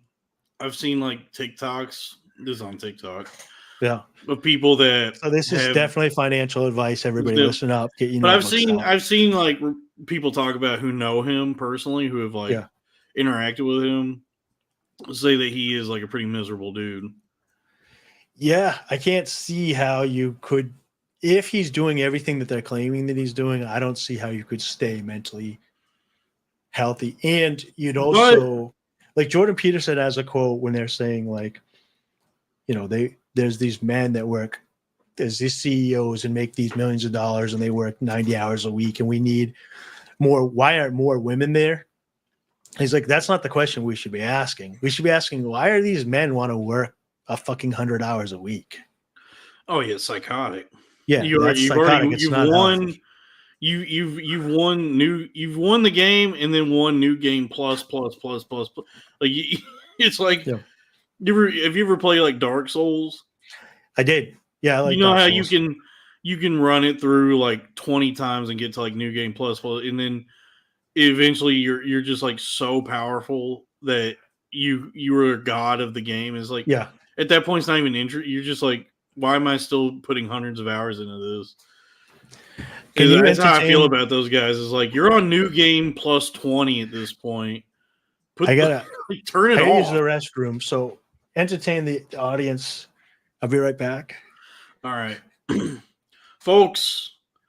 We're 2.5 hours in, so we'll get started here in a second. Dave's gonna go pee, and then we'll get started. I really appreciate. Hey, we've had a good audience here. We've hovered around 30 live viewers. I think we'll just keep doing this live every week, and so I can hang out with the chat. Folks, please be sure to subscribe to the Patreon, patreon.com/cornfed with Dalton Pruitt. So you'll get access to all the premium episodes and bonus content. We have a super chat now. Good friend of the show, Michael Hall, $20. Love you, Dalton. I love you too, Michael. Michael's been on the show.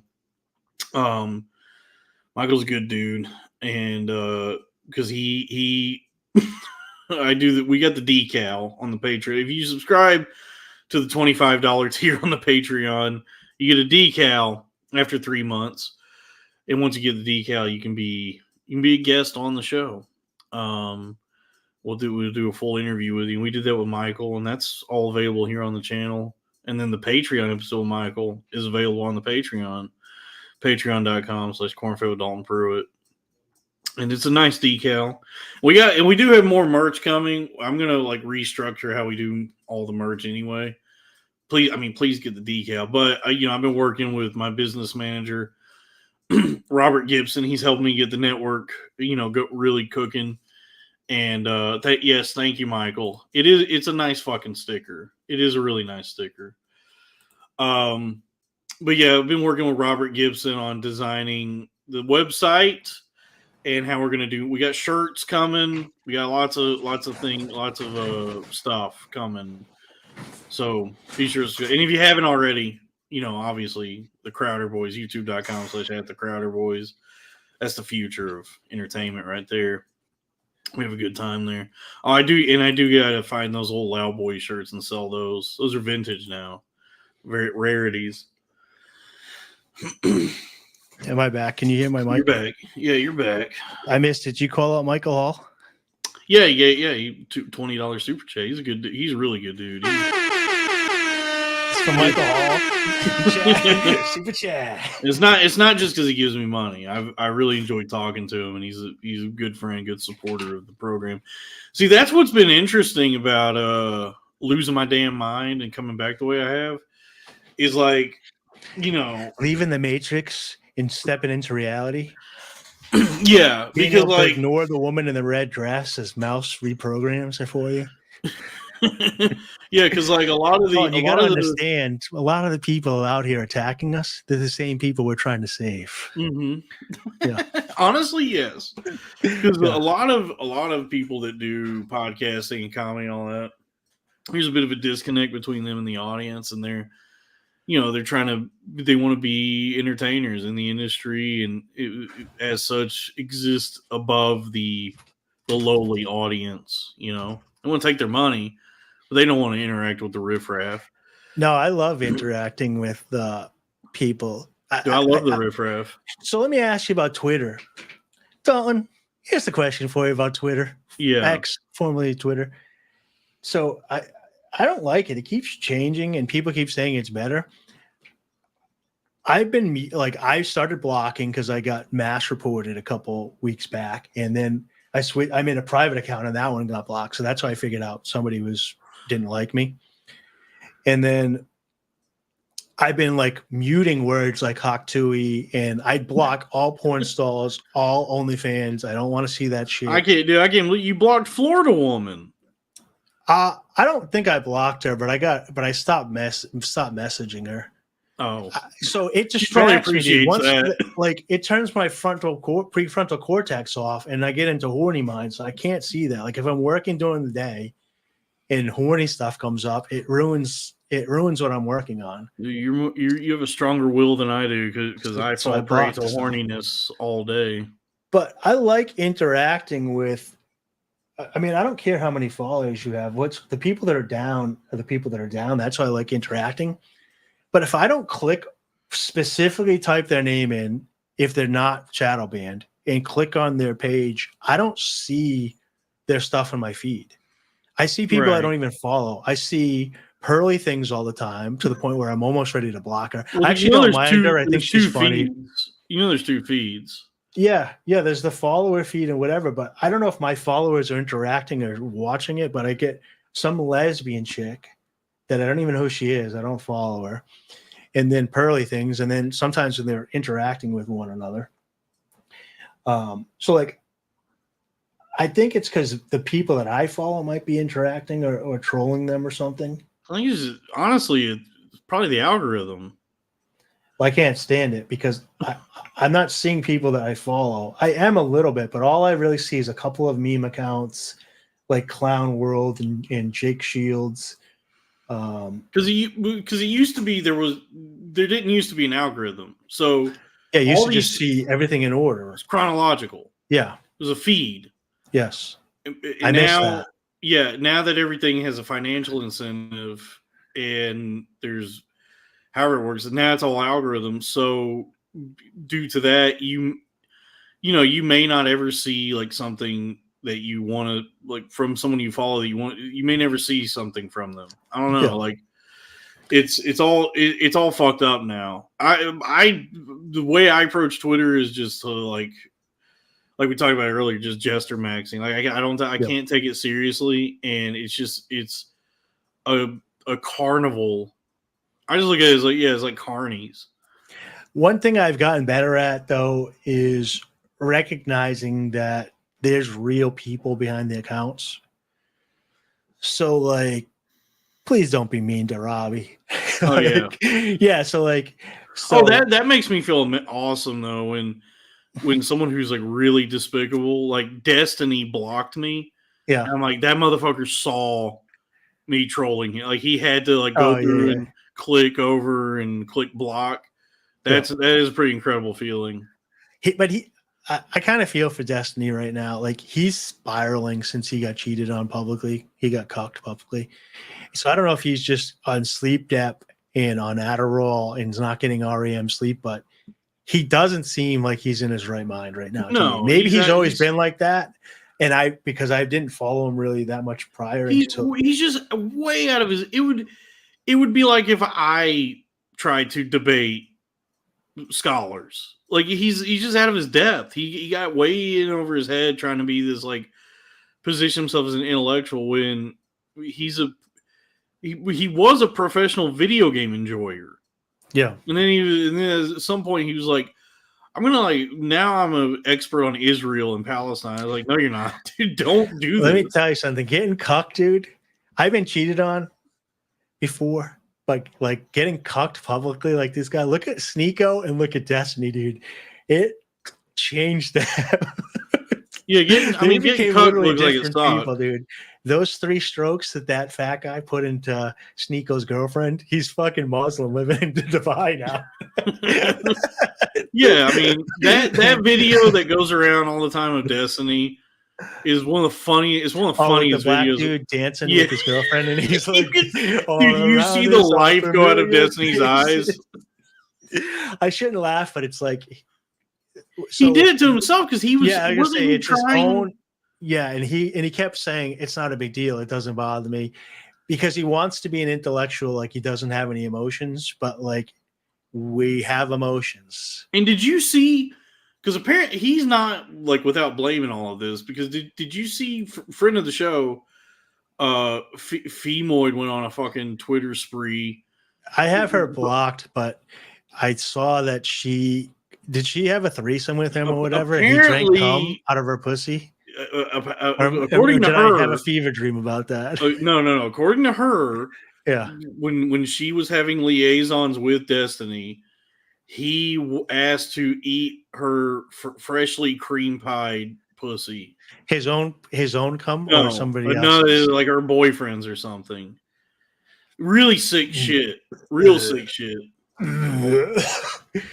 Miss me with that faggotry, dude. How many hours are we in? We're at 2:38. Yeah, I can say faggot now. Yeah, the YouTube algorithm won't care. Miss me with that faggot. Dude, miss shit, me with that faggotry, dude. Dude. So honestly, as I get older, right? Everybody's in it. First, I want to say everybody's an individual. But actually, hold on a second. Blur my face out. I want to talk. Everybody's an individual, okay? But I hate gay people more than I think I hate other races. And this is not Dave Wright saying this. I'm disguising my voice. Blur my face out, Jules. If you can blur my face out. No, the faggotry stuff bothers me more. And like I play poker with this transgender person, and it's basically a dude. And he shaved his head. He had curly hair, but he shaved his head. And he takes hormones and has these huge tits. And wears like wife beaters. And then just plays poker. And we're all supposed to pretend that he doesn't have like D cups, you know? And then some people know him from when he was a dude, and they'll say he, and he'll be like, it's she actually now. And I remember, and I was just joking around. I was like, oh yeah, what about these? I took my hand and I put it to the tits. And I'm like, what about these? Say he to you. So I don't hate people, but that stuff bothers me, dude. When I used to try to watch Bye Guys with Ian Finance and Zach, and they would have that like preamble thing with dudes or whatever, it would viscerally make me sick to my stomach.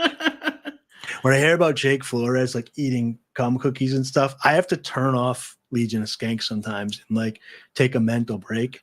Dude, you can't tell me that I was taught that. It's literally that's in my DNA. You're not supposed that like you don't feel those. It's funny because that's Greek DNA ingrained in you. Y'all invented being gay.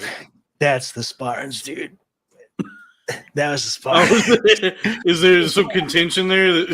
My ancestors are from right outside Thrace, so we had like slavery. Hey, fool me Thrace. Yeah, fool me Thrace. Hey, try to stick your dick in my ass. Fool me Thrace. Fool me Thrace. No, but so I don't know. All this stuff, it makes me like time goes on, and they say this stuff is like learning. I treat everybody as an individual. So sometimes I say stuff online and people message me and they're like, dude, like we're buddies and you're saying this stuff about this type of person and I'm that type of person. And I was like, but you're not. Like, I know you don't do those things. So so why are you associating yourself with that statistic that I'm pointing out when you're an individual, you know? Do we? Yeah. I mean, I say, hey, live and let live. You know, it's all love conquers all. You know, but we did. Look, Dalton, I have friends that are. But I mean, dude, we did early on into this channel. We had a friend of mine who I like her. She's trans gal, trans porn lady, Jamie Castles, and dude, there were some stories she was telling us about her porn career. That I definitely was like, I am going to be sick just hearing about this. Like get like some dude like pissing in her ass, and I'm like, yo, stop. So we got about almost 20 years difference in age, and I've been online as long as online existed. Yeah. Like I had the dial up before anybody did. I used to play these King's Quest games on a dandy computer that I bought at Radio Shack. And I had a phone that I literally put in a thing to turn dial on. But like, do you think like Pat Buchanan used to be like video games is corrupting people? Do you think like a lot of this transgender stuff is like people trying to change their avatar? Like I'm serious. Like, I played World of Warcraft, and when I played World of Warcraft, I'd be like, all right, I'm a dude, pick a dude character. I'm kind of this tall, pick this dude, and I would play a character. And then I'd play with younger guys, and they'd be like, oh, I'm a female character. And at first I used to think it was weird because maybe I'm just an old head, and I got used to that. But do you think there's a blurred lines from like all this pornography in video games and stuff between reality and like, yeah, why can't I have pink hair like my avatar? Why do I have to have natural colored hair? Why do I have to have a penis when I want my avatar that I'm driving to have a vagina? I think much like gay, trans has existed for longer than we realize. And I do think nowadays there is some blurred lines happening where I think there are people who legitimately are trans, where they just are suffering through life, living as this, a person that they are not, Yep. And then there I probably want is everybody to be happy, and individuals can do whatever they want to do. But I spend a majority of my day trying not to get my penis cut off. right. That's like a no, big no. priority of Dave, mine on a day to day. The real ones, the day ones, the OGs, they keep the penis. Right. Cutting the penis off, that's such a new idea, and it's kind of like it's not even desirable. It's not that you don't want, if you're someone who's looking for a trans gal, you want the penis. You want the penis and the cock and Oh, balls. I didn't know that. Yeah, because if I want to look, here's the thing. If I want a pussy, I'll go find me a lady. I'll go find a lady with a vagina. If I'm seeking relations with a trans person, I'm looking for the whole package. Oh, so this is how my brain works. Women have become like hyper. The society's become very hyper matriarchal. So like women go on a dating app and get all these dates or whatever, and dudes can't. So I thought dudes were panicking to be like, look, I need physical attention, and I want a woman, but I can't get a woman, so I'll take a dude. And then this dude's like, yeah, well, I'll pretend to be a lady, I guess, because I can't get attention either. And then they're like, and if I had the doctors are saying now they can give me a vagina, would that keep you around too? I thought it was like desperation. No. Of like needing attention, because humans need attention. I don't think it's that. I think I can't wrap my brain around it. I think there's this people. Maybe call me old fashioned, Dalton, but a man has a penis and a woman has. I mean, there are. I do think there's more trans women than there are trans men. I think like a woman becoming a man is more rare, because the times that it's happened, when they do finally become a man, they go, "Oh shit, this actually fucking sucks.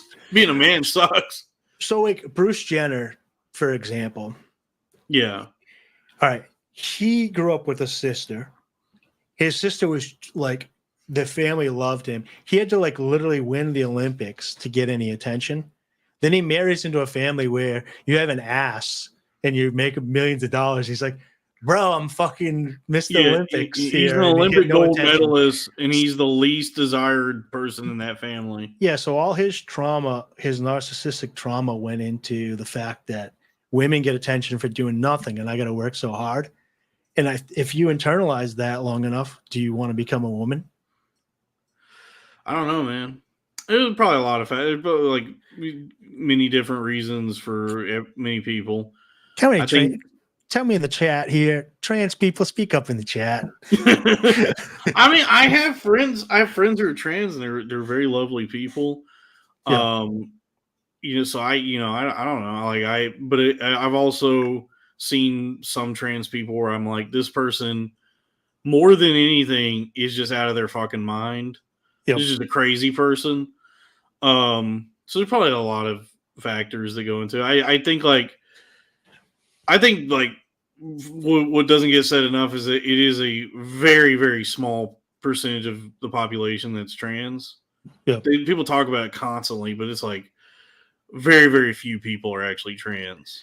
And who knows what leads someone to be. There's probably nowadays, there probably is more like societal factors that go into it. Like people feel like they're trans, it's but maybe cool. they're not. I have friends that I grew up that call themselves androgynous that didn't want sex changes or whatever from the punk scene, and they made me hip to the term, Dalton, transgenderism, that it's trendy to be trans. Mm-hmm. And yeah, there is some of that. So there's people that want to fit in. When I was doing I do philosophy, and I remember a guy telling me he asked me what I thought about transhumanism like 15 years ago, and I was like, what are you talking about? And he's like, people want to like change their body or whatever. So I was thinking about it from a religious point of view. Like for me, you can call it the universe or whatever, but like God chose the sperm at the egg, and we don't know why when X or Y chromosome, it just did. And that's kind of, we would call God's choice.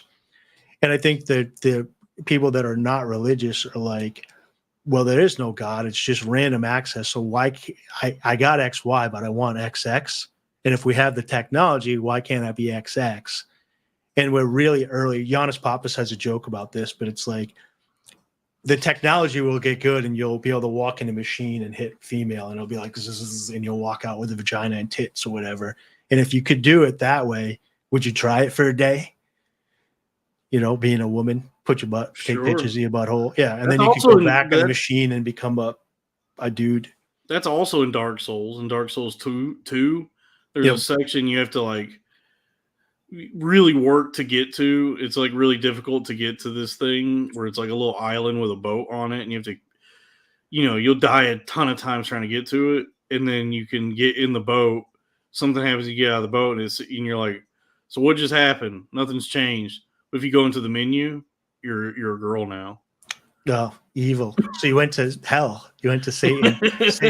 Satan put his magic on you. Yeah. Actually, is that you hit the easy mode button?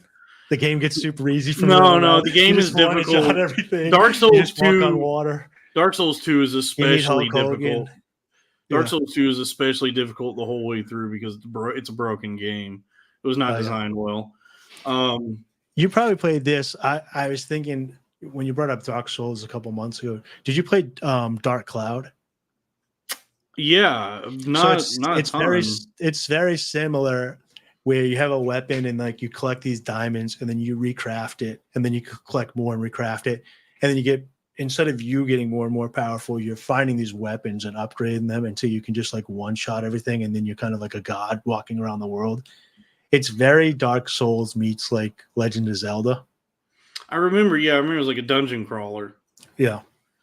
Oh, Michael makes a good point. So yeah, the boat that I mentioned is defended by a one-eyed monster. So it's very symbolic. You have to kill a one-eyed monster to become a girl. Gotcha. You know what I mean? And you like I said, and now what would be cool is if the game got easy from there. It doesn't go in easy mode. Nothing really changes. Literally the only thing that changes is in the menu. You're officially a girl now, but it doesn't change anything. Even physically, you're wearing so much armor you wouldn't notice it. So no, it's it's still a fun game, but it is broken. The hitboxes are fucked up. So an enemy will miss, like you'll see an enemy go to hit you and it'll miss, like you'll dodge it and you'll still take the damage. You're like, what the fuck is going on? Yeah, we've all been there though. When you think you just made the move or you're not in the hitbox and you die and you're like, that's bullshit. I made the dodge. Dark Souls 2 has the worst version of that where you'll be like clear of whatever sword swipe. Yeah. You'll see like there's no way that hit me, and then you'll take all the damage from it, and you're like, yeah, they did not. This was not ready to be released. So I played the original Dark Souls, and I was having so much trouble with it. I didn't realize that you could go online and then like partner up with people or whatever. They institute like you could portal in. I didn't even know how to do it, and I didn't have. Oh, the game does not explain any of this to you. Yeah, so I bought like this hardcover book and actually held its value. I was able to sell it on eBay and walk through all this stuff. So then I started playing the game with all this help and like where to farm everything and where to kill all this stuff. And then you go back and you just like one shot all the bosses. So I ruined the game on myself because I didn't know that the bosses, because I was just like, these are way too hard. But I didn't realize that was the game. Yeah, the game is like, it's an interesting game because it's hard, but it's like balanced. It's not just like relentlessly difficult, you can figure it out Yeah. and get to a point where you're like a god within the game. Like I've been playing, I've played through all of them and been able to beat them, but I don't do the thing where I like keep going and try to become as powerful as possible. But I've been playing them. Like I've had it where I'll be playing like Dark Souls 3 and I'll get invaded and somebody will invade me that has like no armor on and their weapon is like a rake. Yeah. Or and they'll just like fucking just like fuck my shit up and kill me with a rake. I'm like, dude, you must have spent thousands of hours to get to this point. Yeah, I've seen some memes of, so there's a hero in the game that runs around in a loincloth naked, and he's super powerful, and he'll jump into your game and beat the bosses for you. Yeah. And he's wearing nothing but a loincloth and like has one little sword in his hand. He's called like the Naked Avenger or something. He's become lore of the game. Dude, the people will help you. Like, because when I played the part 3 was the last one they made, and then I played the expansion. And the last boss on the expansion for part 3 is probably the hardest boss in the entire series. It's relentless how difficult it is. And I remember, like there were like two or three people like joined in my server and just beat him for me. Like I just hung out and watched them whoop this guy's ass. Well, I was coming from like Legend of Zelda. Because that was Xbox 360. So I had played God of War on PlayStation 2. So I was coming from like God of War in Legend of Zelda. Then I came to that. So I didn't understand the difficulty level. Because there's some bosses in like God of War and whatever there's like a strategy to it, and you play it a couple times and you kind of figure it out and then you beat them. And Dark Souls was just so difficult. It was such a step up from anything that I played before. There's a huge learning curve. And there is strategy, but you'll get your cheeks clapped a lot in that game. Well, I went over to PC and started playing World of Warcraft, and we had the raid bosses, so that was similar, where you have to get 10 people or 20 people to work together, which is damn near impossible. I've tried a couple times in my life to get into like an MMO type game, like World of Warcraft or Final Fantasy 14 or one of them, and they're so goddamn tedious. I'm just like, I don't know how people do this. World of Warcraft, I don't know about Final Fantasy, but World of Warcraft is about the hang. So back then we'd be in Ventrilo and you're hanging out with your boys and you each got a thing, each have a skill and a job. So for us, it was like, I was avoiding life. I was like, I can't figure out how to be successful in life or how to whatever. But I know if I log on today, spend $20 a month on World of Warcraft. If I go mine all day in World of Warcraft, I know I'll be level 300 miner by the end of the day, and I can be blacksmithing and I'll make all this armor. And it was very like, the achievements are very lined out. It's not like real life where you're like, okay, I'm going to work really hard at this thing and then I'll achieve it. It's like, no, I worked really hard and I completely failed and got nowhere, and I just wasted 2 years of my life. Yeah. So with World of Warcraft, I was just avoiding life by being like, if I do this, that the outcome will be what it says. So I was just hanging out with a bunch of other people like that, and then getting successful in the game because I couldn't get successful in life at the time. And then one day I just woke up and I was like, I got to stop doing this. Like, and then I felt so far behind. The anxiety is like, I just wasted 6 years of my life raiding with a bunch of. Yeah, I never got into those. Yeah, I like real life friends, but it was still. I guess I needed it at the time, but. I like RPGs, but the ones I could just like play by myself, they're more either like character driven, where it's like Dark Souls, where the story is not too much of the focus. It's just like playing a cool game, or like a story based one is cool. But those MMOs, I was like, yeah, dude, I don't have it in me to sink years of my life into this shit. But it was about the hang. So like we're almost 3 hours into chatting with one another right now. You could get into chat like this and play your game and be like, hey, I'm going to go do this dungeon. You want to do it with me, and work as a team and shoot the shit about life and chicks and I get that. I guess I never really got into multiplayer games like that. Gaming for me was always it was a time of solitude. You know, I never did a lot of online. I haven't played a video game in a while at this point, but you know, Solid Hawk 2. Solid 2. Yeah. But you know, I like a nice 100-hour RPG. That's a good sweet spot. Yeah. Just playing Persona 5 and hanging out with all my Japanese high school friends. Did you do the Nintendo 64 Zeldas? Yeah, Ocarina. Yeah, those are like, even once you learn how to beat them, they take 40 hours to beat. So when I did them the first time, I was obsessed. But those are over 100 hours. I want to say I put like 300 hours maybe into some of them. I think, I haven't played the newest one, Tears of the Kingdom, but I played Breath of the Wild, the one before that on the Switch. I think that's of the Zeldas I played, and I've been playing them since Ocarina. That's the best one I played. That was the most fun and the most like adventurous, and the one I had no problem just sinking 100 hours into. Because like with Ocarina of Time and majority, like a lot of the Zelda games are pretty linear. Yeah. They kind of like in the first game, the very first one for the NES, you just feel lost. You have to find your way around. There's like this sense of like the sense of adventure of like, I got to figure this out. So the Mask one was only 2 different stories, right? It was 2. You would go put the sword in and change the time back and forth. But the Oracle of Time was the one where you could reset the day every day, and then the people were doing different things in different places in the world at different times. What, Ocarina of Time? Yeah, like what was the one that you reset it every day at the clock tower? That's Majora's Mask. Okay.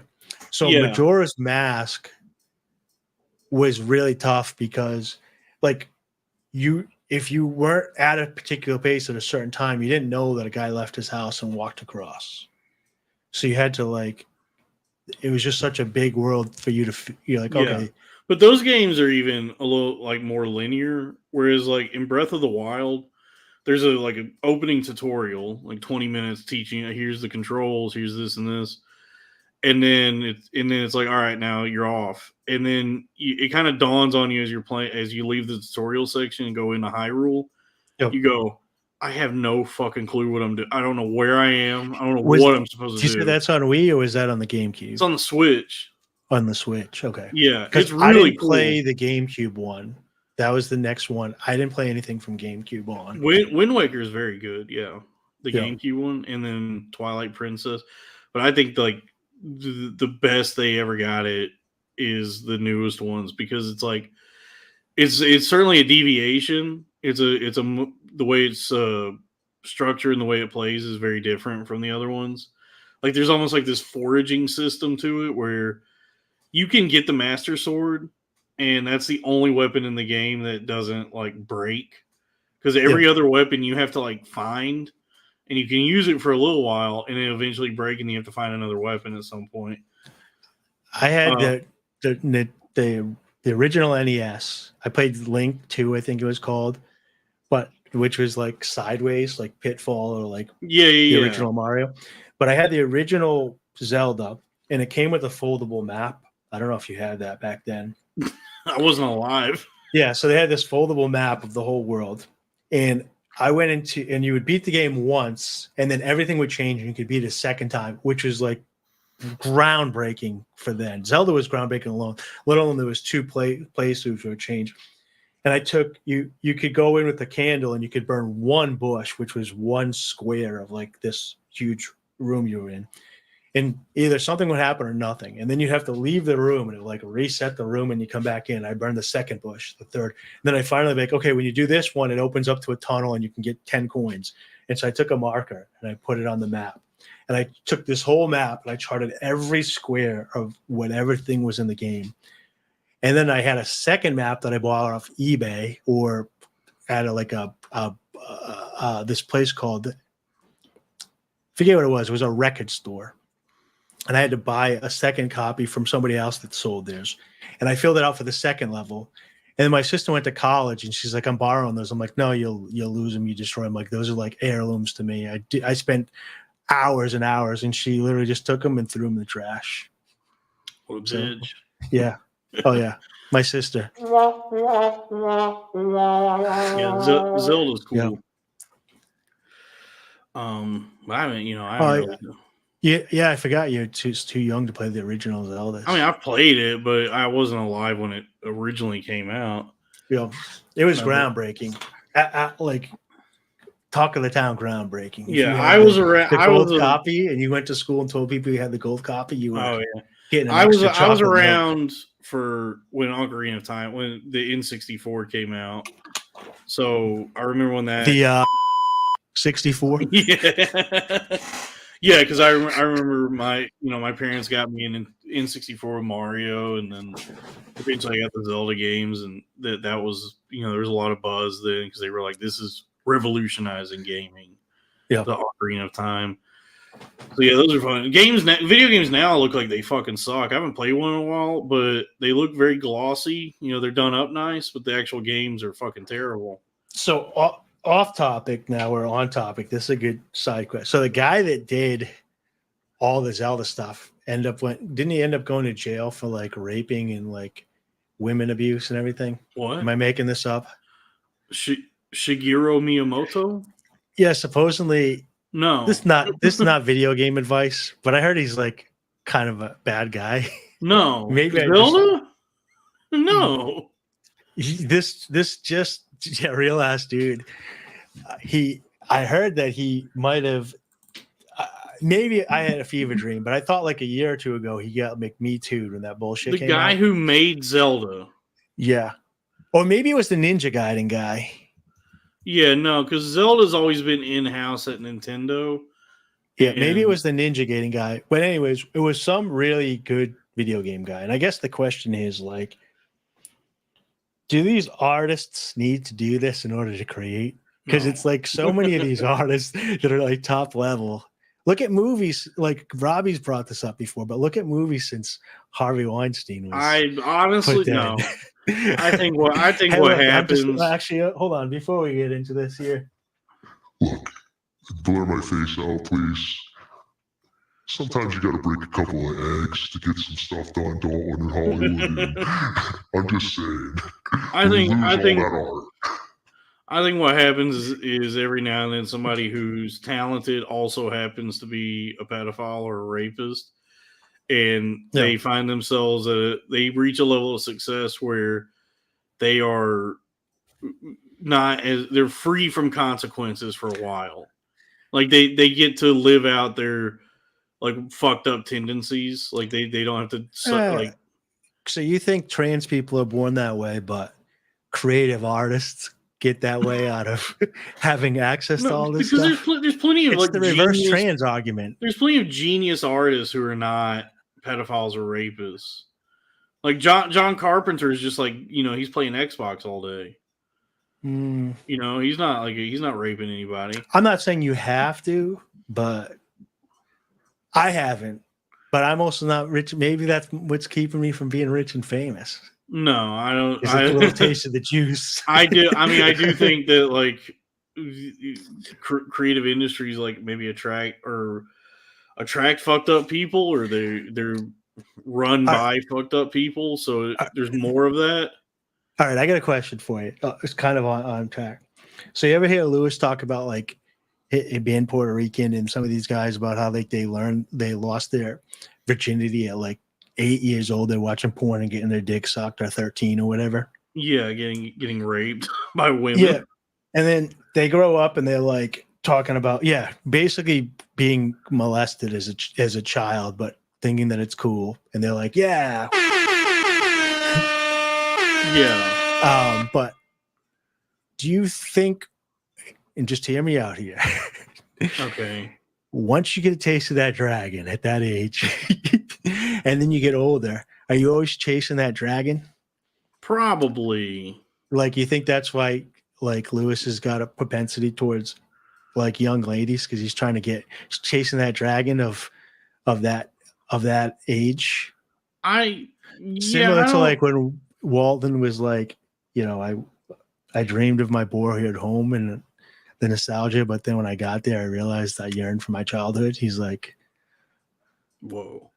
I Yeah, I think there's probably a trauma response because we don't like if a grown man has sex, which would be considered rape with a like 13-year-old girl. That's bad. That's very bad, and we like Yeah, respect. we do not agree with that. Yeah, we do That's not a endorse way. that. That's a Yeah. very bad thing, and, Yeah. and we are very respectful regarding the intensity of the the Two gravity thumbs of that. down. Two thumbs down. Well, you hear about it all the time. Like if one of these like 25-year-old hot teachers fucks a 13-year-old boy, there's a lot of the sentiment is, I dreamed of that when I was 13. Yeah, It's like, I mean, fundamentally, it's the same. That's a 13-year-old boy who was just raped by a grown woman. yeah, and I think that the effects show up differently, but they show up like when you definitely don't look at women the same. A lot of those guys have got to be looking at women as sexual, like because objects. that's the thing is, I think it might be a delayed fuse because like when you're 13 and like a hot 25-year-old fucks you, you're probably like, oh, this is awesome. But then when you're 25 and 25-year-old women, you think, what? Wait, why would a 25-year-old woman want to fuck a 13-year-old? It's fucking crazy. Or yeah, I think it might have manifested in other things. Like, so they're starting to show that there's a sexual addiction. There's an ADHD that is sexual, or that's one of the triggers for it. So some people have like an ADHD that's brought on by sexuality. I don't know that this is not medical advice, guys. So if you tuned in for medical advice, it's not medical advice. I can't speak for you, Dave, but I am not qualified to give advice on anything. Look, if you tune in for, actually, this is medical advice. So get your notebooks out. Honestly, if you made it this long, yes, this is all advice, and we encourage everybody to follow what we're about to say. Dude, we're starting a cult here. Take it Who wants seriously. in on the cult? If you want in a cult on the bottom floor, I mean, between Dalton's facial hair and my Hawaiian shirt, I think we'd make pretty good cult leaders. Yeah. Now, I don't know how many people here have girlfriends. Probably not that many. We're spending 3 hours together, but we are gonna fuck all your girlfriends. Just so you know, this is cult advice. Joining in cult advice. What do you, Dalton? Dude, so we start a cult. Nice. What's the thing you're gonna gaslight everybody into if we start a cult? I guess you can also be a successful podcaster. You're gonna do a pyramid scheme. Yeah, the cult of basically doing a pyramid podcastality. Yeah, it's the cult of it's the podcastality cult where it's you know, I give you the tools you need to also be a podcaster. Yeah. You know, but the first thing you need to do to become a good podcaster is let me fuck your wife. Yeah. and then you have to destiny. It's your destiny to eat Dalton's cum out of her vagina as a sign of unity. Mm-hmm. You must taste of the life of the leader. Yeah. Yeah, this is what we call the bonding ritual. So maybe we got Jake Flores all wrong. Maybe he was just part of something bigger than himself. I think with Jake is like having myself experienced a psychotic break and gone through the Dude, I've had a psychotic break. I've never thought about tasting. No. Here's the thing. I'm trying to think about how I'm going to phrase this. All right. Because like when I was like crazy, I was very antagonistic and combative towards people that were my friends. Yeah. The people I'd known for a while and who have only ever supported me. I all of a sudden was like, man, fuck you. Fuck this guy. You know, he's out to get me. And I was like, really? He's trying to get me to eat his cum. Yeah. And I, went through all that and I'm on the other side of it. And so like, I can't speak on the sexual degeneracy because there was never a part of me that wanted to eat cum or have my nails, my nuts nailed through a board. Miss me with that shit. But I do think when I look at Jake, I'm like, this is a dude who is like at the very least dealing with like a low level psychosis at all times, and sometimes it's like ramped up and worse. But this is just like mental something squirrely's going on in his head that's not getting the attention it needs, not getting treated.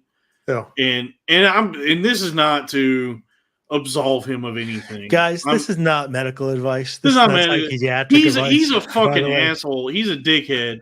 I just look at it from the outside, like just having gone through something. Yeah. I look at his behavior. I kind of recognize some of that in myself, and I go, this might be something that needs like a doctor to look into it. And it's not. He's not actually doing any of the things he's supposed to.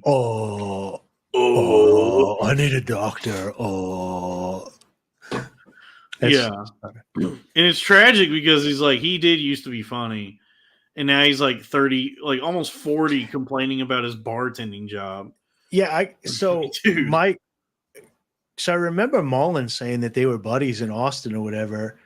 And then I think early Come Town they were. So something must have happened in New York City because they went from them being buds to them. I think it's being like mortal enemies. Part of it is mental illness, and part of it is he joined a cult. He got too maybe when he's asleep, Mullen sucked all the humor out of him, and he got the humor of two men. And now Jake is an empty vessel soul that's walking the streets alone. Maybe some Chinese guy gave him some Chinese guy that he lived with gave him herbs, and he created a potion to steal the funniness. I think in return for this is our movie, Dalton. Pitching a movie here. Two comedians, best friends. They're both super funny. One of them wants to become super famous and super funny. He gets a Chinese remedy, gives it to this guy, steals all his funniness, and they both have to walk around. Okay, all right. Bad idea. Sorry. Zip, stop, soup. Sorry. No, you didn't even get time to breathe. No, you're good. It's a good idea. What's it called? Gremlins 3. There's also Gremlins in it. Gremlins 3. I mean, I think what happened to him is something that happened with a few people. Because first off, he's mentally ill. He's an idiot, and I think he got roped into a political cult during the 2016 election season. There was just a ton of people who, got sucked into this sort of cult, cult-minded political shit. The rose emoji, socialist, communist. There was a lot of people who fell into the political factions, and that just became their whole identity. All of a sudden, dehydrated. Hey, Jake, if you're listening, drink some water. Hey, drink some water. Drink some water, Jake. Maybe your brain's dehydrated. Yeah, because I mean, there's on the other side of there are the guys who got way into, I don't know, libertarianism. We know some people like that. There's all these people who are not qualified to be this thing that they're trying to be, and they're not well-read. They're not well-read enough. They're fucking, they're clowns. They're jesters. I was thinking about this. Oh, go ahead. Sorry, did I step on your bit? No, no, it's not a bit. I'm just saying. I think they get all these guys in Washington D.C. They're a bunch of clowns, a bunch of jesters. Yeah. Honestly, the people in politics are all, so maybe it works out. I don't know. It kind of sounds like both sides are the same, Dalton. Yeah. You think about it. Yeah, because I'm interested in politics in as much as it's constantly in front of me. And so I observe it, but I'm I don't have any sort of alliance with anything. I'm not I'm not a leftist or a right-wing guy or liberal or Republican or whatever. I'm pretty apolitical, which I'm told is also political. Just also political. Sal's apolitical. Yeah. Hey, I'm political. Yeah, because I just look at it and I go, this is I'm not I don't know anything about this. I don't understand politics. It all seems like bukkake theater to me. It is very much bukkake theater. I was listening to you, Robbie, at the end of the last Cracks last stream or whatever, and you guys are basically talking about like you just didn't like either side, right? You get to a point where you don't like. I don't know if you're talking about like Biden dropping out or whatever, but basically saying like this doesn't make sense to me. Now the Republicans are just becoming cancel culture, and I don't like that. And the liberals originally used to be like pro free speech and all this stuff, non-censorship, which I don't believe is true. Tipper Gore, who was trying to ban all my shit, was Al Gore's wife, and they were Democrats. Sure. So it's like they're kind of the same. But anyways, what I'm worried about with libertarianism, since people don't have a home at Republicans or Democrats, they think, all right, what's the third option? And it's instead of them being like the lesser two evils, they go to libertarianism and they're like, oh, it's the lesser of three evils now. I don't like Republicans. I don't like Democrats. So I must be libertarian. And that's not what libertarian is. It's like there's a whole political philosophy behind it of no violence is always immoral unless it's in self-defense, and you work outward from there. But I think the Libertarian Party is going to get a huge injection of people that feel like they don't fit on either side. Maybe not. Who knows? I don't know, dude. It doesn't matter. I know a lot about politics from watching it through the years, but I don't care. I think it's fun to watch. Yeah, that's what I'm saying. Is like it can be entertaining, but like I don't want to be part of any political anything. Like I don't, Yep. I think people that get too into politics, it consumes them and it can become their just entire personality, and it just rots away like the person that was there. Yeah. Well, I think that's what happened at Destiny. What you're talking about earlier is there's certain people that believe.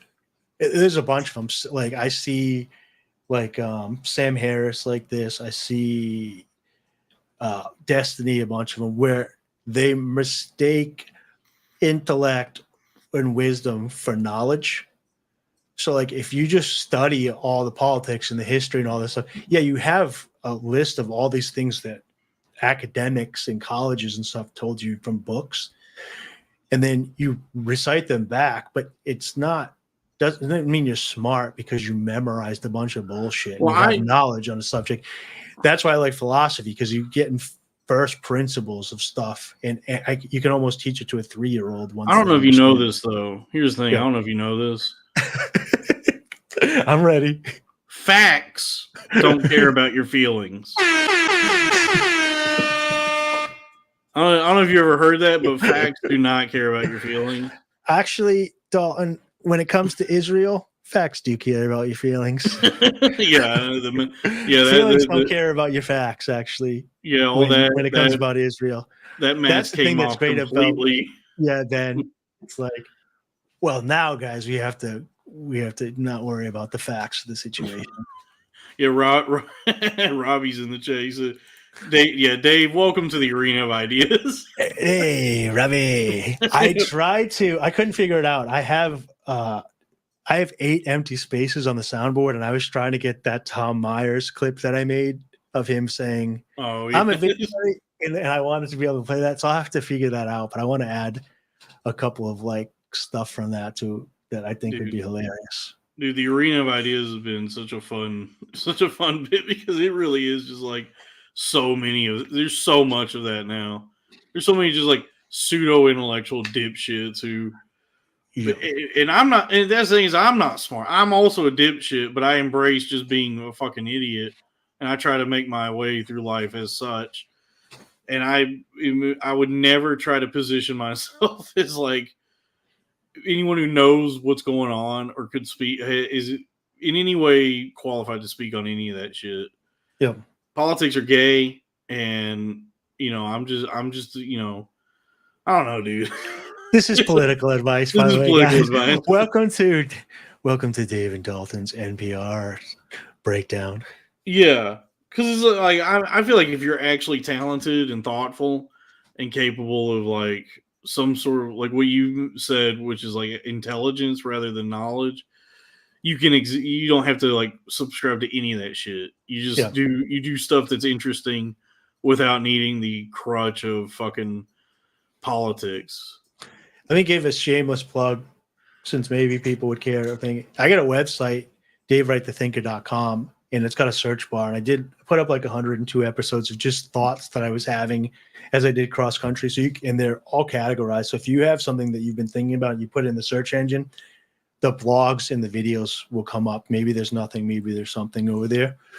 But I went to philosophy after I had my breakdown with Dalton had, similar, to make sense of it all. And it hasn't failed me since, because it's first principles that you work out. It's not knowledge, a book that people can keep from you. It's basic, like, common sense that you can teach a three-year-old. Then you just work forward. And once you can get yourself in that mindset, you can figure out almost any problem on your own.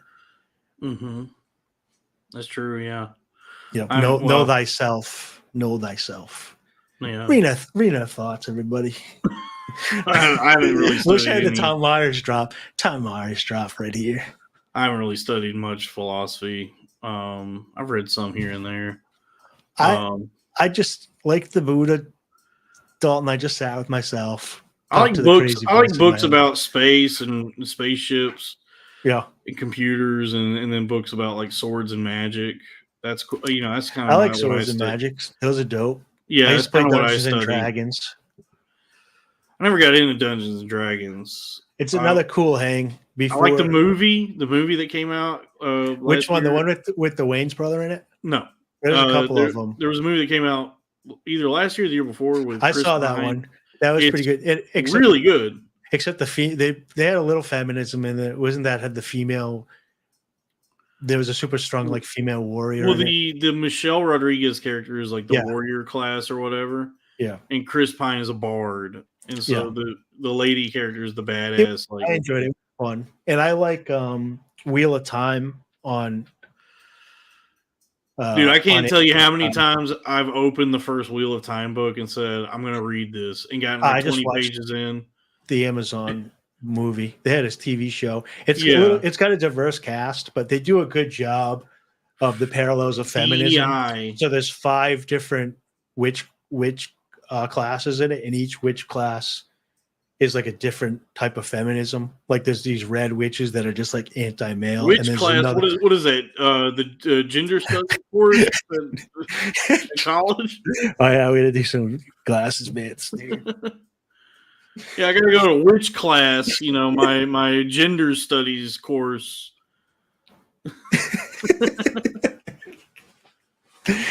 All I'm saying is, when you look around nowadays and you see these feminists that are getting fat and they got their dyed hair and their tattoos and they're acting crazy and they're screaming on TikTok or whatever, we should probably bring back burning witches at the stake. Am I wrong? Yeah. No, I don't think you're wrong at all. We should You round can kind up. of see, they claim that it was mold and mushrooms that was driving people crazy, but I think it was just women being women. Or people are like, dude, we gotta fucking put an end. And they step out of line, dude. I don't know what to. I think I upset my wife. By the way, my internet girlfriend. Diet Coke whore? Yeah, I don't know. Can a Coke Zero boy in a Diet Coke? Can a Coke Zero? Yeah, can a Coke Zero boy and a Diet Coke whore fall in love? Yeah, I don't know. I asked her for a picture of her breasts, and she seemed put off by it. So I don't, just one or both? Both breasts. Yeah. And it's not like that's new. We've exchanged text messages before, but she seemed kind of put off by it. So I don't know. I don't besmirch her in any way. I fully, no matter what happens, she's a friend of the show, and I love her. And even the heart wants what the heart wants, I guess. Like, here's the thing.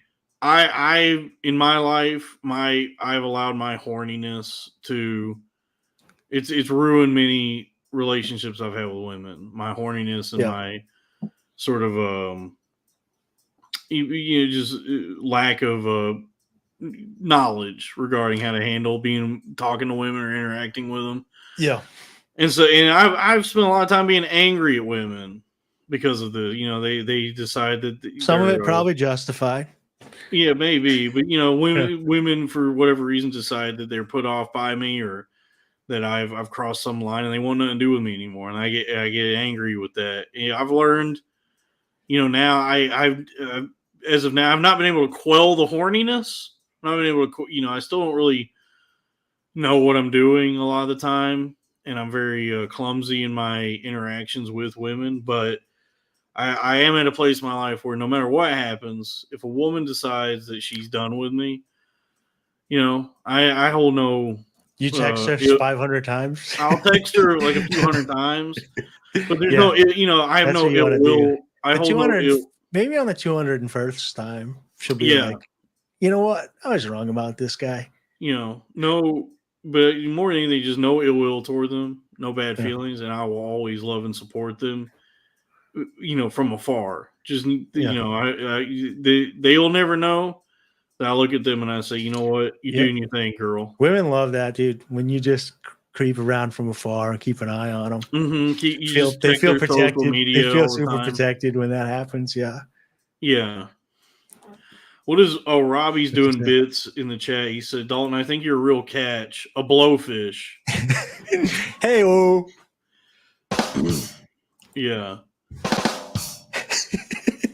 What did he say? There's plenty of fish in the sea. I seem to attract the ones of the whale variety. Oh. These days, fat girls. Shout out to Robbie in the live chat. Shout out to Robbie. Yeah, we're 3.5 hours in. We're gonna get the show started soon. Yeah, we'll get the show started soon, guys. Buckle up. We're gonna start playing a drinking game. Everybody at home. No, this is cool though. See, this is what I'm building. This is what I'm building is like a collective. It's like we do all these streams, people hang out, and it's not like there's episodes or that there's like a lot of structure or that we're following any trend. It's like it's a collective hang between myself, you, Sal is here, whoever's on the show, and then the chat. We're all building something together that will ultimately make me money. You know what I mean? Yeah, no, I like it. I like coming on the show. I know that America's sweetheart, T Sweez, is the official. How many members are there? You got 1, 2, 3, 4, 5. Is he the sixth member? The official sixth member?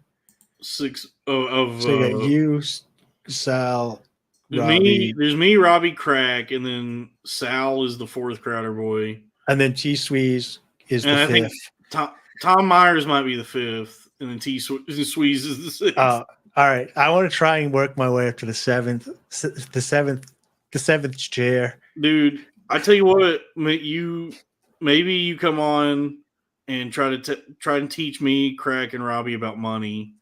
We might be able to put that together because that seems to be a common theme amongst all of us. Is none of us understand money at all. So. And you do know money. I kind of know money a little bit. And I'm at the point now when if I need money, I just make money and I can like kind of buy myself time. And then I'm still trying to like figure out what I want to do and how to build the passive income stuff. And if you could and once you kind of figure out the different levels, like I just didn't know how to make money. And then once I figured it out, I was like, okay, I can do this and I can do this and I can scale it. And I'm like, but this is heartless. Similar to like what Robbie was saying earlier about like, the reason I got out of the pump and dump stuff is that you are just skinning other people. The reason I like the DeFi stuff is because it's a service. The people need your capital so they can trade the cryptos. So you're offering a service for a fee. And you're not being predatory towards people that are getting whatever. And because I was having problems, that does bother me too. Because I've been skinned, so I didn't want to skin others. Right. Yeah, I've fallen prey to a few pump and dumps. Yeah. Yeah, I would love to understand because like even like finding success in whatever thing you're trying to do, podcasting, comedy, whatever, and you make money doing it.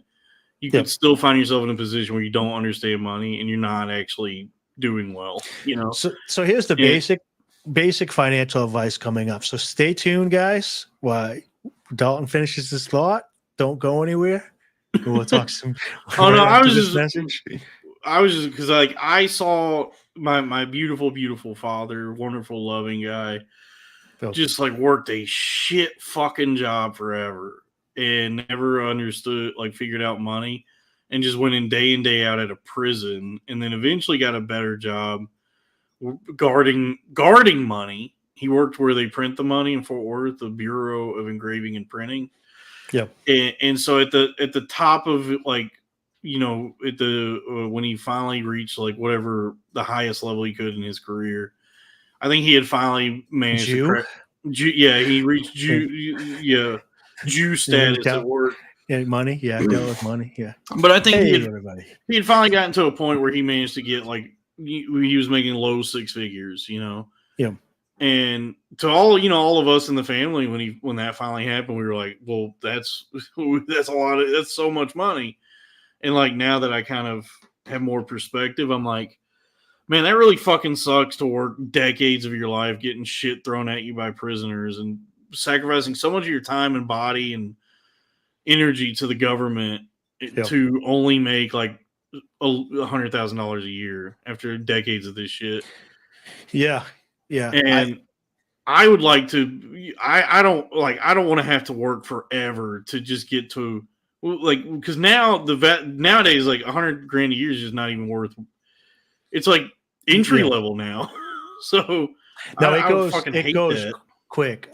So I mentioned this on one of the other shows, and I was saying earlier, like I paid my rent was in like 1993 was like $350 a month, but I was making like $350 a week.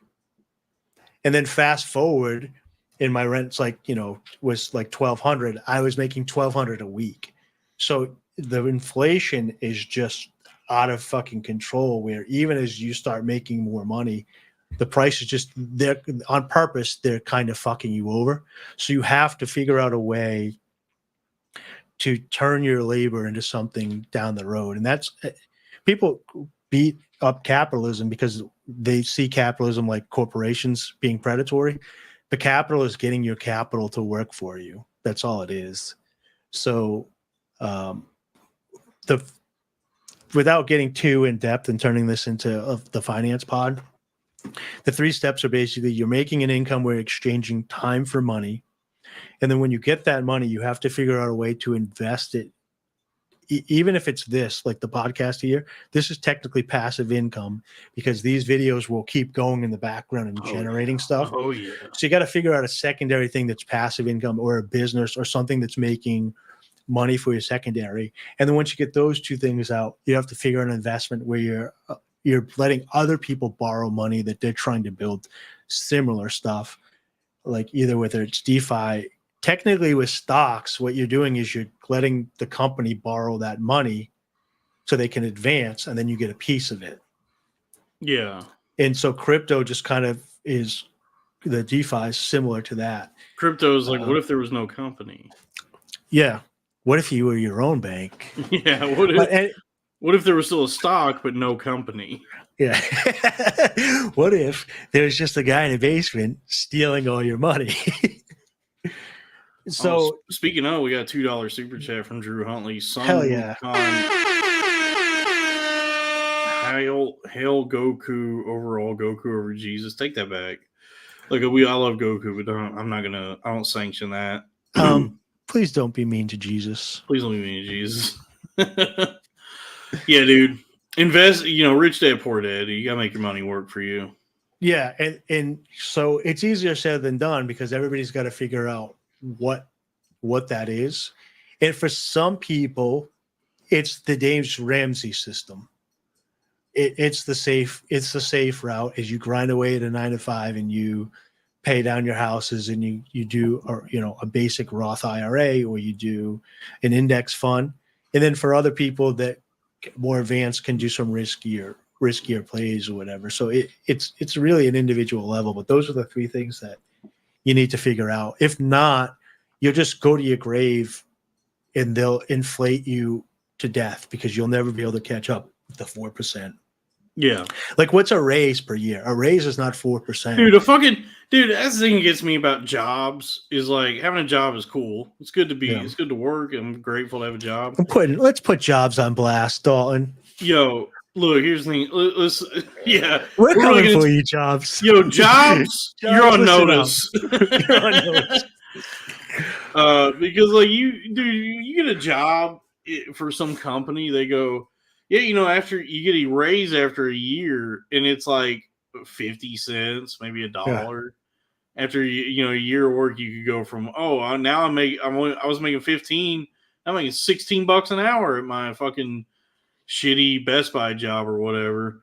Yeah. And so it's like, dude, working an actual job is like it's such an odd like trap because you need a job, but then you are never going to be nowadays never going to be able to make it in any real way just relying on your job. I mean, back in the day, maybe like back 30, 40 years ago, there was more security and a sort of upward mobility and stability in working for a company. But it's like nowadays, dude, I feel it at my job where I'm like, even with the commissions I get, I'm like, I'm still fucked. So, I got like, an extra $2,000 a month still puts me below the poverty line. Yeah. So I saw something or I read something about like waiting for a raise nowadays is not worth it. What Sal's doing is actually the trick. Is you're supposed to work, I forget the amount of time, but you're better off working a certain amount of time and then going to another job and asking that new company for more money. And you make more money switching jobs and getting more money for your skills at a new place than you do sitting at your job looking for raises. Because they can't give you a 20% increase just by policy, but you can go somewhere else and get a 20%. Dude, I'm plotting, dude, because sales at least is very transferable. So I'm like, once I'm at this job, I've been at a year. Yeah. The podcast probably be taken off by then, so I wanted to worry about it. But in the let's say in the event, the podcast, we're still working on it. Yep. I'm fucking bound, dude. I'm looking for something better for sure. Well, I'm doing all sorts of crazy stuff. I mean, I have an online business that I do with Amazon where I buy stuff and sell stuff. And then I find like little grifts around. Like there's currently like a vacuum cleaner that I found locally that I can buy at department stores that makes me like 100% return on investment. So I'll like rent a U-Haul and fill it up with these vacuums like a gypsy and send them in or whatever and flip them. Dude, you do a lot of schemes. You're into a lot of schemes. It's not schemes. It's just that I don't want a job. So I'll do stuff like that. And I find it's, people want those things. There's a demand for them and I know how to find them. And it buys me time because my overhead's so low. Like that one thing that took me 2 days will cover me for 6 months. And now I can kind of like settle in and not worry about food and stuff for a little while. And then I got the other stuff that I'm working on because I'm trying to work at the more complex stuff. You need to be able to sit back and not be stressed. Like when you guys are talking about that stress level, you can't look at a wide picture. You can only hyper focus on the stuff that you need now, like food, money, these necessities. Dude, every picture of my wife is a wide picture. Oh, poor dogs. I hope are those sounds translating into the chat? Can you get? Or are we just? I hear them. Only the two of us here, and no one knows. I hear the soundboard. I think that would mean everybody else can. Oh, Robbie has a question. Go ahead, Robbie. Type your question in the chat. So yeah, you do schemes. So last thing I was going to say about that is, but like I see people on an everyday basis that I know aren't as good at schemes as me and don't know money as well as I am. And they're driving like brand new cars. They have a house, they're going out, they have, and I'm like, are all these people just in huge credit card debt? Like, where are they getting all this money? Or are they all grifting and all these like women are making like $250K for gender studies at Google? It's probably grifting. It's like a combination of grifting and just like massive credit card debt.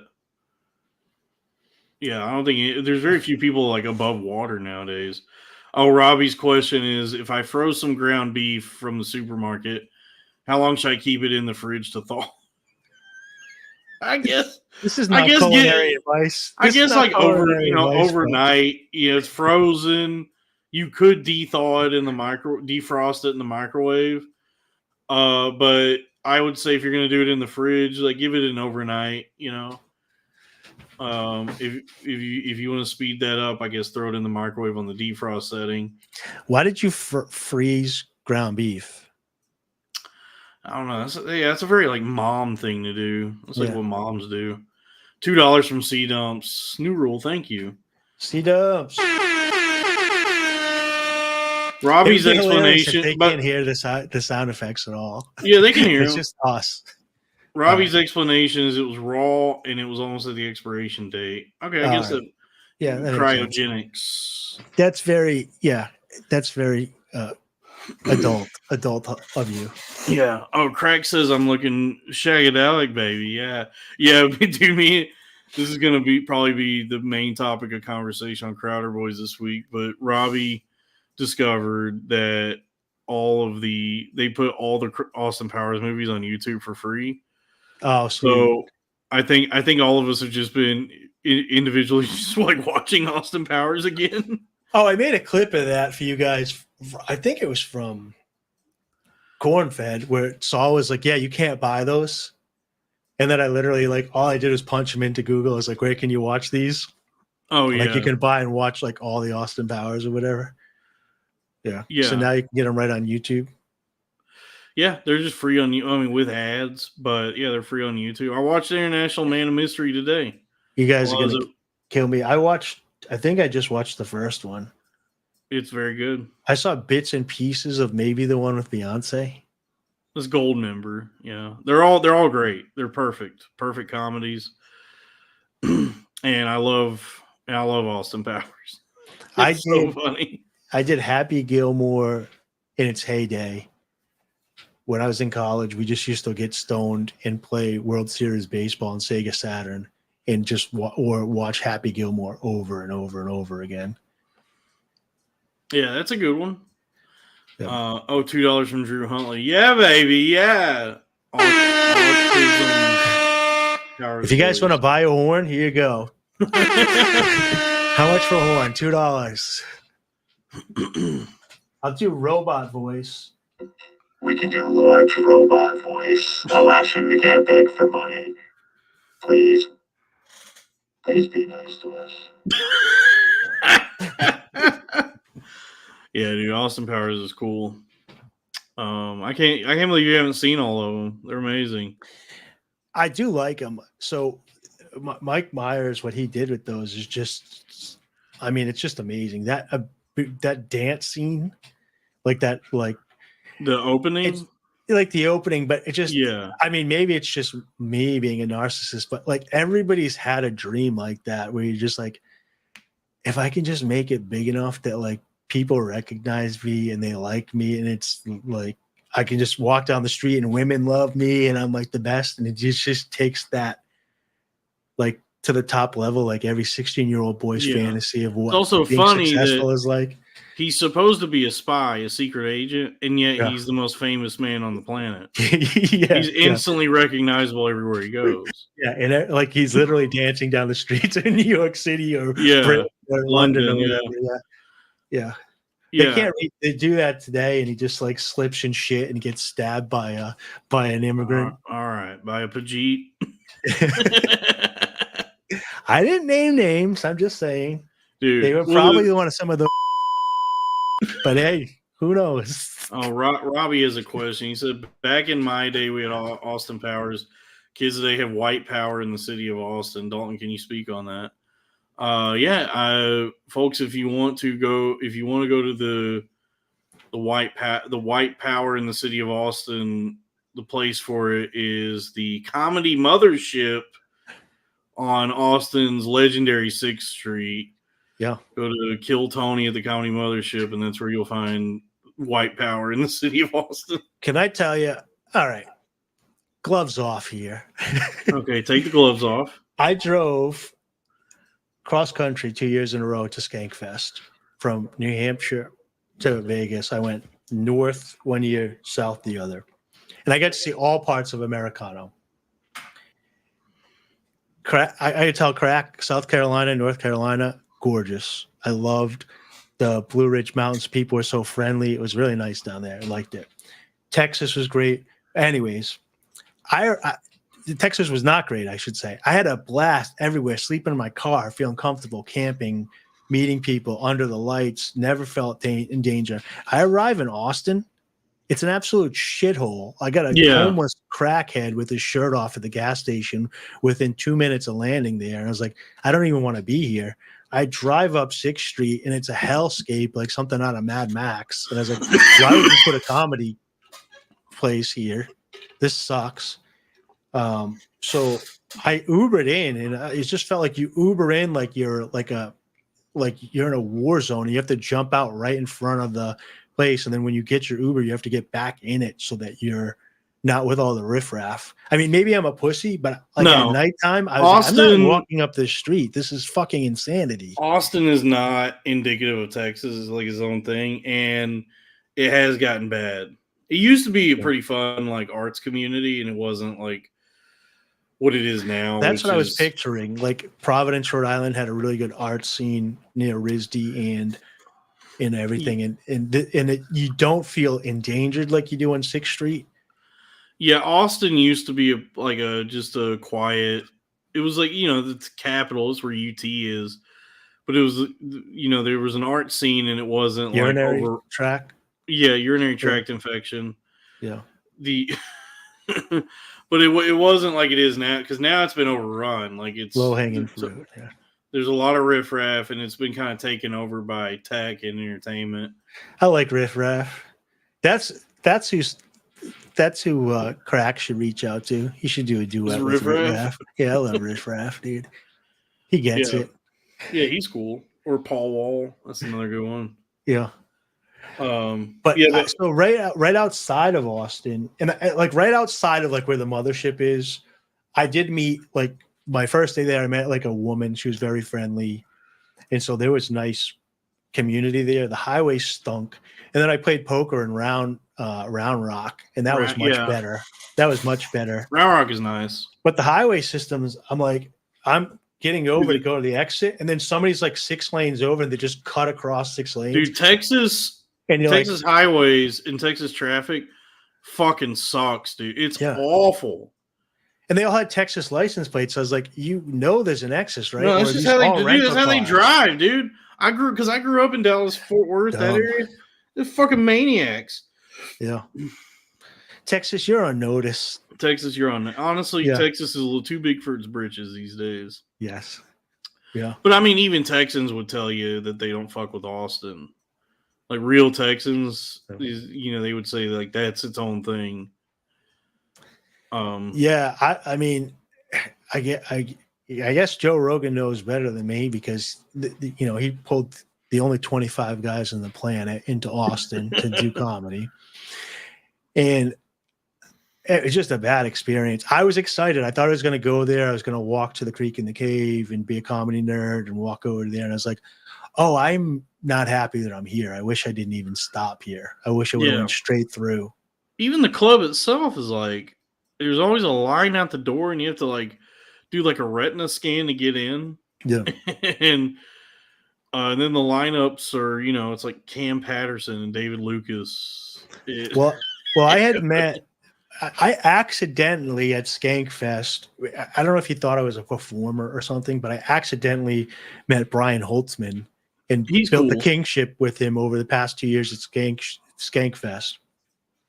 And he was doing his thing there, so I was super excited to go see it. They do like Friends, like showcases, whatever. I guess it's not that big of a room, and it's just like 3 rooms, whatever.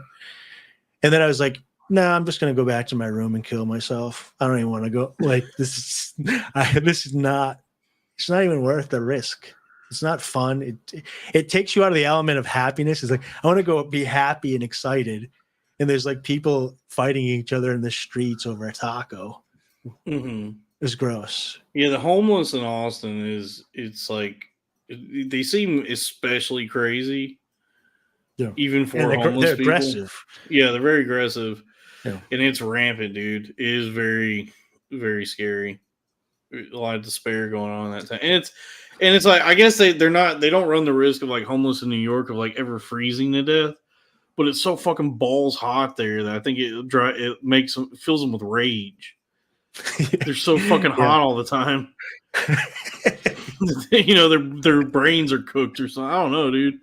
And then right around the corner, there's that other little hangout where they're all at, and their shopping carts and stuff.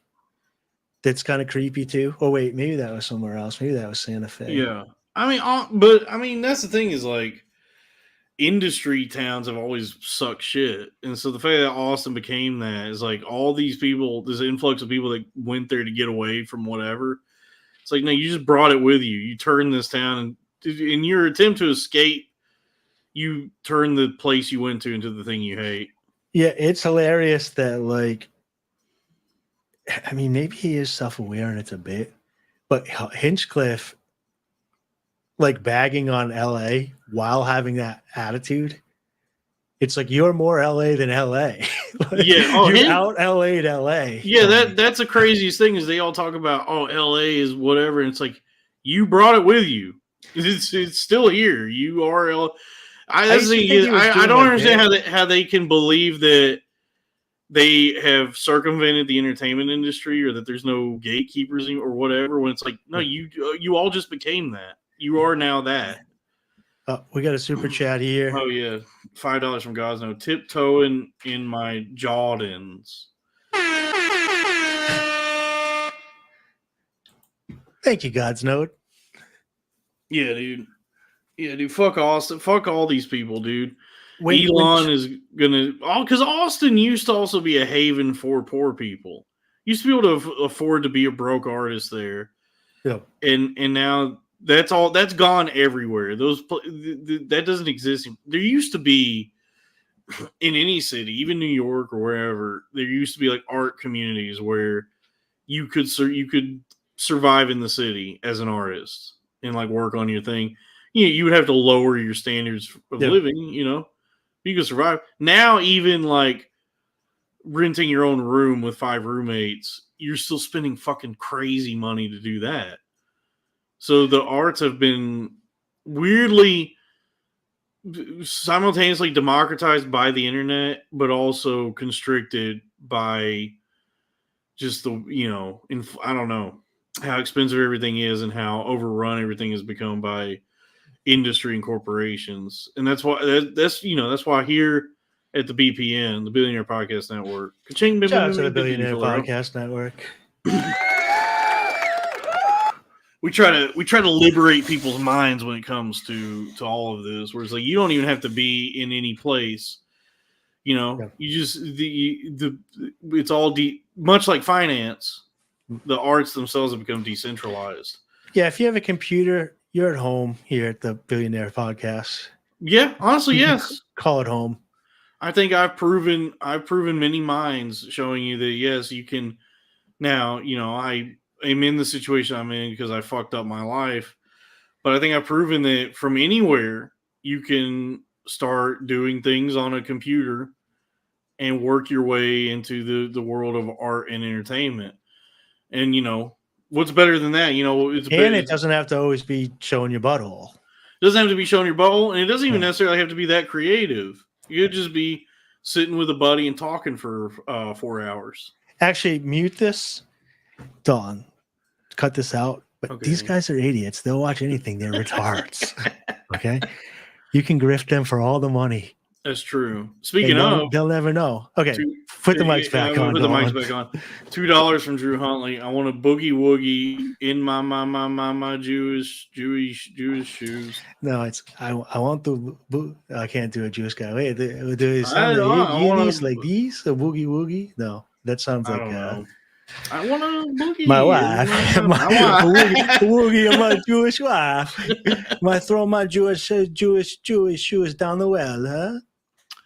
Yeah, dude. Yeah, you don't have to show your butthole. You can. You could. You can. I see a lot of that on Twitter now. I mean, Mars' wife, Bill Maher's wife. I see a lot of buttholes on Twitter, and I block it. I I'm telling don't. you, I John, don't you'll just get mean so the much people in more. Congress. So I'm porn free and all this stuff. It's not because I'm higher up. It's because I know that I can't control myself around it. And so I even started on Twitter blocking all the OnlyFans chicks, all the bots, all the people showing their ass, because I do get distracted. I almost blocked Karen Feehan today because she put everybody go on Twitter right now and go to Karen Feehan showing her butt on Twitter. It's a live video. She's such a flat ass. What are you talking about? Well, crowd, everybody go on Karen Feehan's thing and check it out for yourself. Let me It's see. not because I'm better than everybody. It's because I can't control myself. My vice is the vagine. I like the vaginas. And I want to type show bobs.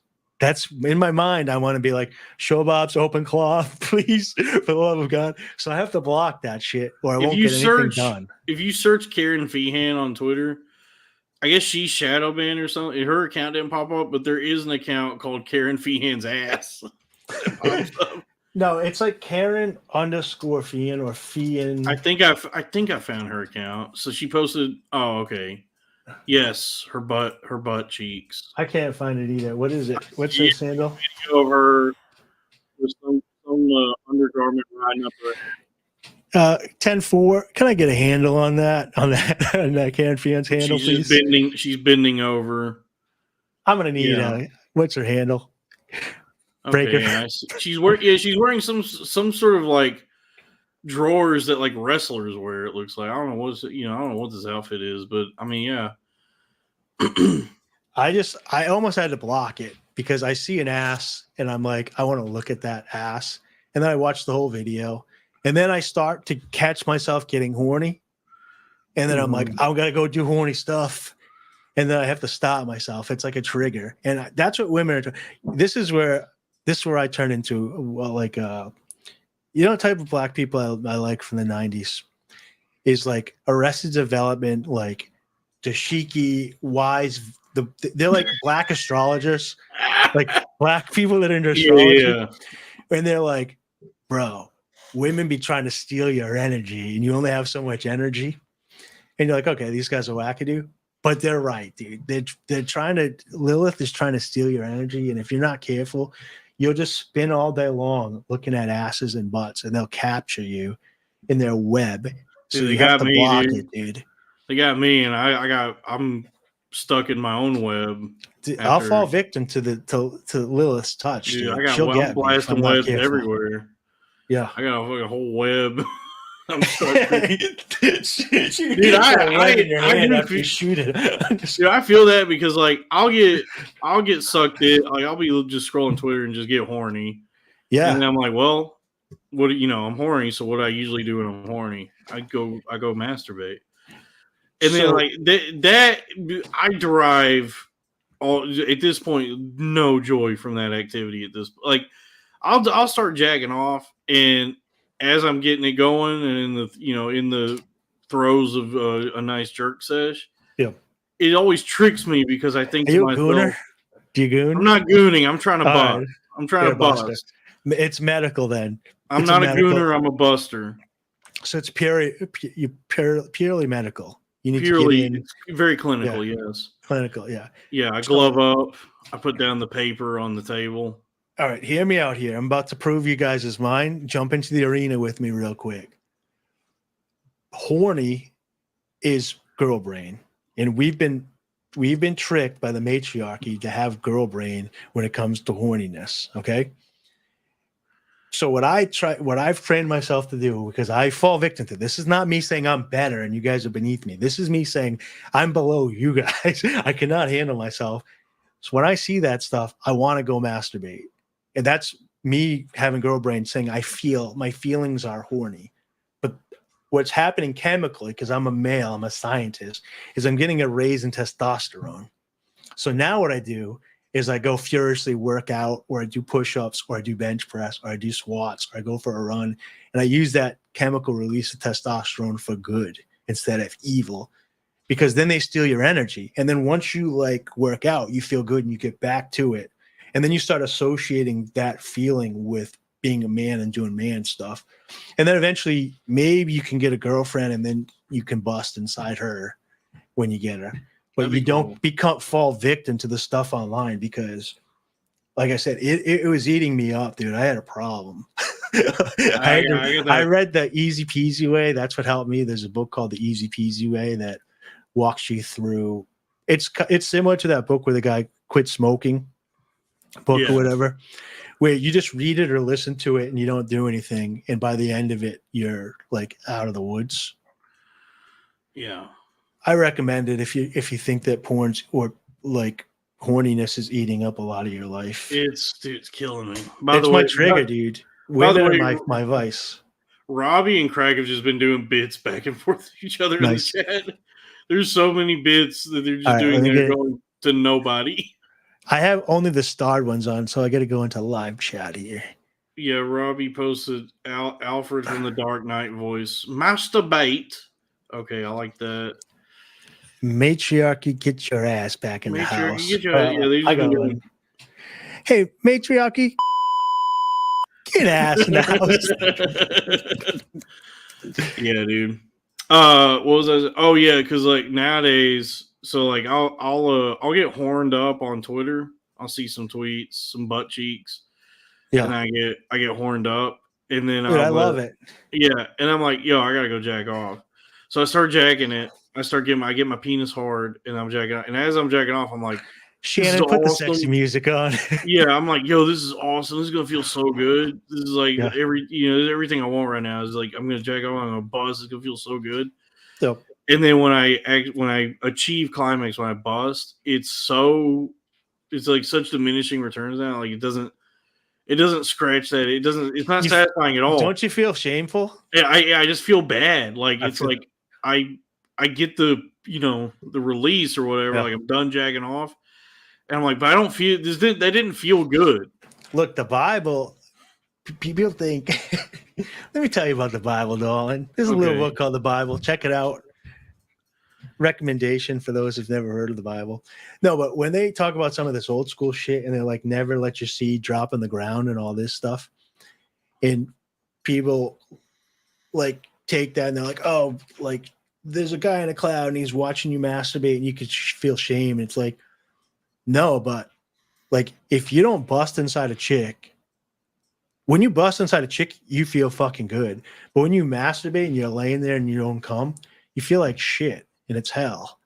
So like if you kind of take it like that, it's like it's not that God's looking down at you shame and you feel bad. It's like it's kind of the natural thing that your chemicals of your body release that you feel like that. At least I do. Maybe you guys are feeling happy after you jack off, dude. But I feel like shit.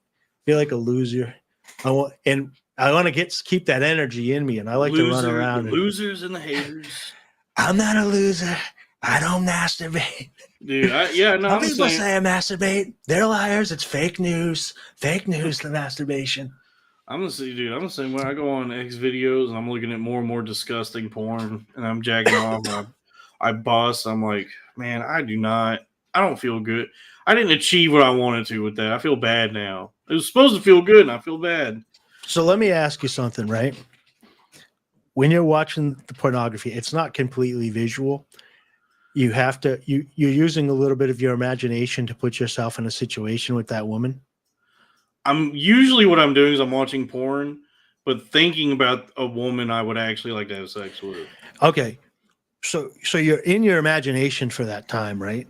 Yeah. That's like the rope in like Poltergeist that you have to grasp on to pull yourself out.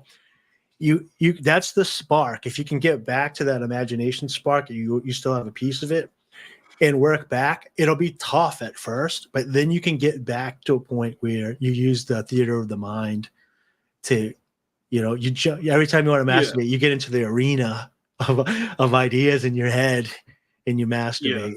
You masturbate in the arena. I masturbate, yeah. Usually it's like I'll be watching a porn, but in my mind, I'm imagining, like I'm seeing what's happening in the porn, and in my mind, I'm imagining my foot on a woman's head who I like a lady I know that I do want to have sex with. Take that. Lady. I got one of my Timberlands on her head.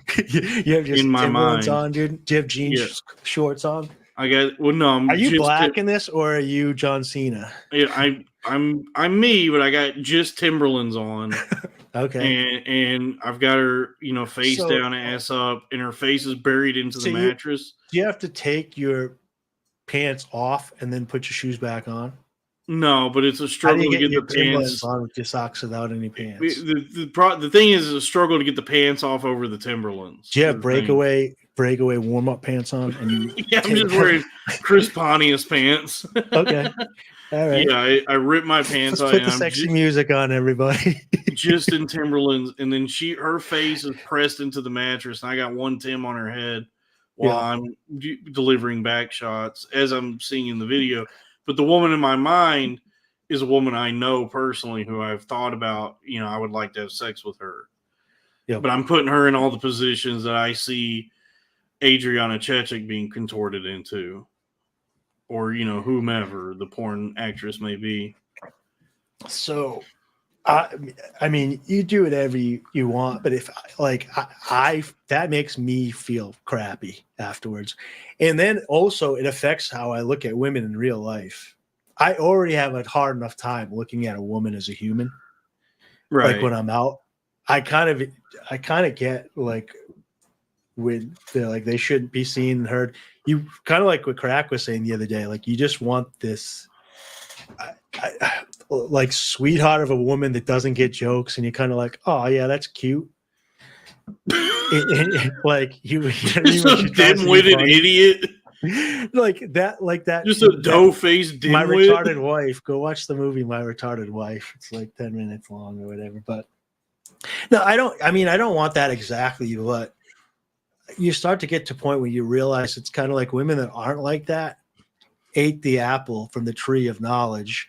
And they're a pain in the ass. They don't make your life better. They make your life miserable. And so it stinks because I'm at the point now where I want to date women, but I don't like women. I'm like misogynist, but I like the idea of a woman. Like I'm attracted to. I'm at the point now where I want to date women, but I'm gay. No. Like I like the idea of a woman, like what I imagine women to be like.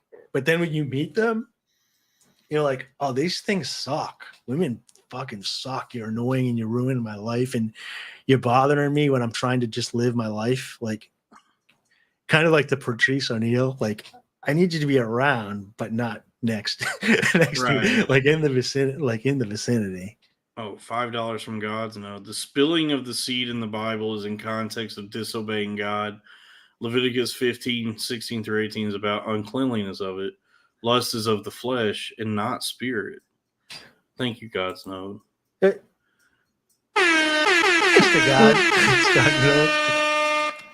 I don't know. Dude, I remember. I tell you Leviticus what, I mean, hard by the way. If you ever read some Leviticus on your show, he's like calling people whores. He's calling never marry a whore. Don't even be around a whore. Don't let your wife around whores. Dude, I know what you Leviticus mean. Though, I remember for a Jew. Like, growing up, I just watched my dad just let himself get dog walked by my mom to a point where it was like I don't even know. Like psychologically, he was always on a leash. Like he. Was just constantly trying to like appease her in every aspect of his life. Just he was afraid to like do things without her or make decisions without her knowing. Yeah. Or like whatever. And as I got older, I was like, it doesn't seem like you're enjoying being married. It doesn't seem like it was like a fun situation for either one of you. Yeah, so marriage was more of like a duty back in the day, like wedlock was for people. And so they just put it like went through, and then you're taught like happy wife, happy life, when really it's just like your wife is making your life miserable and just deal with it, basically, is what they're telling you. It's good that you saw that though, because guys, this is psychological advice. 100%. Well, the amount of time I call my mom. I got a PhD in therapy, but like, so just so you know, you can take this 100% to heart, especially. What time is it? It's 1:13 a.m. on podcast. Yeah. But anyways, now that you know that and you're self-aware, you know not to repeat that habit in your relationships, but it seems like you might be repeating some of that with an online sympathy for women, I stand for it, yeah. sympathy of women. But dude, I tell you what, man, I like the. It's not like he's without fault. Like they're both fucked up in their own ways, you know, like any relationship is. But dude, the amount of times I saw my mom just haul off and slap the shit out of him, but eventually I started asking him, like, why are you putting up with this? Yeah. Like, I've never seen you hit her. I've never seen the only person between the two of you that's ever gotten physical is her.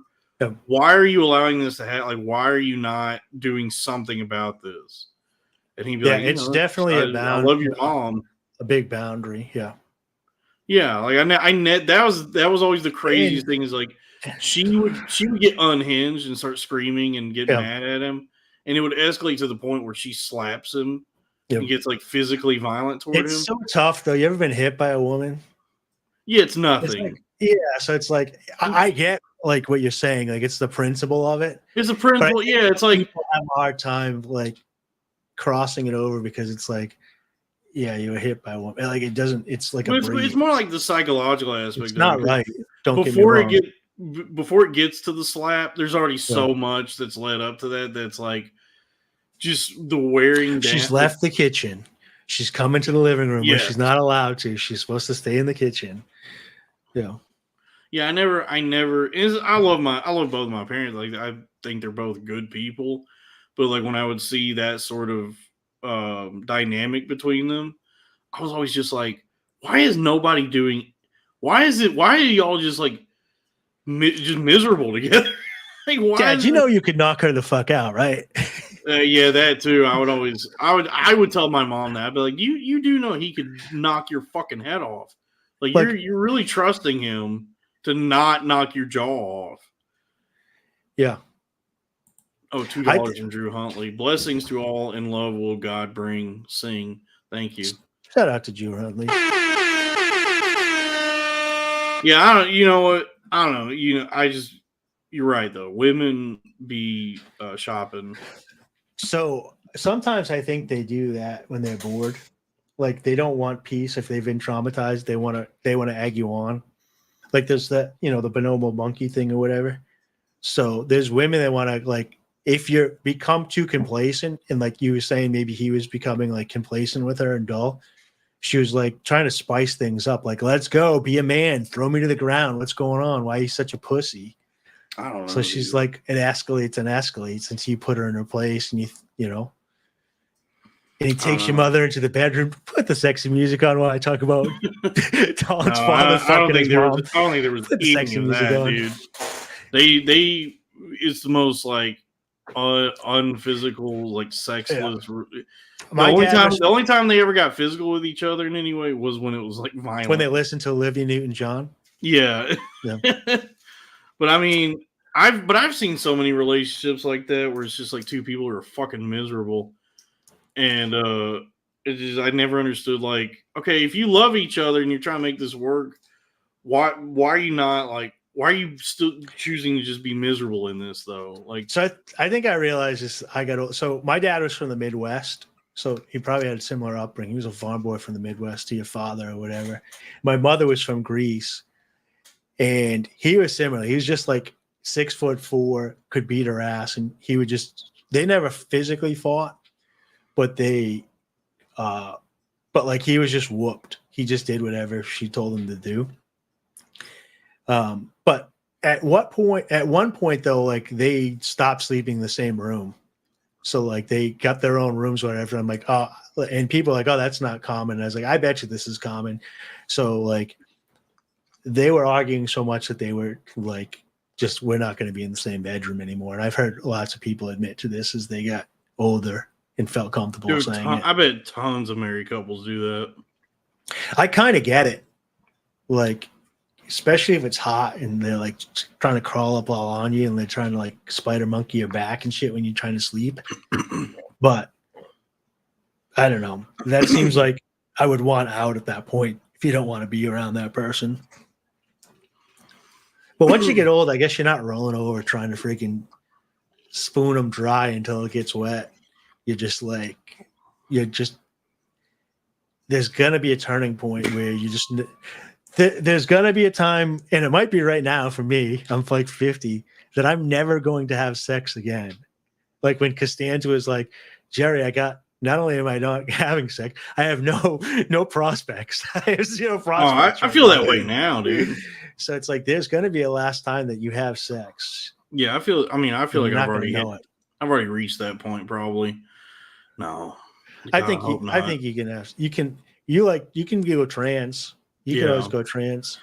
Yeah, this is a very funny I'm joke. too old to go trans. Robbie, this is a very good joke. Spider Monkey. You mean Miles Morales? Wait.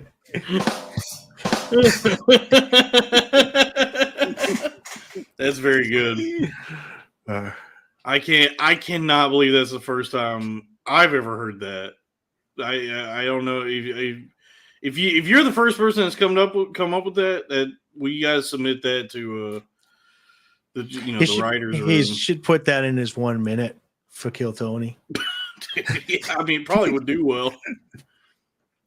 All right, so hold on. So you guys started saying this a little bit, but like, dude, I think this would be an amazing bit. All right, so there's two ways this can go, right? So I was thinking that Robbie should do the Tony Casino, get the suit, do the whole Andy Kaufman thing, and try get in the bucket and go up there and don't break fucking character.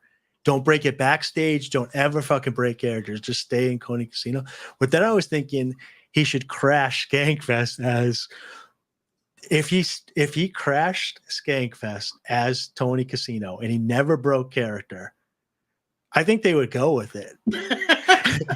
They might. I think like if he was just like a rip from an asshole, like in the suit, kind of being like Brian Holtzman on stage, mixed with like Rodney Dangerfield, and he didn't break character with like the suit on and everything, and maybe like his hair and the mustache or whatever he's gonna do with for the rest of the outfit. And he stuck to the bit. He didn't break it. I bet he could just own Skankfest, and they'd have to give in. Probably, it's a big risk. I think so. Yeah, it's a lot of work, a lot of money, a lot of time. And also, he's gonna be on stage a couple of times when he's doing it, and in the back of his mind, he's gonna be like, the self-doubt's going to creep, and he's like, what the fuck am I doing right now? Oh, yeah, commit. Yeah, you'd have to commit hard. Yeah, it would be tough. It would be, I mean, but I have daydreams about it. I love the idea of the Tony Casino Tony character Casino is being such a funny... The Clifton. What's his face? The Tony Clifton. Yeah, I have... that would be pinnacle Robbie for me, that he just... I hope that isn't like mentally broke in there and can't get out. Like, he's stuck in Tony Casino. That's how deep I want him to go into Tony Casino. And if he can do, like, if it's a good enough disguise that nobody even recognizes it's him, which I don't know how he would be able to pull that off. But that would be the best. Is if like nobody could even recognize that it's Robbie, and it's just some guy named Tony Casino. Dude, I love the idea. I mean, who could pull it off better than Robbie? Yeah, do the Tony Clifton, but it would be tough. That would be the only thing that I'd be worried about is when you commit to a bit and then the self-doubt talking comes in your head. To be able to shake it away and go back deep in. Like Kill Tony would be a great way to do it because more people would see that. Yeah, and you can get in and out too. You could take an Uber in. You'd only have to keep the bit up in the green room for an hour or so. They pull you on stage, and then you can just like if you can't keep the character up anymore, maybe cause a commotion backstage and get kicked out or something, and give yourself an exit out. Yeah, like if he could successfully become one of the Kill Tony retards as Tony Casino, like this guy that they just fall in love with. He's already kind of doing it with the Dr. Phil thing. So it's kind of like that bit, but more hardcore. And like I said, he would have to leave because I don't think it's like an actually original idea and funny instead of just doing a shitty Dr. Phil impression. That'd be cool. So good. He just have to like. Man, I don't know if you could go that deep though without getting self-doubt. It's like asking a lot from somebody because you have to be borderline a lunatic. I think Rob's too genuine, because you might have to be a situation where you have to be mean to somebody in the character, Right. and that would be tough. We'll figure it out, and then we'll send Robbie to Austin to put his name in the bucket, and it might take a few tries because it's a pretty tough show to get onto. Is Kill Tony at this point? Dude, that's the greatest part of the bit, and it's like just for him because he wouldn't be able to film it or whatever. He's just sitting in the audience. He's just screaming at people they sit in the bar next door waiting to get called over, and he's just like he's in character, being mean, getting in arguments and stuff, trying to get in the bucket, and having to stay in character until he gets on stage. It would be great. It would be great to see. Dude, that would make my life. A Kill Tony episode with Tony Casino. In the red bars, Tony Casino. Do you see my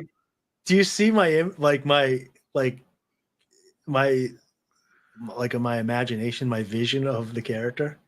Is it too much to pull off? You know what I'm saying? Yeah. Yeah, it's like a Bob Zamuda, Tony Clifton thing. Yeah, that would be so hard to pull off. Very funny. Yeah, not a lot. No one's doing that these days. And we got a workshop. We got to come up with. We got to flesh out the character, and then we'll send him. We'll send him on many ventures to Austin until he finally gets in the bucket. All right. So here's a question. I had made a video about this. Let's get back to a little bit of philosophy that kind of sticks to this. So you guys know who Dylan Mulvaney is? Yeah. The Bud Light dude. Yeah, she's a cutie. Yeah. Hold on a second. All right, so where do I start? So Norm Macdonald, right? He's kind of doing a character. And then he does it long enough, and it's like, where does Norm's personality and who he is? And you see this with like Andrew Dice Clay, Norm, Theo Vaughn, Bobby Lee. Like, is that who they are, or is that a character they're playing? Oh yeah, where does that end and the actual person begin? Yeah, so when you're a comedian and you're doing that, like Bobby Lee or any of them, no one cares. But when Dylan Mulvaney's like, okay, there's no more gatekeepers, I'm going to start playing this 50s housewife type character that sells Bud Light, people are all up in arms. But it's like, and like, don't get me wrong, like, yes, people are trans and all that stuff, but like, you have to wake up one day and put on that accent or that makeup and stick to it and never go back. And so if you look at it like that, it might be one of the greatest performance acts of all time.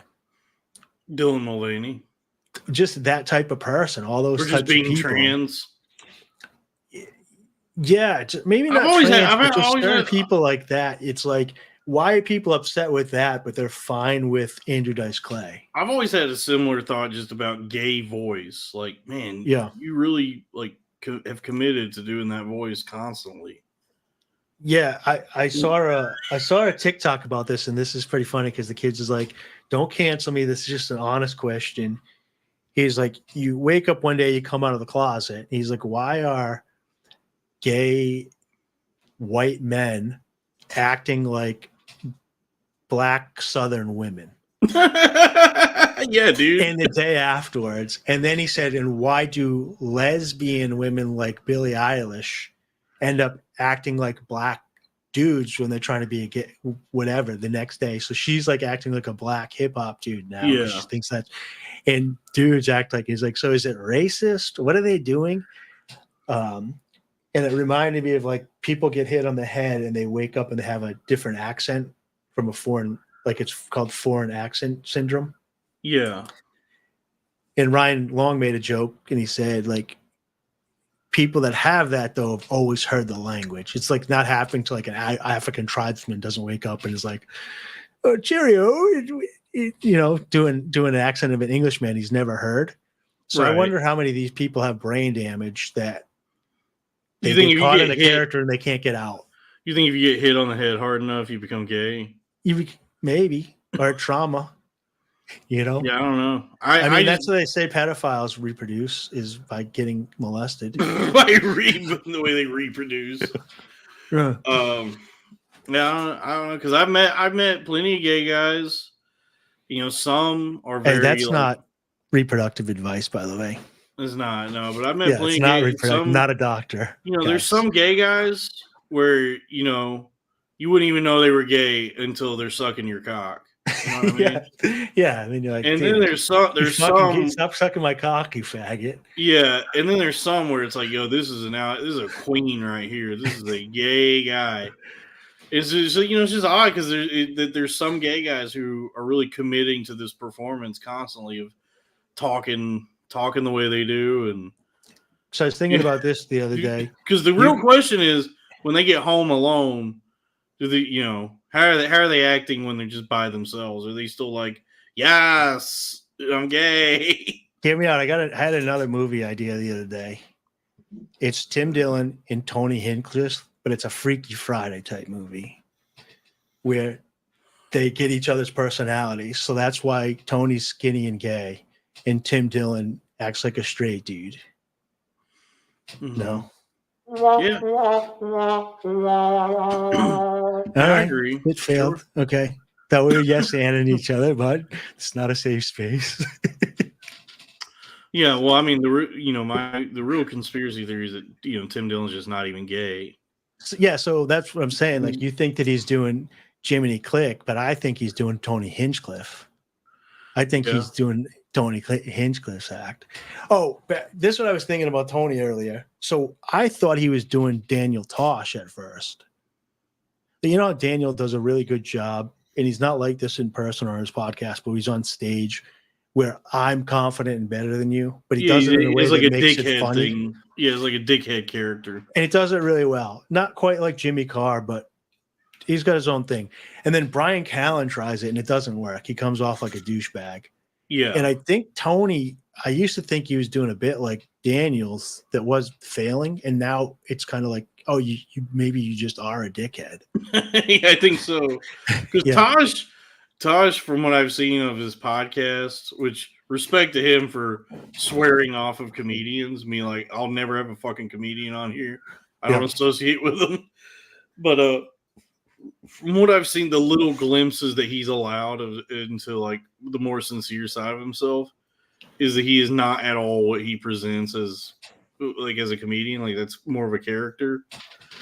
It was pretty brilliant. But whereas like Tony Hinchcliffe or a lot of these guys, they are just the dickheads that they seem to be. Yeah. I'll give a shout out to Jimmy Spindler in the chat. I just saw him. He's the one that turned me on to the Tosh.0 podcast. It's a good show. Yeah. From what I've seen, yeah. Yeah, it's very humble. It's a very humble show. Yeah. Yeah, I like it. It's not on it's way at the bottom of my list, but Tosh is very likable in the show. Seems like a good guy. Yeah, he seems like maybe he's just avoiding his maid and his personal trainer and everything. Dude, he's got to have so much money. He's got to be rich as fuck, dude. I always liked him, and he really, who did it before him? Before Tosh.0, was it Tom Green? Maybe was watching videos. But we see the first who one. Who was the first guy to react to things? Yeah, that's a good question. Yeah, because they had Talk Soup. Was Talk Soup before or after? There was Talk Soup, and I think Chris Hardwick had a similar show. I don't know. Bob Saget did America's Funniest Home Video. Oh, Bob Saget, yeah. Yeah. So maybe Bob Saget was the first guy to react. He's the first reaction channel. Yes. It was Bob Saget, it is Bob Saget. And then it was Tom Bergeron. Yeah. And then from there we get, we could take it all the way back to the Roman Coliseum. Reacting to stuff in the Roman Coliseum. Yeah. The new gladiators, like black guy reacts to gladiator fights for the first time. I didn't look too far into that, but they didn't are they claiming they Netflixed it up? They got he's playing a real black character, right? In Gladiator too. Denzel. I think he's just playing Denzel. I think it's just Denzel. It's just like Time Machine Denzel. Look, because Ridley Hear me out. We're gonna do Gladiator over again, but there's a time machine, and Denzel Washington goes back. Ridley Scott has a lot of haters. There's a lot of people who hate Ridley Scott, but one of the things he does that I appreciate that's kind of cool is he'll make these period movies like this where it's gladiator times, you know, they're in Rome or whatever, and just nobody is even trying to do an accent or like be Italian or anything. When you're supposed to be like, hey, look at the gladiators over there. Look at these guys. Give me I need some biscotti and a little mozzarella. So it looks like the character is I think the character is like a Roman something, but it's we need Robbie to do Tony's soprano in the Coliseum. Yeah. But it's also just Denzel being Denzel. But he's also like, and also, by the way, I'm Italian. I think because I'm like trying to think of that that training day. That Napoleon movie. He's out in the middle of the thing. I'm King. Yeah. He's out in the middle. I'm King Kong. He ain't got nothing on me. Out in the middle of the gladiator ring. Oh yeah. Yeah, because that Napoleon movie, like Joaquin Phoenix is not going. He's just like, hey, I'm Napoleon. I'm gonna take over the world. So I misread. Like, I get what you're saying now. That was the French thing. For some reason, I thought that was your attempt at the Joker. The Joker. No. The French Joker. What would that sound like? The French Joker would be like, ho, ho, ho, ho. Why so serious? Ho, ho, ho, ho. You want to know how I got these scars? Yeah, it's the French Joker. The French Joker. Yeah. Some gangbanger. Would he be a mime? How about the French Joker? But he's a mime. He's a mime. Yeah. That's a good idea. Silent bits. Everybody turn off your volume for a second. I'm going to do a mime bit here. The French Joker? You mean Emmanuel Macron? Folks, a little political humor for you. A little international political humor. Yeah, you can see everybody log on to the partoftheproblem.com and sign up. Robbie's going to be a regular guest on there talking politics. Everybody, please go to partoftheproblem.com and give Dave Smith more money.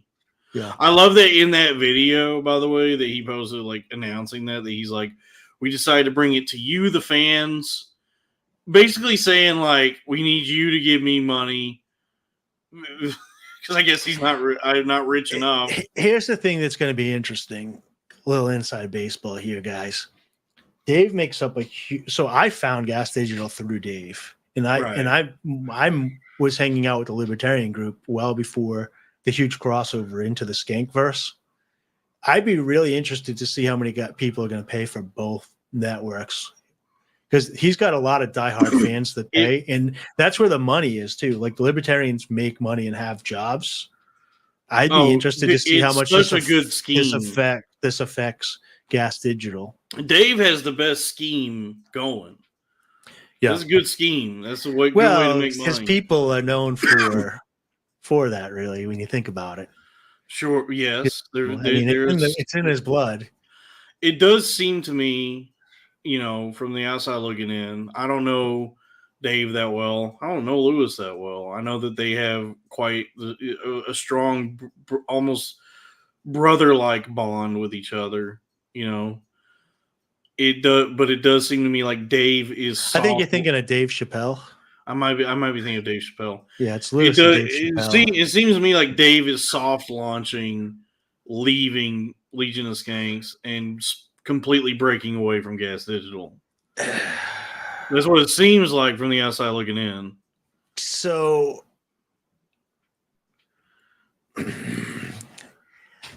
look, if you're sitting on information that's too delicate to reveal. All right, guys. Here, blur my face out all while I talk about this. This is not Dave, right? This is an anonymous individual.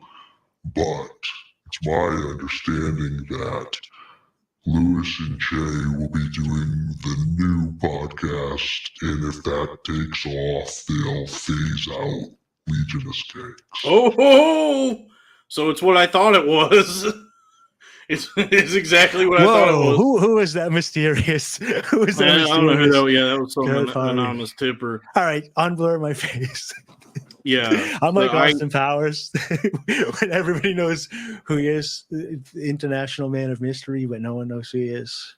He's just dancing. Okay. Yeah, I kind of had a feeling. I had a feeling that they were trying to figure out how they're going to structure things moving forward now that Dave is too respectable as a political figure to be associated with. Well, you could kind of tell if you've watched Legion of Skanks long enough. You could kind of tell about 5 years ago during certain bits, he just gets quiet. So he's still sitting there, but he's not participating in certain bits. You know, when they talk about and other people. But what I thought was funny was Corinne Fisher has like a dying political podcast called Without a Country on Gas Digital, and they use this opportunity to be like, look, we're getting rid of all political. Look, I know Dave's starting his own website and everything, but that has nothing to do with it. We're actually just getting rid of political talk shows. So Corinne, we're gonna have to get rid of we're Without a Country, as you know, and it has nothing to do with the fact that you don't have any viewership. It has everything to do with just getting rid of politics altogether. Wait, people are not tuning into Corinne's political show? I mean, I tried to watch it a couple times, and I didn't like Joe DeRosa, but I do really like Shane Smith. Shout out to Shane Smith. If anybody's in touch with him, I really like that kid. Me and him have kind of opposite views, but they're so opposite that they almost come around. I love to talk politics with that kid. That man. It seems like another example of like people just out of their element. Just comedians trying to get into just politics. reach NPR as if it's facts, and if you try to have any other opinion, that's just like Shane was like, and her were like right here, and she was like, "No, you're wrong." He's like, he's not really that far off from you from an outsider's perspective, but she's in such a bubble. And She got a little bubble butt. Man, I tried to talk to Corinne so many times, like in person, and treat her like a human. She's just been, Corinne, please don't be mean to me. She's just so mean. I ran into I went to Christina Hutchinson. I had a date and I went to see Christina Hutchinson at Laugh Boston. It was actually a pretty good show. Killer ass. Her ass in the jeans. I was like distracted half the show every time she turned. Yeah, I had to like reset my brain. Jeans. I had to like reset my brain to like listen to the jokes. And we talked to her after the show, and like, just, you know, they have the meet and greets or whatever. And I don't know, she's just like so dead behind the eyes. Like, I've met so many comics that are like happy and whatever, and it seems so commercialized when I met her. Like, she's like, okay, move along. Okay, next person, move along. So enemy of my show. I'm starting the show and putting those two on my enemy list. They're above us. They're higher on the food chain. They can't, associate with us for too long. They don't want the stink of the proletariat on them. They had Mullen on their thing at Skankfest, and even Mullen couldn't pull people in with them there. Really? Which was a surprise to me. I thought that the guys we fucked had a huge thing. They were literally canvassing with flyers at Skankfest. Yeah, they got a huge audience of fucking girls. They canvas people to go to their show at the thing to not get people. So even they were self-aware enough to know that they weren't going to get a crowd. Yeah, that's not their audience. They have a huge. They're billionaires because of their show, but that is not. Guys, we fuck girls. I think they made money. They made a lot of fucking money on that show. So I thought they would like. I've only seen maybe 2 or 3 episodes, and I thought they were going to be complete retards, as women are. And I tuned in, and they were answering some phone calls, and like, oh, here we go. They're going to tell this woman she's the best, and this guy's the worst, and blah, blah. And they actually tried to hold the woman accountable. They're like, hey, listen, you have to make decisions. You're a big girl. You shouldn't be dating men like this. You need to get into therapy. And I was like, wait, they're holding people accountable? It's like, how does a show trying to hold women accountable have any viewers? Like, I figured that like they would all just run. So I actually had a little bit of respect for him, which is why I went to Christina's show, which wasn't terrible. She's kind of funny. I laughed at some stuff. But I met them in person and they were just mean. They were mean to me. No, please Yeah, be don't be girls mean to can me. be mean, dude. I mean, you know, I think they're lovely ladies, but you know, girls can be mean.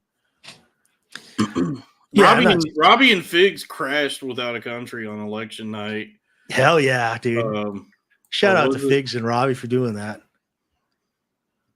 Yeah, it wasn't election. Figs' enemy of the show still?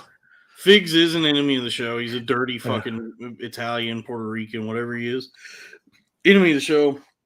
Michael J. Figs. Figs used to follow me on Twitter. He might still, he might not. People will follow me and then unfollow me when they see what I tweet. Oh, wait. Or no, Robbie's talking about me and him went to a live thing for Without a Country. Oh, I guess we did go to that.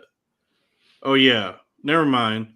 This was before all the him and Figs did that. We went to a live thing for Without a Country. I don't remember that. I gotta be honest. I do not remember that. So that was another. That's like I said, Lewis selling the perception, where he puts them on Gas Digital, and then wait a second, the K-Fob fight with them. I do remember this because that was a real arena of ideas as thing. I remember that. Yeah, it was the dumbest fucking thing I've ever seen. Nobody had any fucking clue what they were talking about there. Wait, you're telling me two women had no idea what they were talking about, dog? Yeah, it was like comedians trying to do politics or whatever. Yeah, it was just like drivel. It was fucking nothing. They all sound like morons. Like when I try to talk about politics, because I don't know what I'm talking about. It's just everybody's trying to do the grift. They're trying to do the scheme because politics is an easy scheme. Yeah, and I guess like if you have any sort of well, you don't have to. You can just dig. That's what politics are. You just dig into whatever you want to dig into. It's sophism. Yeah, right? My penis is sophism. My penis is soft. My penis is soft. But yeah, so I do. Yeah, but it does seem like Dave is maybe. He might be leaving. I'm familiar with Dave's work, and I'm familiar with the principles of libertarianism, and he is pretty consistent with that stuff. If I'm going to get political news anywhere, and it's not Ron Paul, it will be Dave, and I do kind of trust him to do the research. And he's the only. It's late. It's 5 hours in. Dude, so he's the only Jew that I know that doesn't Jew out over Jew stuff.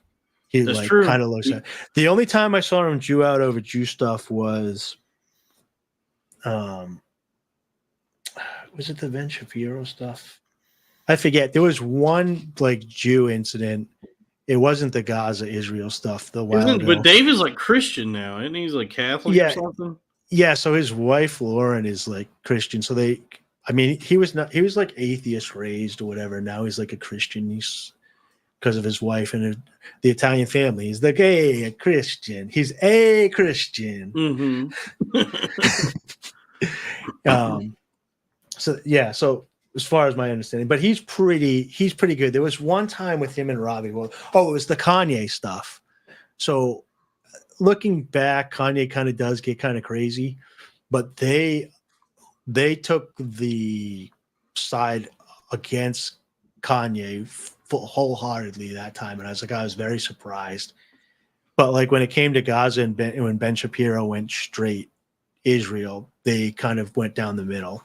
So I like Dave. Oh, Robbie wants to know though regarding whatever's going on with libertarianism.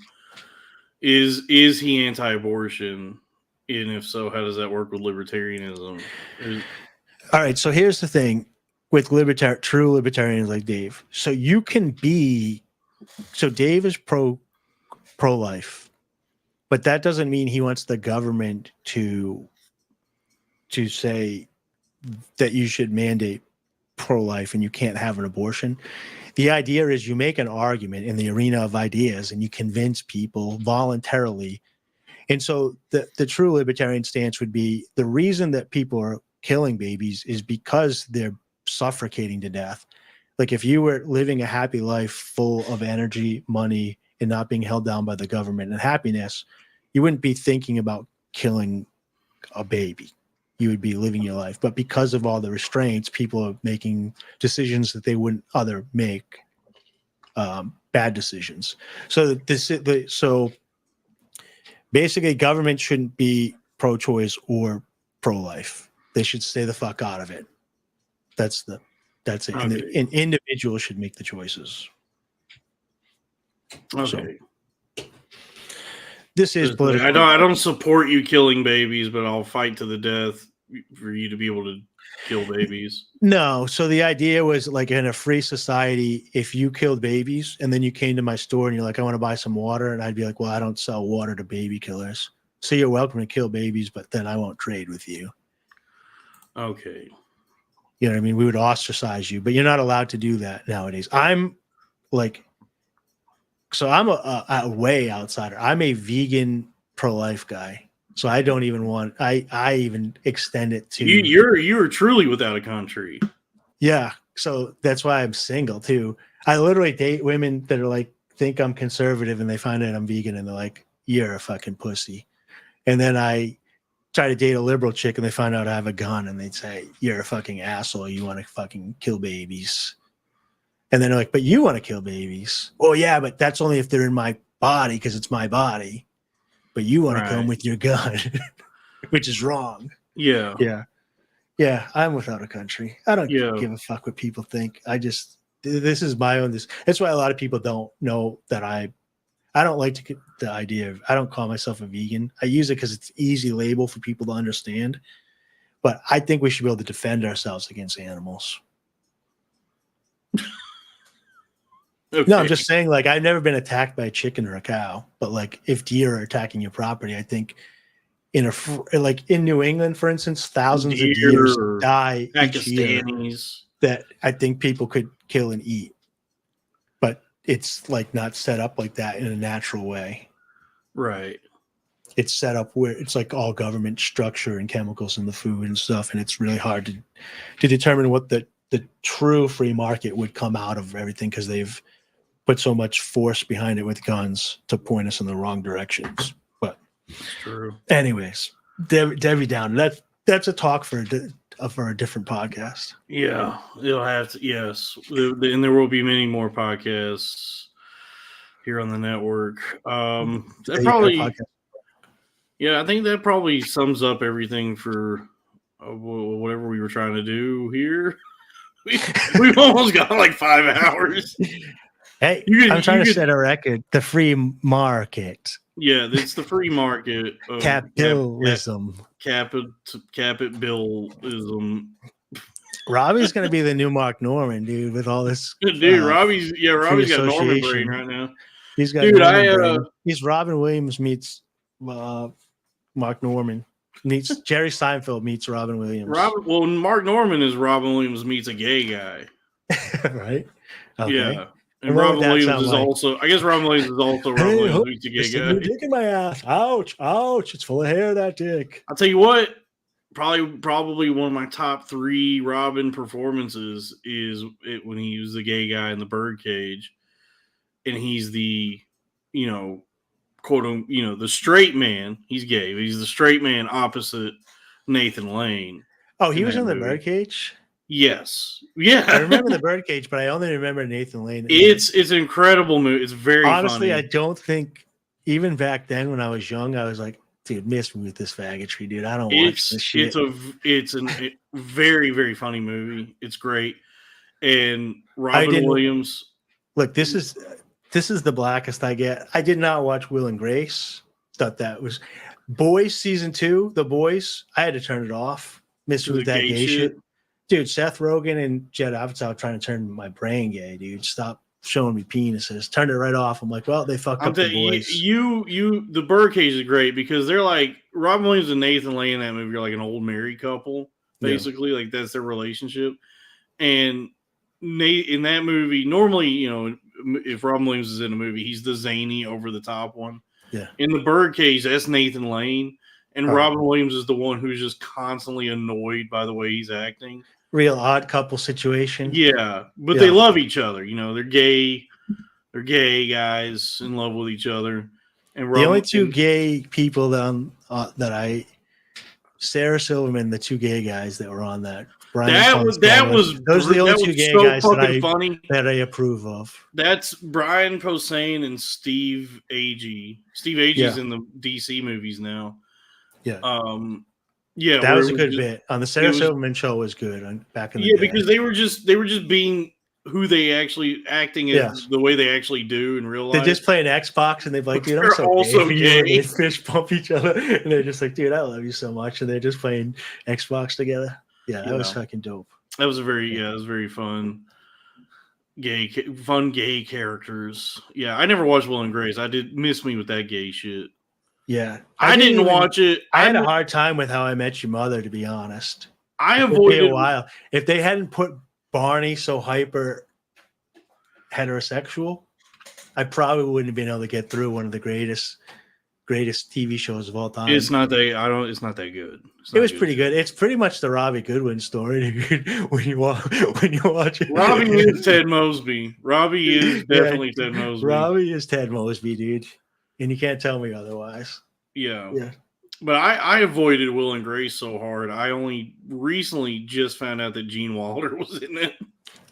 Joe, I have no idea. Yeah, I watched a documentary about Gene Wilder. And near the end of the documentary, when they were talking about his career later in life, they're showing him on Will and Grace. I'm like, I watched that show so little, knew nothing about it. I had no fucking clue he was in this. So you and me are kind of opposite in this way. I wanted to watch that show because I dated this girl and she watched it. And there's a redhead in there with little tiny titties. Mm-hmm. I don't mind a tiny titty sometime, like a little little A cup. And she was pretty hot back then. Was it Deborah Messing? Or am I making that up? Deborah Messing, yeah. Yeah, and I remember trying to watch it. I thought she was like, oh, it's just like Friends, but it's 3 people. And I was like, yeah, Friends is kind of not my thing either. I was a Seinfeld. But anyways. Yeah.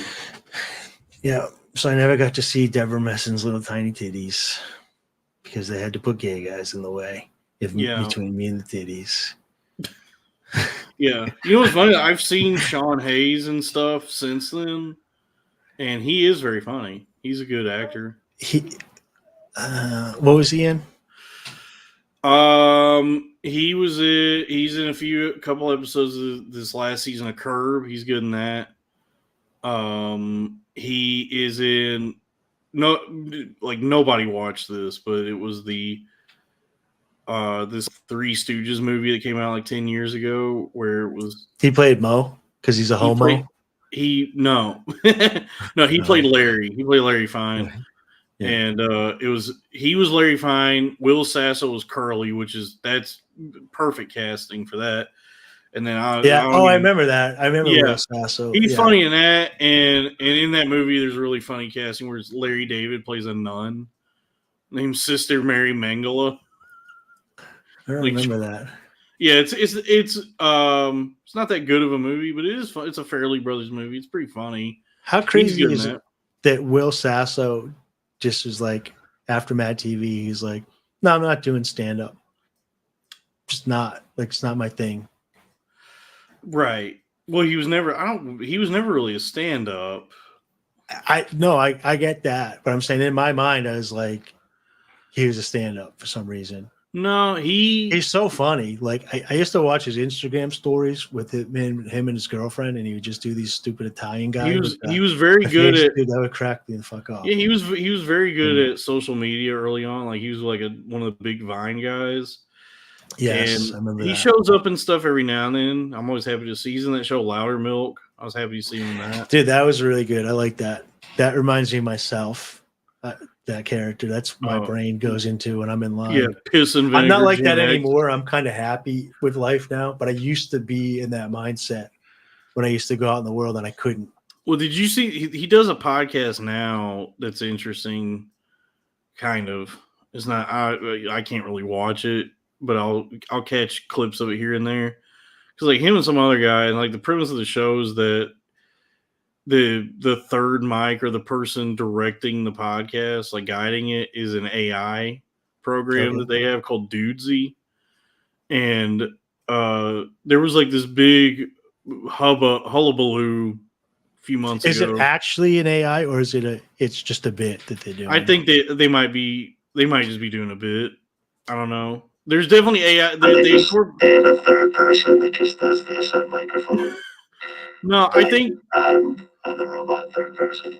I think they probably use like some sort of generative AI to create like the animations and stuff.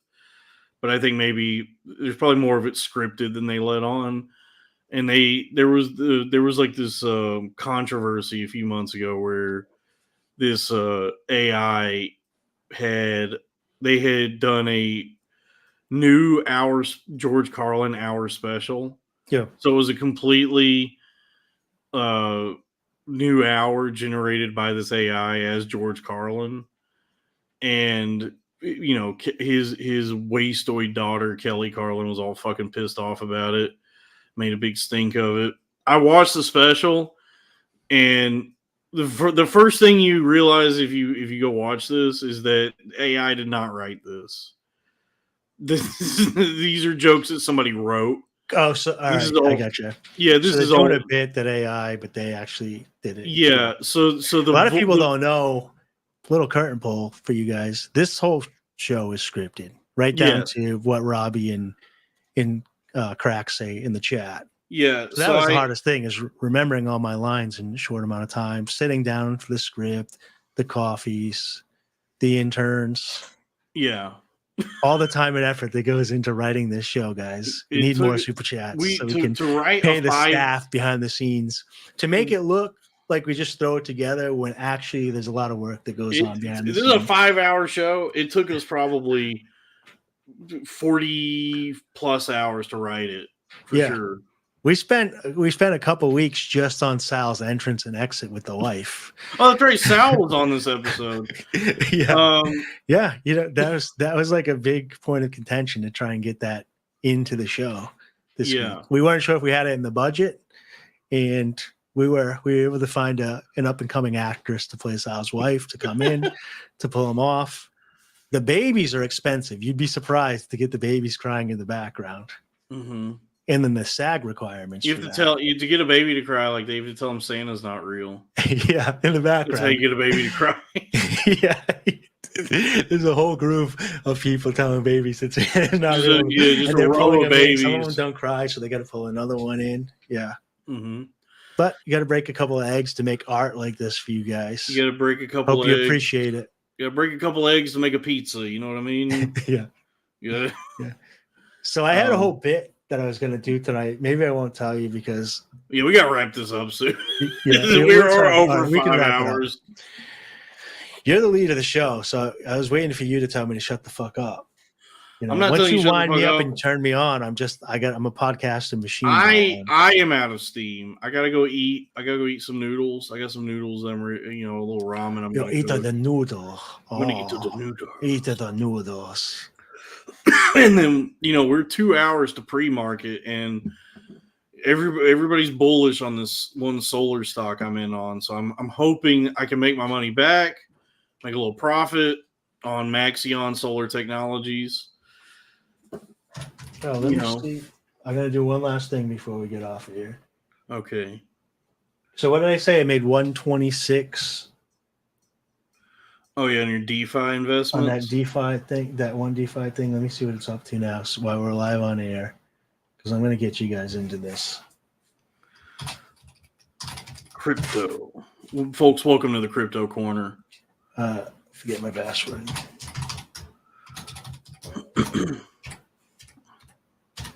Let me see. What are people saying about this stock? Maxion is the MAXN is the ticker. Everybody's bullish on this. All right, I lost $1. I lost 27 cents or something. I'm at 125.78 now. Nice. That was uneventful. So But- these stock accounts that use AI to track stocks. There's one that says they use Chat GPT-4 to determine the sentiment of online comments.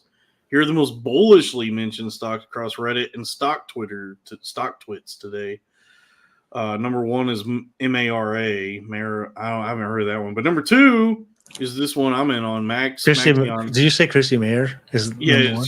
Yeah. Yeah, it's the company that makes ivermectin.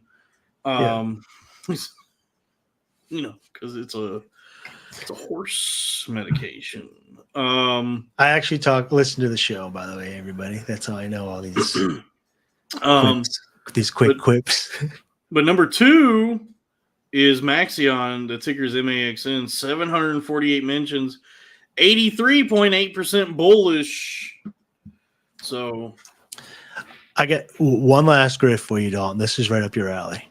Why I'm going to switch you to crypto from stocks to crypto right now.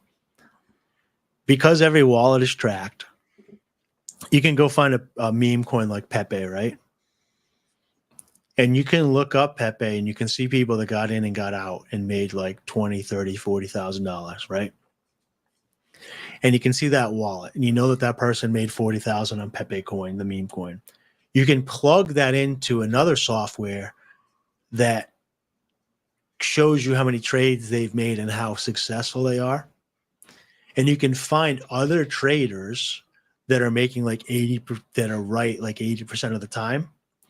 And then you can track their wallet. And when they make an entry point, you can copy them and exit when they get out by tracking their wallet. And there's people that do this and make a living. They basically, they follow the person's wallet so they can figure out when the pump and dumps are happening and copy them. Yeah, I've been trying to do that with the stock market, and I usually get caught on the side of the dump. I don't do pump and dumps, but these people have a success rate. But you can literally look the wallets are all public, so you can see what moves they're making. Basically, somebody was showing me this that they were like making like $1,200 here, a day on meme coins like this. He was like showing me like, I just made like $2,000 a day on meme coins. Yeah, but I don't even know how to access any because if you go on like the regular exchange, you can't. There's the meme, that shit's not there. So there's like all this other shit that I don't even know how to do to get find whatever it is you're talking about. We'll go through it. We'll go through it eventually, and we could go step by step because it's the future, man. Because there's all these like Solana coins where it's like inward coin. It's just the coin is like the inward. Yeah. That'll never get old. And I saw like that, like when or there was one that went big for a minute, E-Girl. Yeah. And I was seeing people talk about it, and there were people making like stupid money on this shit. And I could not figure out how they were even finding this or doing any of what they were talking about doing. I was like, I don't know what is this? So you're telling me there's another side of crypto. But are you telling me there's another side of crypto outside of the regular exchange, which is Bitcoin, Ethereum, Solana? There's another side that's just bullshit where you could go in, buy a bunch of coins in that day, and then 2 hours later sell them and make like $40,000. Yes. Wow. So it's the Wild West. But here's the thing, and Robbie's right about so this. Is this my question is you're stealing. You're not stealing because they're adults and you're basically gambling, and then you're taking $40,000 from multiple people that made bad choices with their money. Yeah. So, but you're not doing any service. You're just playing a game where somebody gets out at the right time and somebody gets in at the wrong time and they get fleeced. My question. So I guess my question is like, is this something that just like not a lot of people know about, and that's how it's able to keep. Like, if you know how to do this, if you know about this, know how to do this, how easy is it to make this kind of money, like what you're talking about? It's very risky. It's not even a degen move. So that's what I'm saying. You can look the guys up that are doing this and find a wallet that's got a high percentage, and some of them have like 80%. And there's whole websites dedicated to this. And you can watch these coins, and then you got to find out what website those coins are, get money on that chain, buy in, and then get ready for the dump. So so right now, Daddy Coin, which is it's like we're 5 hours in, so we'll cut this short. But by the way, we got $2 super chat from C-Dums. I invest in Foolish. I don't know what that means. Shout out to C-Dubs. Thanks for the late night super chat. But like Daddy Coin, this is how the grift they become. It's the coin that the Tate brothers are doing. I don't know if it's going to be attached to Hustlers University or what. Like you can look up the white papers and see if it's actually got utility or whatever. I think they're literally saying, like Andrew is literally on Twitter saying, should I pump it today? And so they're pretty much admitting that they're going to manipulate the market. So everybody's just doing retards are going to be ripped. So there is retards doing retarded stuff that we're always get into these things like that. But that's the dark side of giving people freedom. Is if you give people freedom, some people are like, okay, I'm going to show my butthole online. I'm going to grift people on crypto. So it's like, is everybody just doing crypto scams now? No, I'm not doing crypto scams, but what I'm doing is not sexy. Like the most degenerate play that I'm doing right now was $1,000 that I put in on the 19th, and it's the 22nd, and I made $125, which is a huge fucking return on investment. And all I'm trying to say is like, if you put your mindset into it, like I just turned 1,000 into 125 in 4 or 5 days from fees, compared to a savings account that's giving you 2% over a month. And now I have 1,125 that I can invest. And then it's hard to think of it that way because and then a couple months from now to a year, like it's built up more and more, but a real business wise. It's hard to think of it because I understand what you're saying, but like, because I've fucked up on the stock market for sure. Because like what ends up happening is like you transfer your money to your like Robinhood account, and now instead of money, they don't call it like here's your fund. Yeah, might as well be chips in a casino. They call it buying power, and you lose the perspective. You know, because you'll see a stock run up, and you're like, fuck, dude, I'm up like $400. I'm up like 30% on this, which for any investment is like to get that in a day is insane fucking return. Yeah, but it does something to you if you're a degen like me. Yes. You go, not enough. We gotta run this. And so like all the actual traders, the guys who know what they're doing, have conquered that feeling, and they go, this just got 30% return. I'm fucking out of this. Yes. I'm selling. And then it's like the economic thing where they're like, you know, like compared to what? You always got to say like, I forget what it is, but it's like, the economist says to the other, how's your wife? He says like, compared to what? And basically, if you could put $1,000 in a bank account and let it sit there, you're not even going to beat inflation. And maybe they give you $2. I mean, some people are getting like $5 at. No, they'll charge you because I think most accounts require you to have at least $1,200. Yeah. But if you can make, I made a good percentage, 10% in a couple of days. I think. What's 125 from 1,000? Is that? That's like 12.5%. Yeah, 12. Yeah, so that's huge fucking returns. And if you get better and know it more, I could have put more than 1,000 in there. You know what I mean? I could have put 10,000, and then I would have made.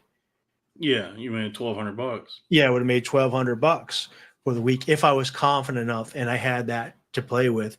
But if you put it in perspective, like that's a huge return on the time that you have versus the gambling moves, which you're risking everything. And granted, like I'm not trying to talk you out of it because like no, dude, I've lost so much money. If you hit 40K somebody should on a night, yeah, like if you hit 40K, it's not my life to make decisions. You know, maybe you figure out day trading and you become a fucking millionaire. So I don't want to like It's crazy. It's just it's crazy that Talk you out of you, but it seems like it's an addiction for you. And in which case, there's safer plays, and even my safe play is giving me. It's not super perfectly safe, but the returns are ridiculous. Even the simpler stuff that's like $1,000 to make $1 to $3 a day.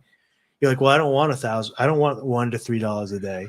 It's like, but at the end of the month, that's $30 and that or $90. And then if I had $2,000 doing that, 3,000, 5,000. So you're working on, you have your normal job, you're bringing in the money, you're putting some of it that's turning into $1 or $2 in the background. You're making the podcast, the positive passive incomes. You put more in that. Now you have those stuff and you keep rolling it over. And then you look up 5 or 6 years from now. If you don't even hit, you could hit really big too on something too, but you could, you could be at the RNC tomorrow with the Hulk Hogan because you said you're going to suck a dick. Mm-hmm. So like, you know what I mean? But you have to be in the game. So I don't know. That's my spiel on it. It's a lot safer and you're not stealing people's money. You're collecting fees from offering a service rather than try to fleece people. Yeah.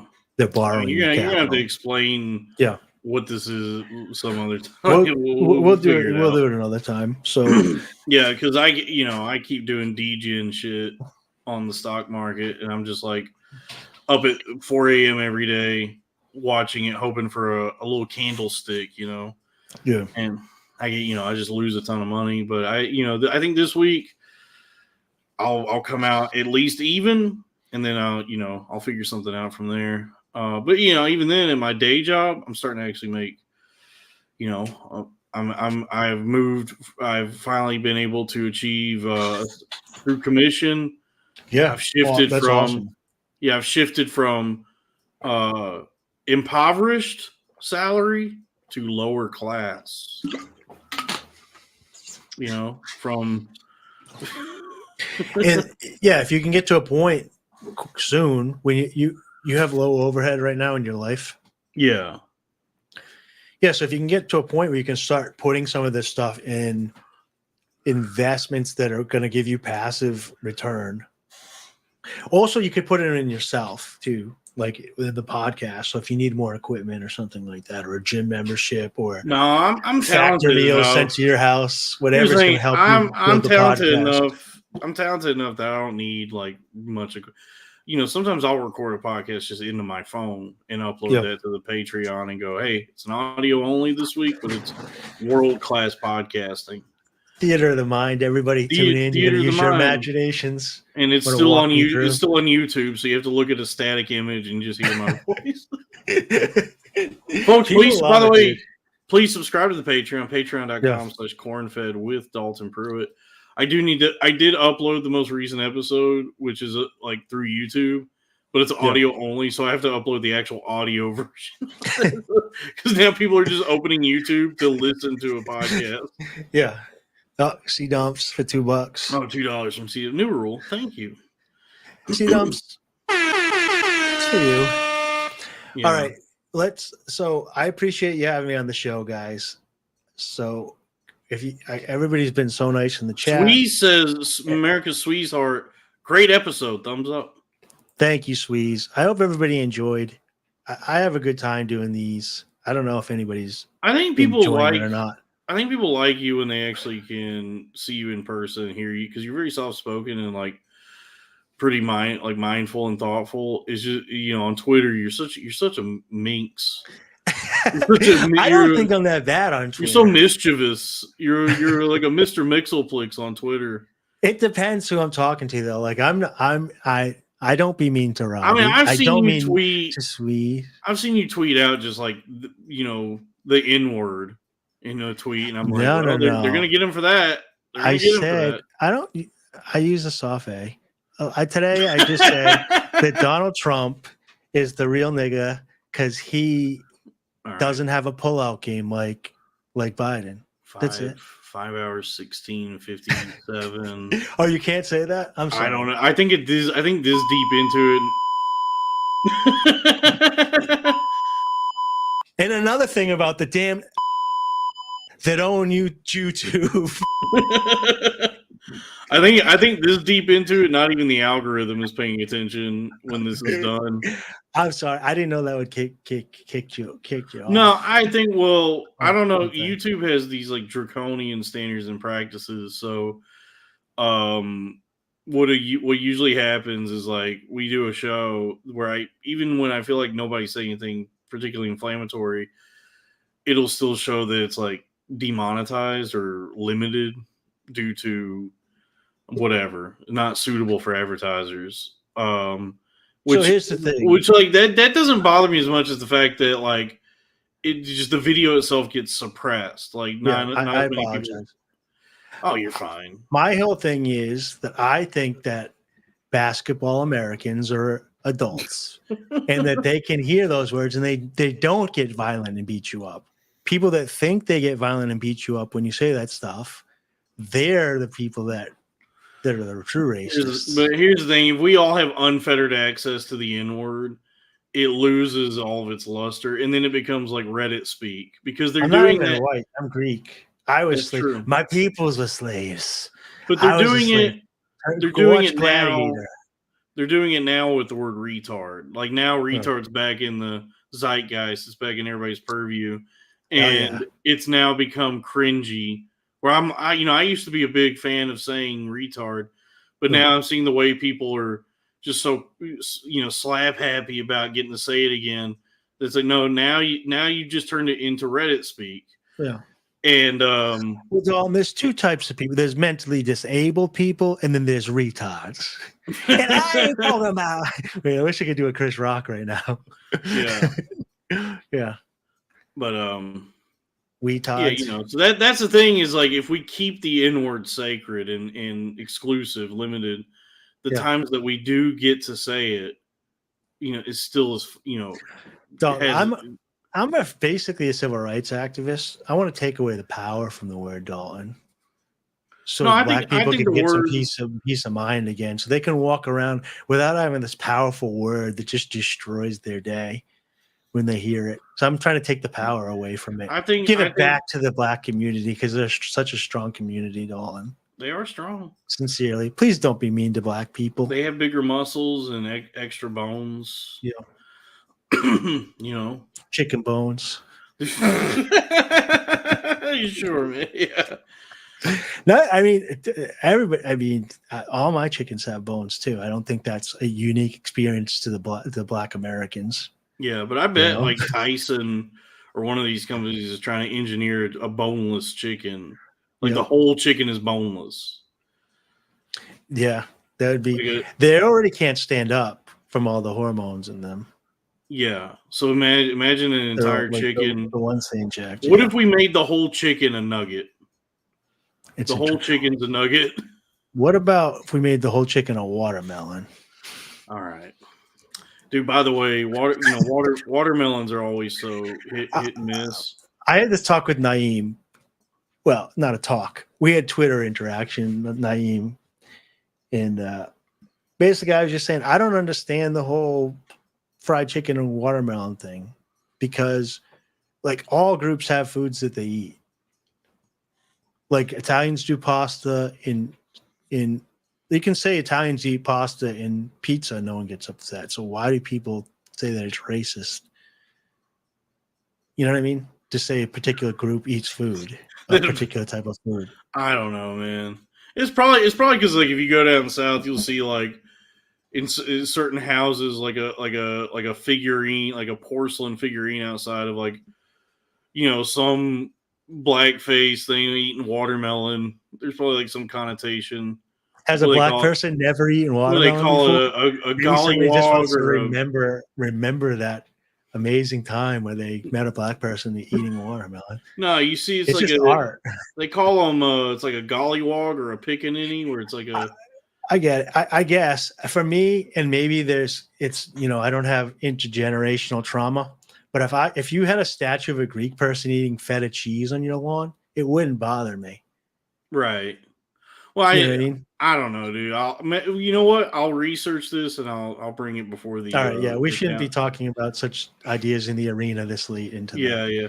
But I got a watermelon the other day, And I feel like with watermelons, even if you know how to like knock on it and maybe it's a good one, you never know until you actually cut into it, right? It's such a mystery, dude. It's Hit 'em. It's the worst fruit. It's the biggest mystery fruit. It's the biggest gamble. And I'm a degen, so I love gambling. I love watermelon for that reason. Melons in general is the biggest gamble fruit. It's such a gamble fruit. This was a big ass watermelon. It was one of the biggest in the stores, and I got it. I got home, and I've never watermelon. Dude, this is like the equivalent of getting like a straight flush at poker or hitting the big jackpot at the slot machine. Perfectly sweet. The most delicious watermelon I've ever had. Hell yeah! I was so happy with how you good. Go with seeds or seedless? It's got some seeds. It's not seedless, but I guess it's like a semi-seed. I don't know. Not a lot of seeds in it, but it's very, very good. I still have. That's always good. I still have a ton of it. I ended up making the switch a couple of years back to buying the pre-cut watermelon, which you get a little bit less gas. It's a little bit more expensive, but even that is still a gamble. Melon's always a gamble, even when they've cut it where you can look and see it. Nothing fucks my shit up more than when you get like a sour, mushy watermelon. Yeah. That mushy, mealy. Oh, dude, it's the worst. It's the same thing with cantaloupe. If you get a good cantaloupe, which is sometimes hard to find, but really hard to find, I think it's really good. But everything else is disgusting. Yeah, and I think maybe honeydew is the worst if you don't get it at the perfect time. Yeah, honeydew is tough. Yeah. What's another melon? We'll figure cassava. I don't know. We'll figure it out, folks. Tune into the Crowder Boys this Wednesday. We're gonna get to the bottom of melons. We're gonna really explore melons, melanins. And melanins. What do you think about this joke, doll? This is what it'll end it. I don't think they should have made the Black Little Mermaid. I think they should have made Water Mulan.